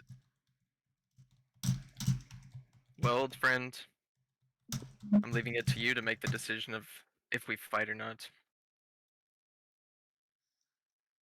Fight me. You first. We can't make a show for the people amongst us.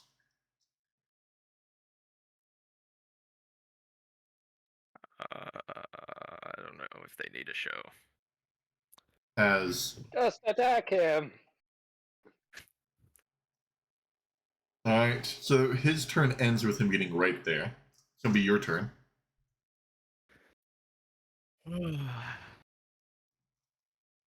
You guys don't know the context. This man's sending me all these guilt-tripping messages about my memories with this guy. Oh, just kill him.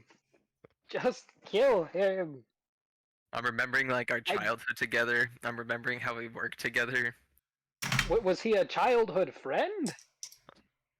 No, he was just really nice in the past. And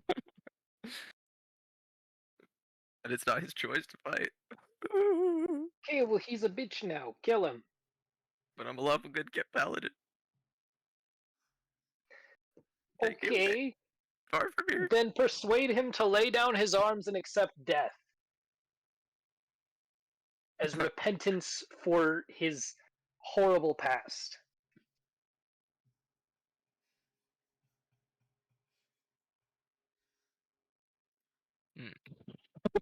Michael. He's very clearly in love with me, he says. Yeah, think it's chat funny here. chat is really wanting a romance story between these two. Like they are pushing Oh, so boy. hard for romance.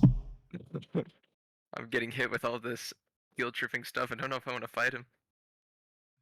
Make love, not war. I pick love, not war. But I'm like still like standing defensively. Wait, you preparing an actually action for say the that? attacks.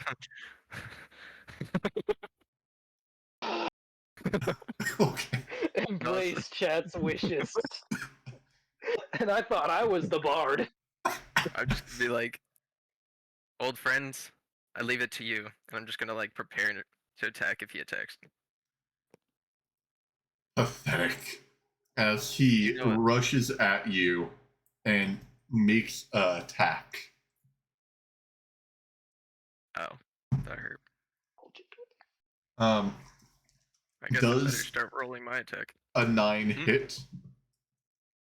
It does not. Kill doubt him, my Red. You attack got is right. this. That's true. It was an attack of passion from the heart. A 9 means he doesn't want to hurt me. Thank you, do. You do know who that is. Actually, I won't say. I won't ruin it. And Michael, I guess I'm gonna listen to you too. I'm gonna whisper in the man's ear and say, alright, all jokes aside, I guess. Yeah, so something about your oath.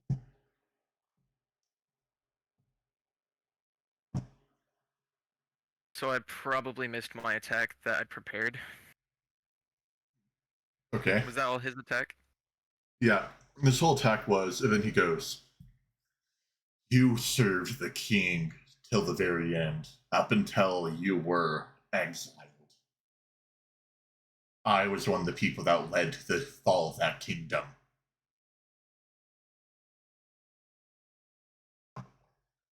What happened to the kingdom? What did you do? And I'm also preparing my attacks, by the way. Well, you remember our elven friend. He's now the king. How on earth?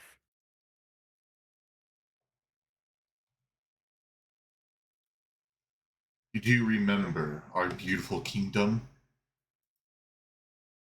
Well, it's now.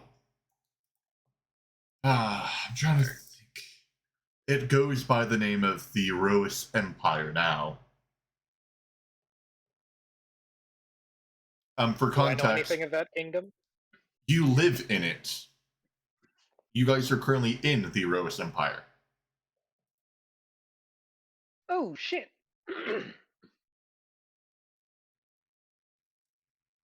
God damn. Alright, your turn, Red. In anger, do you attack him as he tells you that he was one of the people responsible for your king's death? Yeah, I'm going for it. So my lowest attack, because I'm action searching, by the way. My lowest attack was a 17 to hit, which probably doesn't hit since he's in full armor. That hits because the armor is rusted and cracked. Oh, nice.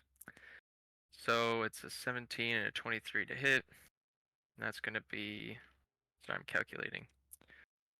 So radiant damage wise, it's a 13... 18 damage total for radiant. Okay. Then rolling combat superiority. Base damage plus combat superiority is going to be 19, 27, 29.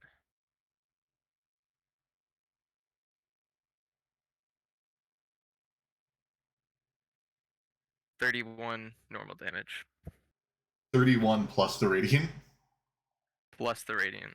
So you deal 67 damage to him. And I'm also going to use the funny necro damage, which 1d8. probably heals him, but who knows. Alright. And that's going to be 1 damage. Okay, good, because if you would have max rolled, you would have fucking one-shot him. Dang. You would have one-tapped him if you rolled max. Fortunately, you didn't, and he does have a healing ability. I do too, so Yeah. I got several healing abilities. Well, you extremely bloody him. You can tell that he's Get to the weaker due to betrayer! the riveting, or due to the curse. He goes, I was afraid you would have held back on me. Grant me the death of a true knight, and I will show you the strength of what I have left. He's going to pull out his blade, goes, fitting name, as he casts Divine Smite on his already electrified blade and swings it down upon you.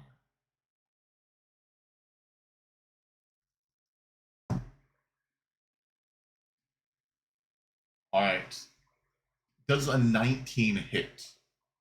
No. A 19 I'm doesn't with hit? it. No, because I got the +1 pendant for undead. All right. With that, he's going to use his multi-attack and do another smite with the same attack. With the attack from before, I'm going to use Riposte, which is a combat maneuver, which means that I can use a superiority dice to make a melee attack All right. using my reaction. So basically, yep. Which is a 21 to hit, 16 plus 5. That hits. Kill the betrayer! And then that's going to be 2, 6. Gonna add a smite to that. Which will turn it to 15 holy damage, or radiant damage. All right. 11 normal damage. Death to the betrayer! You hit him, bring him to the ground. You see that he's dead, but the king cackles as you see the figure rise. The remaining meat on his bones fall off, revealing just a skeleton. This figure is only him. Or it's no longer his old self, for he's fully undead.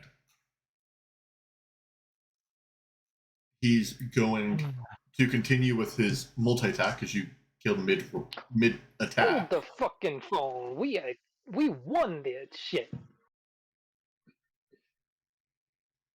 And he's going to. Does a nat 20 hit? No. Just kidding, yes it does. Alright, nat 20 hits. And because he also had the smite on that, it's. Let's see.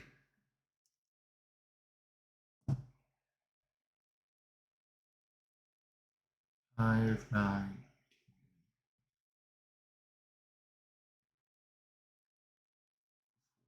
Do you have any resistance to necrotic? Resistance? No. Alright. You take 37 damage. Alright, I died, but I No? have a funny ability. Because you long rested. Don't you get full health? My max He has health is 36 max health. Oh. Alright. Well, Only it would take go 37 down, damage. but because I have that funny ability from Fate, so I go to 1 instead. Alright.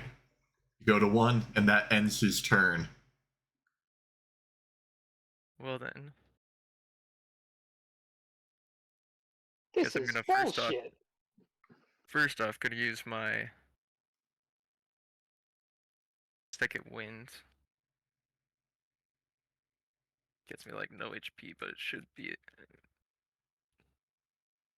Make it a good roll, please. Okay, that works. 12. No, 11. So that puts me at 12 HP. Sorry, I need to stop reading the chat. This is too funny. Alright, let's see.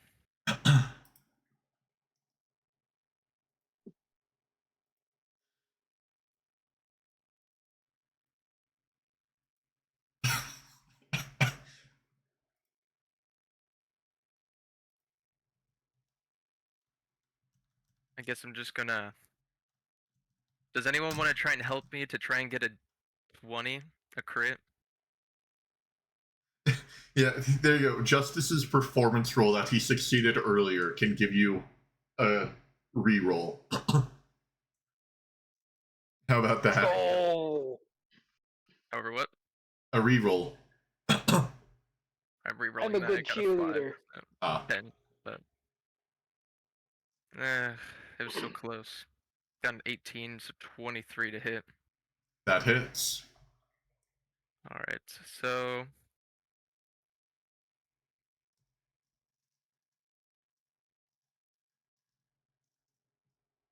Thinking how to do this. The fight between two paladins nuke each other in one hit.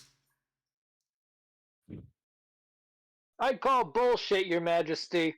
Our guy already killed him. So I got. I'm gonna do 8 damage, but oh no, that was a lie. It's 11 because it's 4 plus 4 plus 3 because I'm using my last battle maneuver, All right. and I'm also going to use my.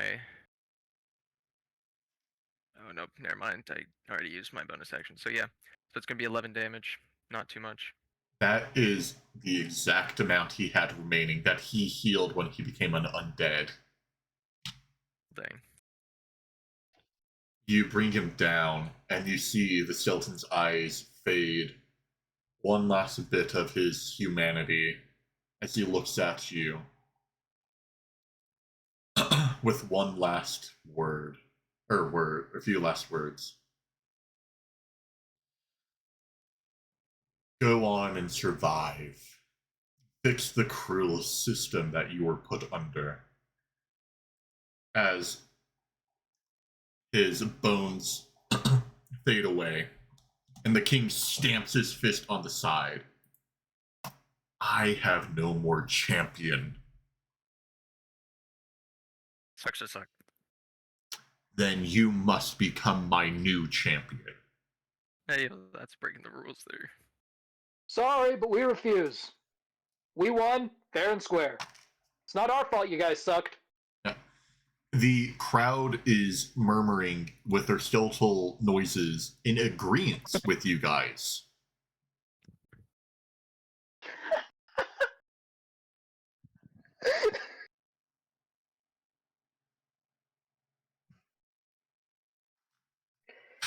Sorry, that's one of the most vile things I've ever read in chat.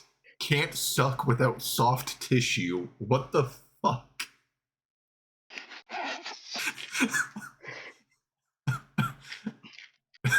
Jesus. Alright. Oh, I think that's a decent spot to end the session off on. As No loot. No. the king gets mad, fears with his people not taking his side, and leaves, going back from his little throne area. Wait. How far is he? He's like 90 feet up. Darn it, he's just barely out of reach. Never mind then. How long would it take if we were to continue on? You guys are nowhere near. So you guys just completed room 9. I'll say there's more than 20 rooms. God damn it. Am I getting a long rest? Yeah, you guys just got a long rest and they had your ass handed to you with one attack. I used everything except for healing. It's okay. Me and Win are both still at full. We can tank the brunt of the next couple fights. Thank you for the follow. Well, do you really want to have your paladin be at 1 H or 11 HP for the rest of who knows of the middle sections? Well, alternatively, we can take a short rest, and I can utilize Song of Rest so we can get a little extra health and restore some stuff.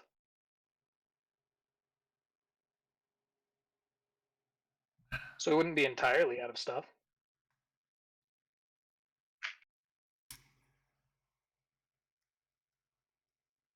That'd be you guys.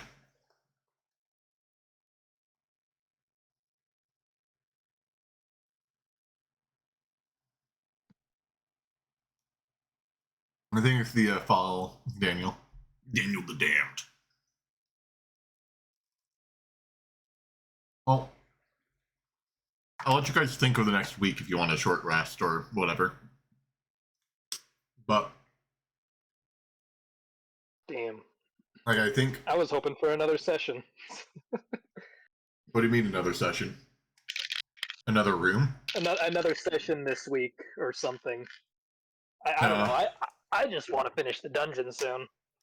I won't be able to do another one this week because I got Yeah. midterms coming up, and I'm gone for most of this weekend due to a hackathon event that I'm going to. So. Yeah, guys, there might be a new canon event for my character this game. Yeah, Oh. you're going to need to find the elf that betrayed you and make out with him. That's your whole thing. You need to like. Oh no, the new reveal Kill is the apparently king of my this character's land? into necrophilia. Oh my god. Oh god. The Dragonborn eye socket looks quite alluring right now. Wait, Drake. Question. What? The Dragonborn Red killed. Did it drop his gear? That's what I was hoping for. I was hoping for the knight armor, the helmet He said specifically. it was rusty. Rust can always be removed. It's Well, the helmet, shield, boots, and rapier were all of note. so because he became a monster in that last bit of his breath, he did not drop human loot anymore. He dropped monster loot. So I get to roll his loot table.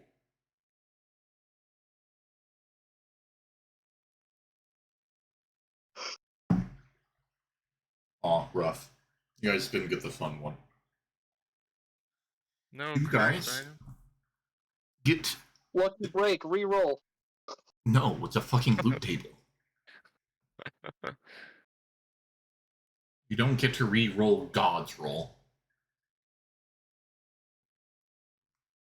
You get the boots of gliding. Oh, that's how he walks so quick. Ooh. What do those do? You have the ability to walk 40 feet while having these things worn, 80 feet if you dash, and if you walk on anything that would be pressure related or anything, you only exert a maximum of 5 pounds of weight. God damn, that's so cool.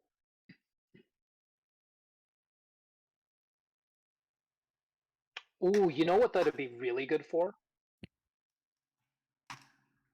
Hmm. That'd be good for win.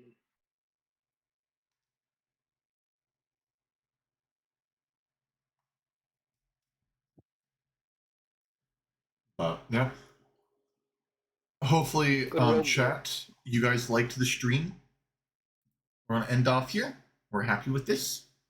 But yeah, thank you all for being here. It was a great stream. I'm glad that we had a lot of talkativity today. So I'm glad you guys be here to chat. So yeah, thank you all for being here, and I will see you on the next one. I'm not sure if we're doing a session next Wednesday. We'll have to check in with Red, but regardless, I'll make an announcement on my Discord about it if we are doing it or not. So yeah, thank you all for being here. I'll see you all on the next one. Later. Bye.